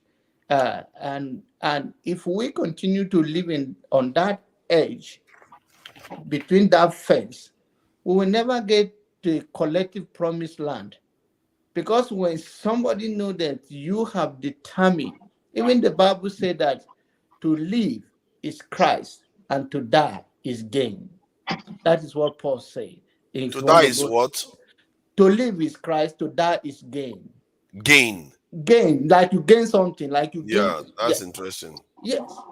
So, but oftentimes we've been taught about all of those things. Some people now deny themselves of the pleasure, the good thing. And even if you go by Bible way, it says, let it be on earth as it is in heaven. Let thy kingdom come. But you have seen people who have been taught that to live a wretched life here, I'm hoping for a heaven, is a way of life. so you see that we have a lot of damage have been done, and this thing they pass it to their children. Some of them, if you see their dressing, is a very, very backward dressing just to portray that I'm waiting for heaven. Some of them will say, and And I think it's also the religious leaders and the politicians in Africa and the elite have used it against the people very well, because you are giving them a hopeless hope that you tame them to live to their own God-given potential, promising them of life after death, but they are not fulfilling even scripturally. As the Bible says, that you should prosper even as your soul prospereth. The Bible says we should prosper even as our soul prospereth. So in any time a nation locked up millions of the youth for whatever, for their selfish or manipulation or for bigotry, they will end up reaping what they sow. Because the world you are living, there will be a time that the people will be between the rock and the hard place, and those things that you think you work so hard for your children and your immediate family, they will not enjoy it in a safe, under the safe heaven when millions are suffering. There will be a pushback. And that is what Black people don't see. We don't see that when we created a enablement environment that everybody can strive and nobody can stop each other, then we can have a better and healthy society. Rather, you think that I pass my neighbor is a way of life. Yeah, there was it's funny, there was this guy that was saying that something about when man discovered hell on earth, when man discovered hell, he's found his heaven on earth. That now he can suffer all the punishments on earth, contemplating the punishment of his tormentor in heaven. And so so it's a weird thing. In other words, what that person is trying to say, that you cheapen the value of life now because you are thinking of what comes and that you don't have any proof of. So human beings are strange, some of the things we are willing to do. And those people endure hardships to get to, just because they believe in something out there. And I don't the question you asked about meaning in life, I think in the end, the meaning of what our life is worth for the greater good of our people, which technically is also us. What that good, how is it linked to the meaning in terms of religious, the spiritual, divine aspect, and that it's almost as if there's a division in it. For me, I try to feel that, I try to think that they are all linked, and this idea They that we are all divide linked. them is not. It's a bit of it's not a good The idea to way do that. the way I see it, forefather, when I look at this question, because it's deep. You see, when you're a child and you're going through, you go your first day at school, and you know because of your older brother or sister that you have to go through the kindergarten, then you go to the infant school, and then you go to the higher infants, and then you go to secondary school, and then possibly you go to university, and then you're in real life. That whole time of our adolescence and childhood, that suggested that if we work hard now and be good at school, we should be able to get into a good job and further our lives. Now, if you look at childhood as our existence down on earth, and heaven be the employment that we gain when we reach adulthood. Now, those of us who worked hard at school and did our thing, we know that when we came of age, the world was really our oyster. We could pick and choose. We can go where we want. Alternately, we know that if we didn't do as well at school, or if we did poorly at school, when we come out to real life, our choices are limited. And we then have to work really hard in order to make a success of ourselves. Or, unfortunately, we're going to be leading a life of crime and all kind of skullduggery. This is a reality that I've thought about many, many times in my life. And, you know, whilst you might say that looking at our futures, yes, and what might transpire at that time, is there life after death and all these questions, I put it to you that it's not about cheapening life after death. There's no human being that just wants to die.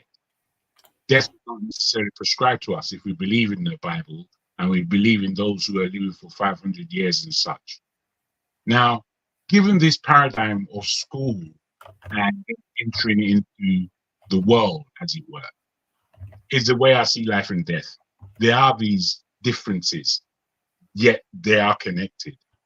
And we know that before we are resurrected, if we like, into the afterlife, that is going to be a reckoning. Your exams sheet is going to come out. How well you've done in life is going to come out. You know, I remember at school, in front of the whole school of 500 students, you know, the private school, 500 students, everybody's year work was read out. Everybody's exam result was read out. In front of us. So if you've been mucking about the whole year, you're going to be riddled because we were a school of articulation. So you will be riddled if you did poorly in your exam. It's the same with life, I believe. Even though we've constructed this thing, it's been constructed from something. So that's how I give it relevance in my mind. Does death actually hurt us anymore after death? I think that's one question that was put forward. That the submission was that death doesn't hurt you. Is the idea that you lose some good experience in life. You know, as the example I gave before, where people, if somebody's elderly and they pass on, people don't feel too badly about that. But when a young person passes on, because That's they right. missed out on some good experiences, so that's why people feel sad about it. But death in itself, once it's happened, it doesn't necessarily hurt us. And that from the point of view of how we look at life and that everything stops, it means that even when if you don't feel anything and time doesn't exist for you, when you wake up, when you come back again, from the point of view of consciousness, it's almost as if you just blinked and woke up and you existed again. Like sometimes when you go to sleep and you wake up, in some days where you don't even dream at all, you wake up. When you wake up, you don't realize what happened in between. You just wake up and carry on with the same consciousness that you had. That could be 1 billion years. It doesn't even matter. It's the same thing that will still occur. So I think let me just divert a little bit. That was an argument somebody made about consciousness itself. The person was trying to propose that maybe consciousness is one of those fundamental aspects of the universe itself, that when people pass on, it remains, but just because it doesn't exist, whenever it pops up again within time, then the person or the consciousness emerges again. It just seems as if it's always been there, but in reality, just like we don't know where we came from, it's almost like we didn't exist. That's what happens when we go. Then when we emerge again, we are emerging in the real in the world again, and maybe that's what just happens. And some people interpret it as reincarnation, but some of all these things we are trying to describe something that we don't necessarily have a clear explanation for, and maybe we will never do. Or the language for. Yeah, exactly. But there's a deep truth in there. Like even all this religious stuff that people talk about, I don't dismiss them because there is some truth in it. It's just that the explanation is not necessarily accurate. The way people used to think that air exists, but we don't know what it was until we find out what it was. And that is how I think the way religious people interpret religion and their concepts are. They are interpreting it based on the tools they had at the time, and it doesn't necessarily explain it well in terms of the knowledge we have of the world right now. That's why it looks like there is a difference. Maybe in the future they will have a better way of explaining this, so that we can get a better idea of what is happening to us. You see what I mean? So that's that's all I got on that one. So yeah, this whole thing, when you are discussing things you don't know, you can't act as if you know it. It's just one of those weird topics. This is the level where we are all humble. Yeah. we're all in the dark on this one. Yeah, we're all humble, man. Nigeria is scam. What does that one mean? Nigeria is a scam. What do you mean, sir? No, don't mind him. He's one of those people that has watched so many of these. Let's mind him. Answer the question, my brother. Hi.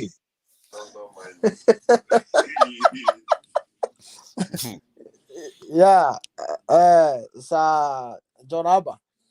I mean, why I said that was because everything going on in Nigeria is a scam. You know, when you check it all around, you will understand that everything is just a scam. They are just trying to deceive the citizens, right? But that is by the way, anyway. I put it up there when Tinubu went to UN to make a speech. So I just put it up there, you know. So, but that is by the way, anyway. Is it my time to speak? Is that the summary of your Nigerian scam? In America, is not a scam. Everywhere, everything is a scam. Not just Nigeria. So why don't you Why say the didn't word you is just a put it scam? down? Exactly. Okay, that would be a better name. That would be a better name. What is okay, a scam? I will. Yeah, I will. because if you want to It's be not about honest to Nigeria anyway. yourself, and just like I was amazed by this guy today. He said election here is not election but selection. Our guest today. So that should answer some of those questions that you guys believe that it's a number of people. I always tell you guys, I don't want to go into it deep, that you think because you vote, you're going to get a lunatic. And then I'm not saying the person there is not a lunatic or is a lunatic, but the people that in power, they don't look at you that way. And you can be, oh, my brother Lamide say any little thing say they sweet the people out there. I said, okay. Now you have somebody that tell you that American election is a selection. And I was amazed. I was amazed by that because I vote even in primary. So I vote in the local, and this guy is telling me right now that my vote doesn't count. Yeah. So I think if you want to be honest to Nigeria and to the whole world, then you put the word, it says scam, not only Nigeria. Yeah, sure, for sure. It's not just Nigeria. Thank you. Everything happening around the world is a scam. Thank you. Yeah. Thank you. So because the bourgeoisie, all they care about is what they're gonna get. It's not about the people. I have co-workers. They are from Laos. I mean, from Myanmar. Former Burma. They are not happy either. Nobody's happy in the world. Yeah. So, but let me just. Is it my time to speak? No food. I guess so. Okay. Go ahead. Okay. So, like forefather said, what you don't know or what you don't know about, you can't argue about that. Because people argue about when they die, they're gonna go here or there. You don't even know. You never been there. We all have people, families who have passed, who have died. They never told you nothing. Somebody said, if you are planning to go to heaven, could you imagine if where we are right now is the heaven and we are making a mess of it, and you are hoping to go somewhere else where is better? No place is better. You got to make where you are better for you, to inhabit. You understand? So I don't have much to say right now, but what I have to say is when you die, you don't know what's happening. You don't know. The body we are living in right now, as in consciousness, is because we are living in this body. When you die, you don't know what your soul is doing. You don't know. You have no idea, right?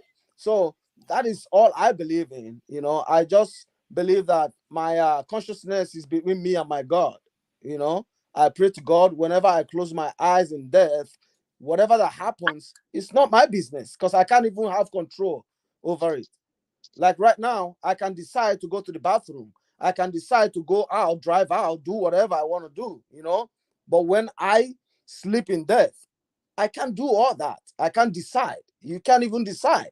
So why are you bothered about what the pastors, the preachers, the prophets say to you? You don't have to, because you don't even know. The pastors telling you all that, they've not died before. They haven't died before. Nobody have ever died before. That's it. But you know what? I do But like the way you talk. I'm not disagreeing with you, but you too have not not died died before. to prove that is not in there. So it's both ways. You don't believe in those people who believe that there is life after there and there is heaven. Whether you are saying now is pastor or is a prophet or any leader out there, but that they are telling them that of course some of them follow a Bible or any book that gives them that idea that there's a life after death. But you two have not died to see that there is nothing like that. Okay, Mr. Jonaba, I want to make you understand that believe, if you look it up in the dictionary, you believe what you don't know. That is belief. But what you know, you don't believe you know. Right? Let me put it to you, my friend. Do you believe, or do you think belief is stronger than knowledge, or knowledge is stronger than belief? What's your take? Yeah, knowledge is better than belief. Why? An idea is better than knowledge. Yeah, please go ahead. No, you're talking about idea. I thought he said. I thought. No. I know. I'm just adding to that. I think you are correct with what you said. Go ahead. Yeah, because I believe that I know that my father is my father. I don't believe he's my father. I know he is my father. Right? I don't have to believe that he's my father. When I say I believe that my father is my father, it means there is a contradiction. Right? So when you believe on something, it's just a belief. But when you know something, it's just like a scientist who went to the lab. It's linked to evidence. Knowing is linked to evidence. Absolutely. Absolutely. No. You've answered my question. I need to direct you as to why I'm asking these questions. Now, for all the argumentative positions that we can take on what I'm about to say, put the arguments down and focus on the question. It is said that Christopher Columbus discovered the Americas, and he also understood that the world was round at a time when everybody thought the world was flat. Now, there's a lot of controversy about that today, but let's take it from that paradigm. Was it knowledge that took Christopher Columbus to the Americas, or was it belief? It's knowledge. No, you're wrong, bro. It was belief. If you know the story that I'm talking about, then you have to understand that it's belief. He said that this is the way. He said that the world was round. Everyone was telling him that the world is flat at the time. He said that there's a way that we can get to India if we travel westwards, that we would arrive all the way round back in India. What that was, sir, was called belief. And belief is always more powerful in our world than knowledge. When we believe, we create. We create from what's in our mind's eye. Nobody knows what's in your head. But when it now comes in, you've spoken it, everyone thought that you're crazy. But then you built it in reality based on what you believed and what you knew and what you were able to surmise in your mind. And it came out into fruition, into reality. The people that looked upon your creation were spellbound. They didn't believe what you were saying. In fact, they knew that you couldn't create what you were talking about. Belief is always stronger. I think. I disagree with you. Hold on. I'll give you a chance. I think that's an interesting point that you made. I think between what Jagu just said, there's a grain of truth there to an extent. It depends on where the barrier, where the border is, because most of the belief Columbus used was based on knowledge, and so you can, because otherwise you can just believe anything and then all hell will break loose. Where can you make specifications of that? Because I made specifications. Yes, I can give you an example. They had a map, they had a compass, and they didn't have a map to America.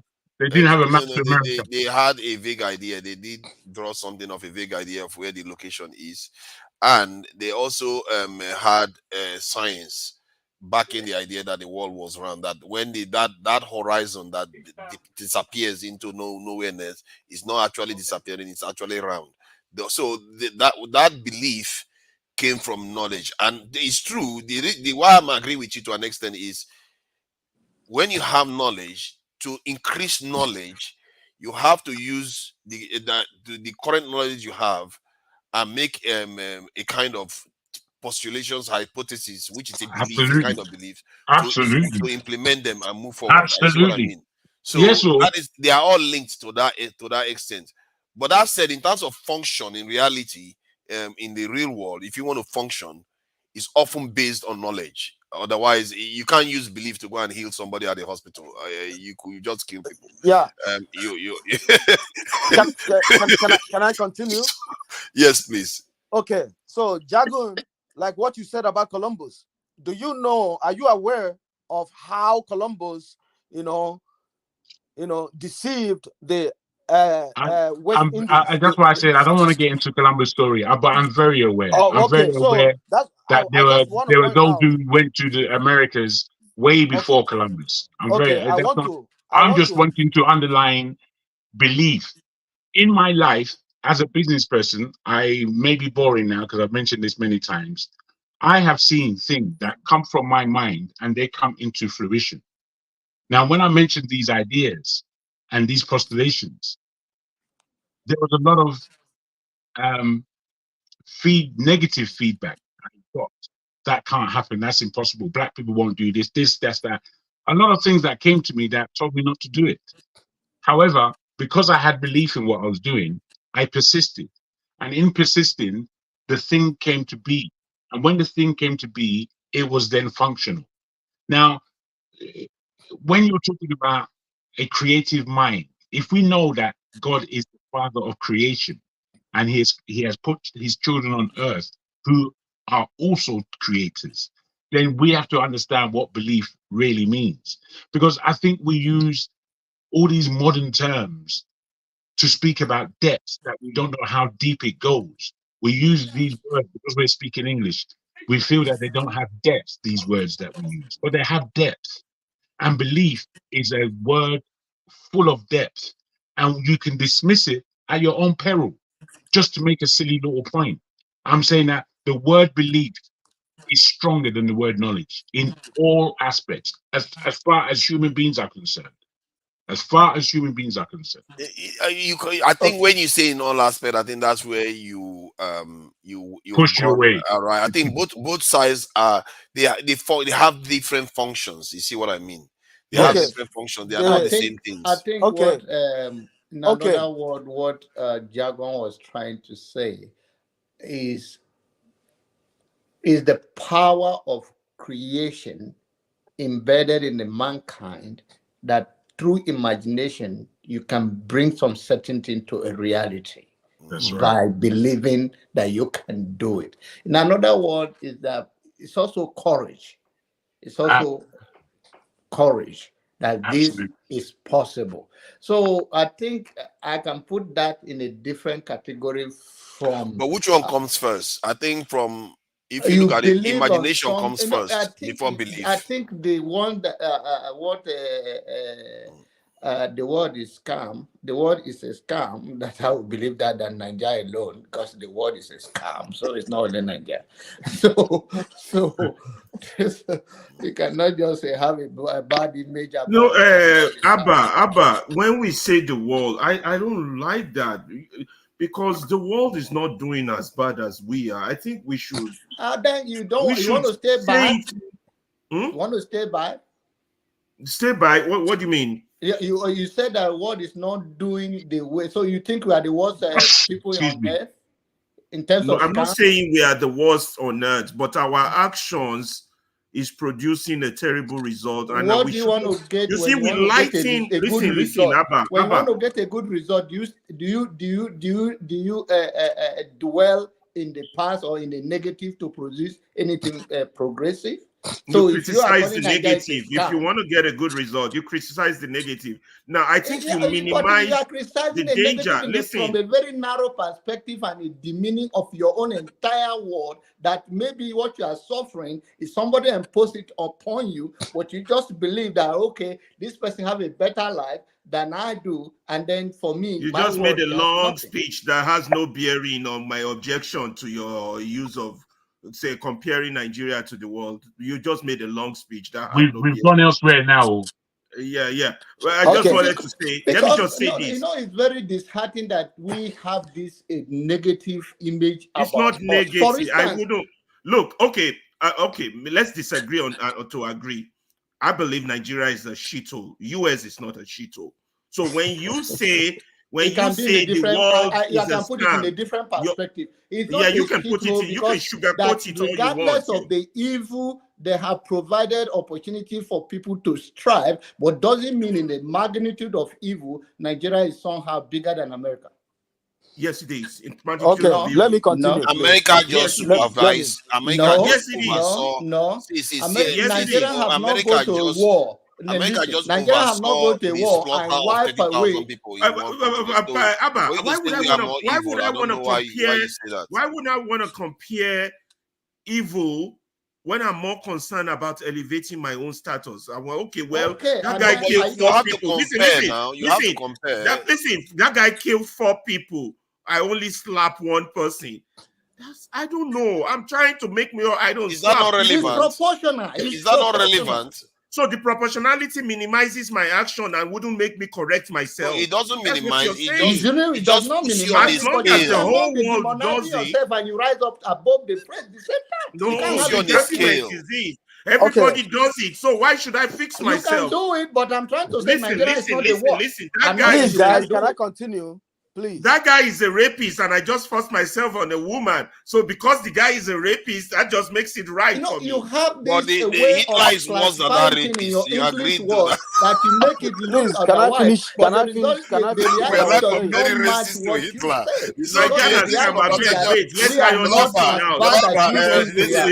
It all boils back to the definition of your name. Nigeria is scam. I cannot say America is a scam. Because I know when I pursue my dreams in America, I get to it. Try and pursue your dreams. Yes, it is actually. Worse than a scam. This is a scam. Come on, Ferreira, man. Wake up. Can I at the same equivalent rates? Are you guys serious? It's much worse. It's much worse. It's got clever people like you imbibed in the whole American scam, me. Imagine. America's a scam. America is a country where 2 people own as much wealth as the bottom 50%. 2 people own as much wealth as the bottom 50%, and you think that there's no scamming involved in that? They work so hard. Can I continue, please? Nobody is attacking you, kidnapping you. You're here. You're not in Nigeria. Where there is poverty, those things will thrive. Any community, even in America, if there is poverty in that neighborhood, even in Chicago where you live, a poor neighborhood, you will see crime like that. Please, sir, can I continue, please? Yeah, please go ahead. I'll find another name for you. What is a scam? I will change it. It's okay. I will change it. Let me help you. I can help you change it. No, I will change it. Don't worry. But you I could have helped you change it now. But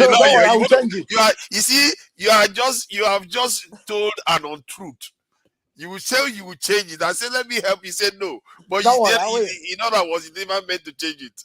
No, don't worry, I will. Okay, go ahead. Go ahead. Oh, you are frozen now. You see, I harassed you till you froze. Don't so jump I harassed you till you froze.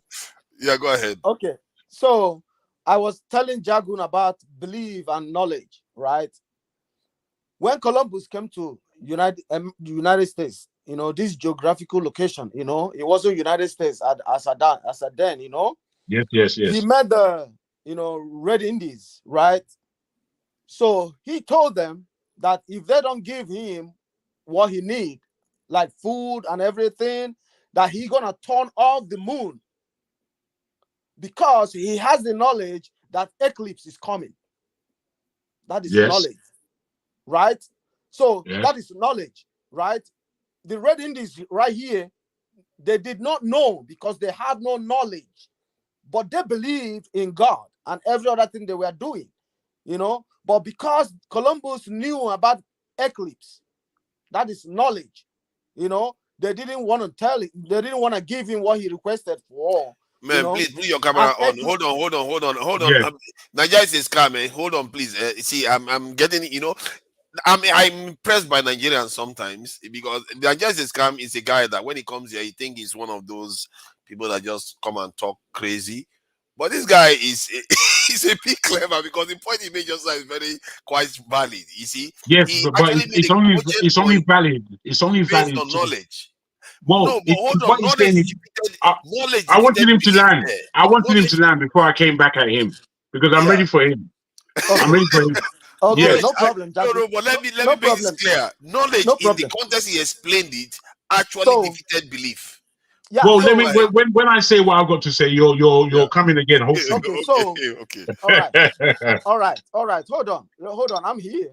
So, because Columbus has the knowledge that eclipse was coming, he deceived the Red Indies, right? When eclipse was coming, they became afraid. They said, "Oh, okay, you come, take whatever you want to take," right? If he had no knowledge about eclipse, he wouldn't deceive them. So your argument is granted. knowledge comes before belief. No. Let me put it to you now. I've heard what you said, and I actually know the story, the particular story that you speak about. I would, what we as human beings, whether we know it or not, what we crave for in this world is justice, almost above everything. We may feel that we crave for this or that, but we crave nothing more than justice. If justice can be done, we ourselves as would know how to apportion our own actions. Now, I'll put it to you like this. The knowledge that Christopher Columbus had in entering into what we know as the New World at the time, and using that knowledge in order to manipulate and badger the minds of the innocent people that he came across, was how to use knowledge for bedevilment, for the devil. That's evil, what you spoke about. Putting himself above, not being humble, knowing that he's speaking to another human being. Now, the belief, I learned this from being a salesperson.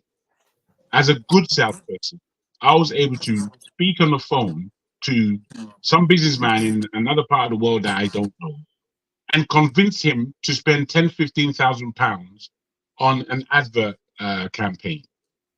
And they'll be doing it. Now, sometimes we used to put out the adverts and do the campaign properly. But many times we never used to put out anything. So it was just another scam. So in sales and in the power of persuasion, we know how we can use the power of persuasion. Now, the power of persuasion can be used with knowledge or with bare aspects of belief.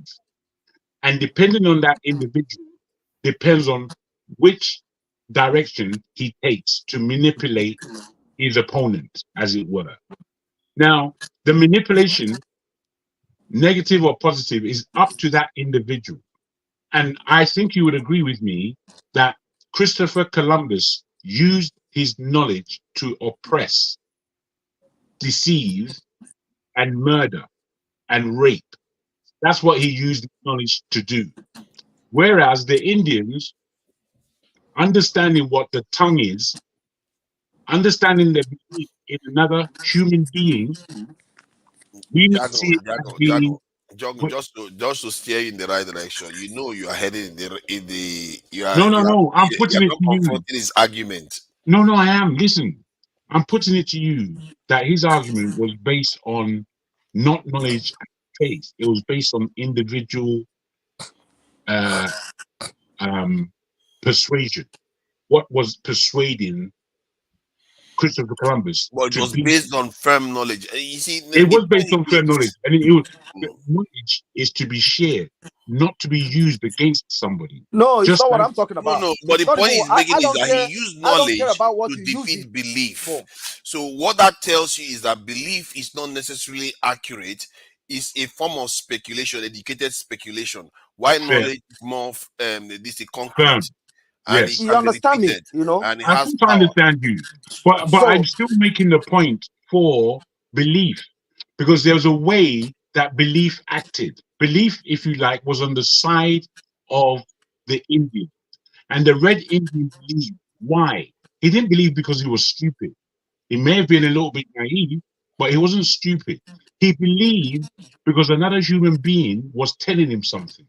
The power of the tongue and what you say with it is immense. It's immense. Lying is one of the worst things on this planet. And manipulating a man's mind is second to that. And I'm putting to you that his knowledge persuaded him to lie, steal, and cheat. That's what his knowledge did. Whether he was accurate or not. Mr. Jagun, Mr. Jagun, please understand me, okay? And on the side of Columbus, he has the knowledge, right? On the side of the Red Indians, they believed what Columbus told them. That is why I told you that what comes first is knowledge.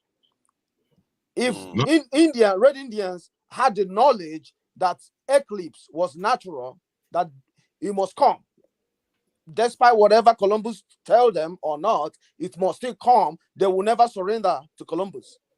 Well, it's again, knowledge is based on what you know. So, you know, wait,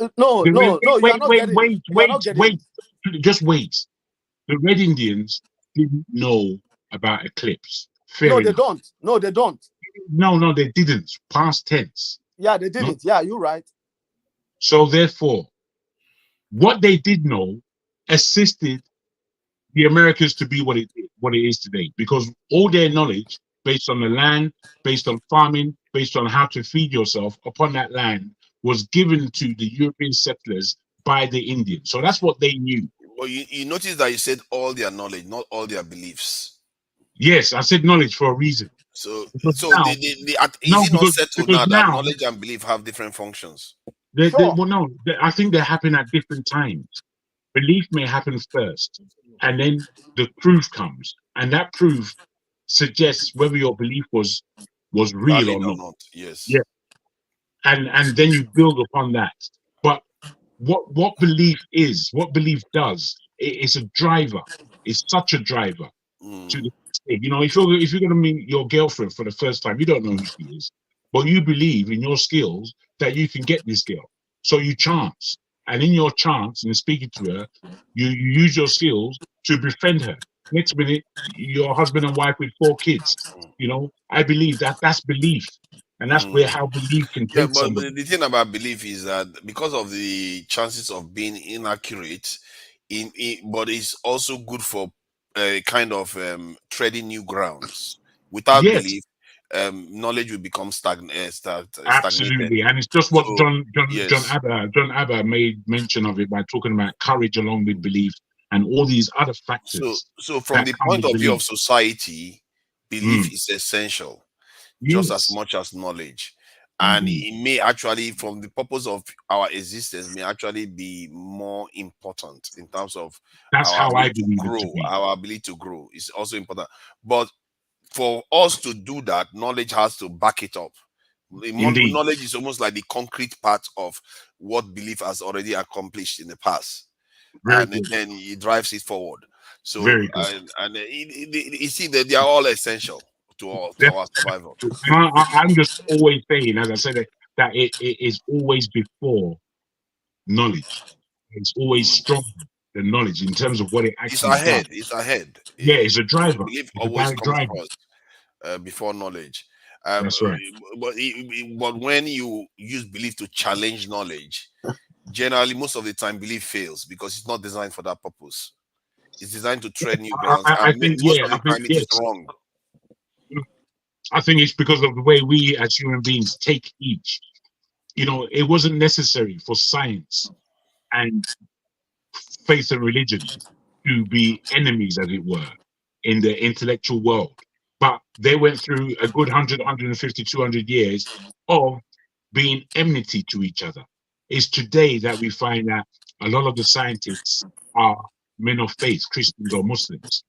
But before, there was 15 years where if you're a scientist, you just wasn't, you had no belief in I think it was because religion was very hostile to science. And I think both of them had their time. When you look at the story of Galileo and some of this stuff, what happened was that they felt like religion was being biased because when they tell people this is the belief you should have, and science comes out with its concrete knowledge and say this is not it, it undermines that belief, and that belief is also tied to politics to an extent. So they become And power, hostile to science. They yes, become sir. hostile to science. So they had to separate science from religion. And I guess those scientists, because their predecessors had negative experience from religion, I they agree. too exhibited some this thing, animosity towards religion because of it. I agree with you. And Yes. All right. the whole aspect of power being in the principle All that right, I'm gonna what should let us I'm gonna know leave the studio that right now. hold on, Thank guys. you so That's much, what should guys. let us know to somewhat Wall stand. is a scam. You're welcome. Thank you so much, forefathers. Thank you, Hope Jagun. you Thank you, Oti. join us next week. Thank you, Yeah, man. Come everybody. again, man. Come again. Yeah, sure. Like you, I've heard from and seen you. Thank you. Yeah. I just think that we as human beings have to listen to the argument and stand aside from it. I don't believe that we necessarily need to take a choice. You know, people used to say to me, am I an evolutionist, or do I believe in the natural creation? I said, I believe in natural creation. So he said, you think God just put us here and we didn't go through evolution? I said, that evolution story doesn't add up, because you know the elements between each evolutionary stage, there is no skeletal evidence to mark 100 years, 1,000 years. There's no skeletal evidence. They've just found things that seem like it could make sense. So I put it to them like that, and they feel that now I don't believe in science, or I don't have any respect for what science does. And I said, no, I don't have that complexity. You know, I stand away from it, and I can see both of them for can't what they are. both be the same thing? Because in my mind, They're not the same, bro. It's only human beings that are making these decisions. Yeah, we are making a delineation. To me, if evolution can be a form of creation, the way God created the world, I think when we say God created the world in one day, for all we know, one day for God is 1 billion years or 1 million years. We don't know how it works. The thing, this goes back to what we're talking about. The way we understood things through religion may not be the way science will come later on to explain it. It doesn't necessarily mean they are contradictory. It just means that the way they would perceive them before, we lacked some the way I detailed always used to say information. it, the way I always used to say it was that science actually proves God's work. Anytime they find something that's invisible, you know, but there was nothing that was suggesting. Can we put this thing blunt away or something? It's not a blunt, though, my brother. It's I only don't a know little. what it is. Look at the Ajegule boy. Just checked to see what the blunt was. What were you checking the Ferrari? What was he trying to check out? I didn't even realize. See his face. See how he just came over. I just want him to pass me the Dutchie. He came and checked it out. Please go ahead. Excuse me. That's funny. Yes, science proves God's existence. You know, when we talk about invisibility and the invisible world, that largely comes from a spiritual or religious aspect, that there is this whole world that we are not countering for. And there were obviously people who were anti-suspicious that just didn't believe that. And I suppose a lot of those people who were anti-suspicious and asking genuine questions, they became scientists. And the scientists now started proving that there is an invisible world out there that only you can see through microscopic eyes, only you can see through telegraphic eyes. There are so many different levels to this level of invisibility. So I believe they coexist. No two ways about it. No two ways, no confusion. Do you know what I mean? And I think as a culture, from the point of view of our culture, we need to return to, and I think there was a time we were quite curious. That's why we survived. We should return to that curiosity to understand nature, for in all its forms, because it's a form of science. That's what science is. Yes, to truly understand nature, and I almost think that I've said it before, that it's almost like a divine mandate or instruction that we study these things, because that is, in a way, even in the Bible, where they say they created Adam and Eve, is to oversee the world, and to oversee it, you need to understand it and name it and all the. That's why he was able to name the animals. Otherwise, he will just walk around and say that one got 4 legs, and he has to, we have to name the animals and all. We have to study things, Yes, and now. we need to return to a culture of learning and But valuing learning. yesterday, yeah, you're quite right, forefather me. Yesterday, I was watching this program. It was 4 hours long. I didn't get to 4 hours. I got to about 1.5 hours, and it was deep. And it was speaking about that aspects of science. And I wondered where it was going to take us for 4 hours. So I tuned in. There was a part after they had given us the breakdown of how they were going to speak about science, and they started on planet Earth and started to go out and out. And in them going out and out, they were looking at the speed of light. And they were looking at, they made a spaceship and showed us how the spaceship traveled. And then within this circle that was around the Earth, it was our galaxy, and our galaxy was X amount of million miles in its circumference. And then they went outside and they said that this is true space. And they said that you even if a spaceship was going at this velocity, doubling up each time and getting faster and faster, it goes out of our Milky Way solar system. Yes, into greater solar systems. And they were speaking about how many solar systems are contained in each circle. And then they broke out of that next circle, and they were saying how fast they were flying past Saturn, Jupiter, and Uranus, and how fast it was really strange.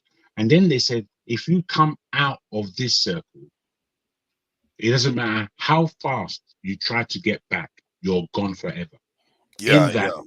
The world is expanding at such a faster rate. Space is faster than the speed of rate. light. Yes. But when you look at that broke your mind there. Like, no, just when you look at the aspect of what we are dealing with. The scale is out of control. There's no way there's not a creator. Just no way. You can't. You were going into volumes or going out of volumes where the sky was red, pink, and blue, where it was yellow, and they were talking about what this was. They're hand in hand. The magnificence of what. Yeah, it's man. crazy when you describe some of those barriers, when you leave some, like in the case of solar system or the galaxy. One interesting thing, I think that Voyager spacecraft that they send, or satellite that they sent into space to travel through the solar system, and he actually, I think he's about to leave the solar system. One thing I noticed was that when he got to the bordering area of the solar system, he encountered a kind of barrier, really. A barrier of very high temperature, and the forcing, the way it traveled through that area, it was almost as if it's like a kind of like the atmosphere, like the way we have a barrier before you go into space too. So, and what that reminded me of is how everything seems to repeat itself. Like the world, the earth is a globe, and you have to break out of the gravity to go fully into space. And the same thing applies to our solar system. We too have to break away from the pull of the sun itself, and then we have to break out from the pull of the galaxy to leave the galaxy. So the forces that we are talking about here is on a humongous scale, and yet we have the capacity to understand them.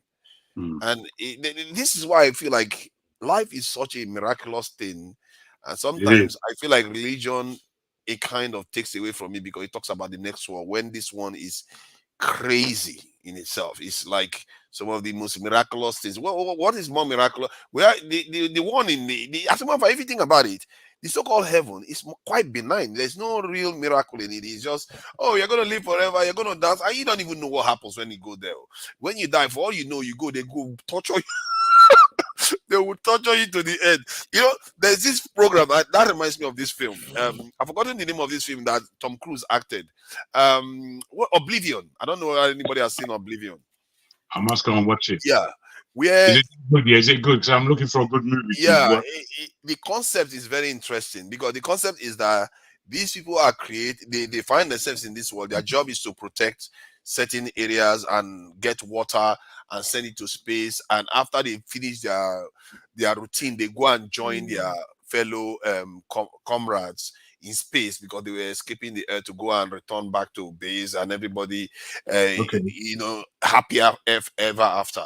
But what they discovered at the end was that they were just clones, and the human beings lost the war to these alien beings, and they were working for these alien beings.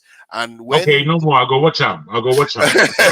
so I don't. Okay, maybe I shouldn't ruin it for you then. You get me? I'll go watch them. I shouldn't ruin it for you. So the point I'm making is that when they say you go to heaven and the rapture comes and they take you away and they tell you what's going to happen, how do you necessarily know that? There's no contract. You didn't sign any agreement. For all you know, they are going to use you as sacrificial lambs on the other end. You don't have a clue. You don't have a clue what happens in heaven. Nobody has a clue. It's just somebody told you, somebody says, and nobody has been there, come back, and you just believe that when you die, bro, that this is what's going to happen. Forefather, you are highly skeptical, bro. No, because I don't know how you pretend corner when they walk for maybe there's XYZ going around the corner. Bro, I hate you. I hate you. Something here. You go and believe in something that you didn't decide. No. I hate you. See, those things don't necessarily bother me. I mean, I know when we come across the news that it is sometimes very alarming. But I think what's more important is one's general behavior to another human being. And I feel that the greatest thing that we can do on this planet is relate. If we can relate to other human beings, we've done something. It's getting more and more difficult to relate. It's difficult for men to relate to women in these days. It wasn't as difficult as it when I was growing. Yeah, that's true. Within my lifetime, I've seen the problems that the young boys are having with women, with their girls, and it's like, man, this is a madness, and there is something put against it. We're rivaling each other. It's the individualism. They are promoting too much of individualism. It is that. It breaks a big part of it, because we believe that we're more important than we are, and with that kind of individualistic attitude, like we are more important than the whole. And instead of us to encourage us to behave as our brothers keepers and taking others into account and all the rest of it, we want to put ourselves above the whole, and hence you have this separation of people and more discord. And I think as a matter of fact, people are less happy because of it. People are less happy. You would think people will be happier because of it, but they're not. Let me tell you this: in the last 5 years, there are 3 people I have known who died in their flat in London alone. 1 girl and 2 men. They died alone. Their bodies weren't found for between 3 days for 1 or 2 of them to a month. They didn't. There is a girl in London some years ago. I'm telling you, that's how that's where it takes us, brother. It's tragic. It's tragic. That's bad. That's bad. To go away like that, nobody knows where you are. No one knows, bro. Yeah, I think there's something to be said for us being our brother's keeper. We need to consider other people. It's always been the best form of societies. When societies start doing that, they tend to manifest their best. And I must say, the Western society, they are very, very funny people, actually. They accomplish so much, and they by and large, they did remain individualistic. And the reason why they got away with it by and large is because the technological gap they had against other people was so wide that they can get away with even being quite divisive amongst themselves and doing some of the things they are able to accomplish. But now they've gotten clever, and they've even gotten more clever. They are forming bigger groups and understanding that, okay, yeah, at the critical times we have to come together. But we as a people on the continent and the country, we haven't learned that at critical times, yeah, we can do our individualism, but at critical times we have to go as a group.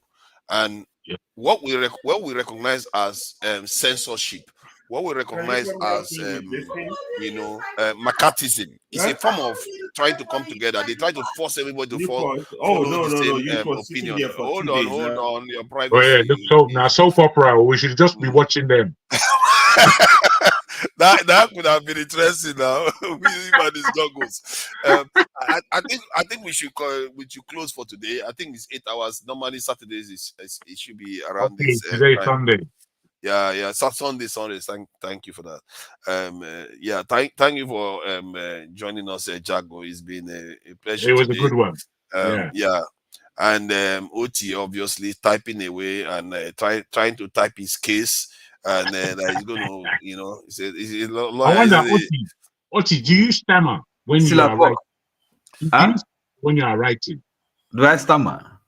When you're writing? That's not nice now. Jesus Christ. What kind of question is that? It's not nice. Sorry, bro. Sorry, it's my terrible English humor.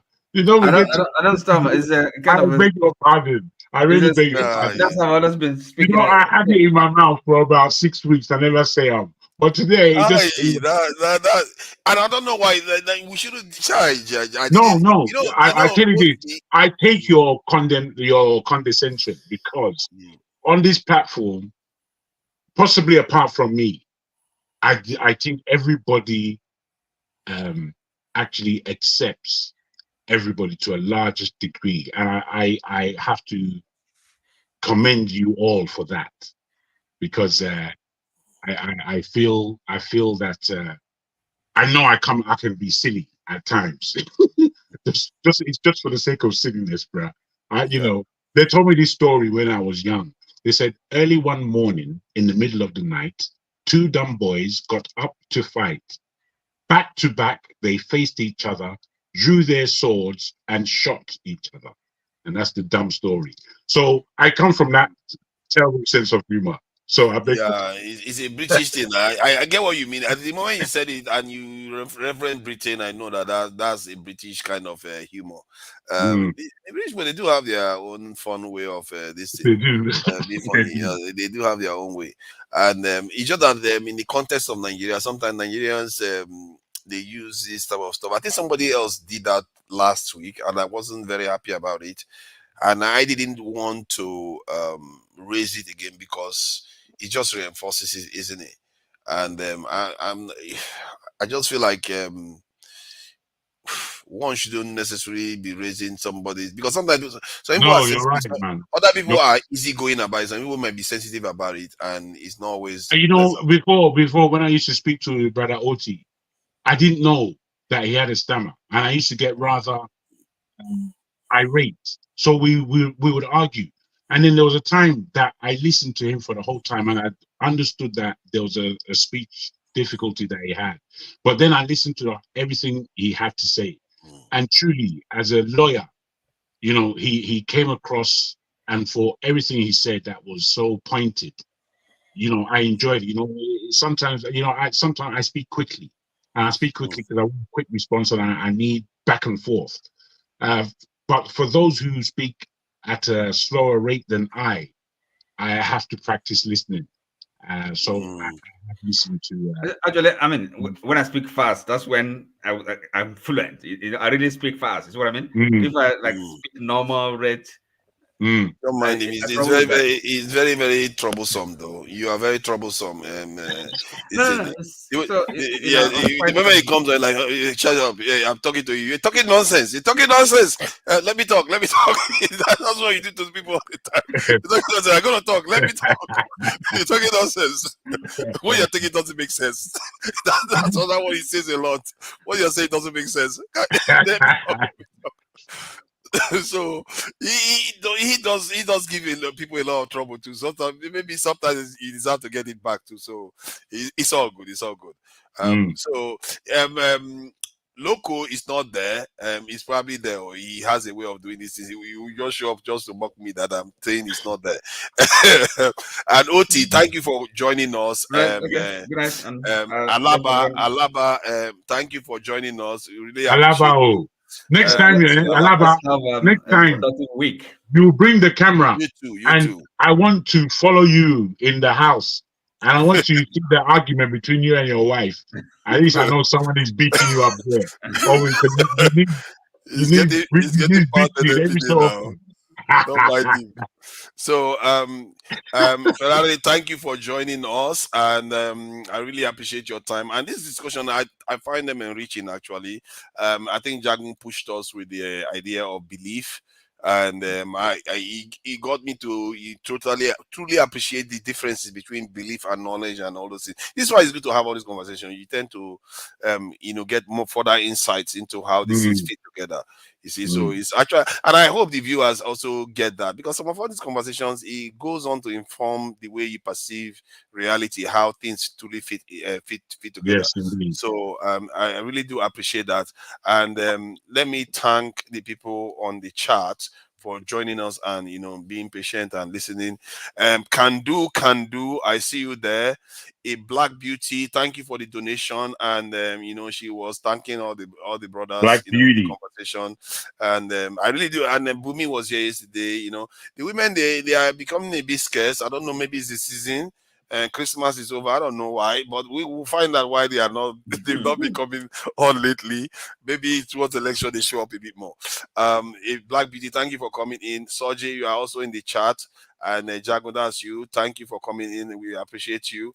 And Kelechi Ndoka, thank you for joining us, Ndoka. I think I've had that name a lot when I was in PH. Reabua, I see you there. Thank you for joining us, Reabua. All Na Politics. As always, I see you there. You should be doing some streams, All Our Politics. You do have a channel too. Thank you for joining us, All Our Politics. I think he's who else? Who are you talking about here? Who else? Let's see. McEnelly, I see you there. Thank you for joining us, McEnelly. But why? Thank you for joining us, but why? And that's the question name.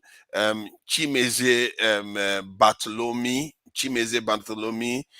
Thank you for joining us, Chimeze Bartholomew. I see you there. I'm not sure I've seen that name before, actually. But why? Thank you for joining us again. I think I've said that before. Let's see. Who else is there? Uzo Chukwudi. Thank you for joining us. Steph. Steph. It's in the background watching us now. We didn't say anything that is going to get him cross so that he shows up. Like, stop building properties in the village. You will see Steph show up here. How dare you go and tell us to stop building properties in the village? Steph, thank you for joining us, Steph. Let me see. Roland Gabriel, I see you there. Thank you for joining us, Roland Gabriel. We see you there. Mustafa Abdurasak. Thank you for joining us, Mustafa Abdurasak. That's a strong. That's double Muslim. That's not double Muslim. Mustafa that's is a double Muslim. Oh yeah. I don't know. The northern people, did they give them their own northern names too? Do they have northern names? They've more or less done away with their original names, but there's still some. There's still some. Like Shetima now. That's Sheshima is not. Yeah, it's not Islamic. That's interesting. It would be nice to actually capture some of those, traditional. They have great names in Hausa. When they get to Dan is son of, like Olu. It's similar. Yeah. Fumi O, I see you there. Thank you for joining us, Fumi O. Let's see whether this was a positive comment. I was going to say, don't put anything back to him. We will be here another hour. Thank goodness it was a quick. It was quick. I think she was referring to me when I spoke, and then I wanted for Scam Niger to speak. I don't think she was wanting to hear him speak further. Okay, Quinty, I see you there. Thank you for joining us, Quinty.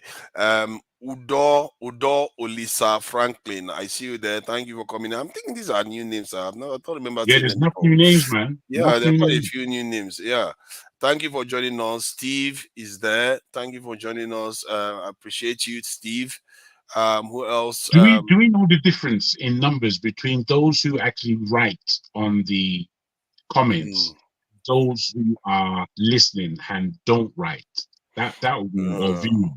Yeah, that would be from YouTube point of view. That would be a bit creepy for us to know all the people watching them. They'll be like, "Oh yeah, you." Not the individuals, just numbers. What? Okay, the numbers. Yeah, the numbers of that's people. interesting. Because if 500 people are on Mm. the platform at the same time, there'll be maybe 50 people writing comments, and then maybe Yes. everyone else is just. It would be interesting to see the percentages, isn't it? Yeah. Percentage that are actually on comment and the ones that are That's actually right. not doing that. Yeah, because quite a few people have us on TV. They are not necessarily watching on computers or stuff like that. They will put you on TV or on tablet, this is mobile phone devices. So they just watch. They don't make comments. So let's what else? Easy D. I see you there, Easy D. And I think I've said Kando already. Easy D, Kando. Ify Kings, I see you there. Trinitron. Thank you for joining us, Trinitron. And who else is there? USA GRODA. USA GRODA. Thank you for joining us too. I appreciate your presence here. Stick around, or stick around. I want to speak to you background. Edgar, stick around. If you don't mind, small fathers, just put it on a little while whilst we just have a finishing background. No problem. Yeah. Okochaten. I see you there, Okochaten. Thank you for joining us, Okochaten. Okochaten. Yeah, that's an interesting name. Let's see. I think Jeremy Esquilaqueta Robinson. Esquilaqueta. He always challenges me. Espilaqueta. Thank you for joining us. I see Steph there again. And all right, let me go to the contributors. Alexander Gomez, can do. Alexander Gomez, and Oscar Blackstone. Those guys are doing some hardcore trading. You know, they're not mucking about.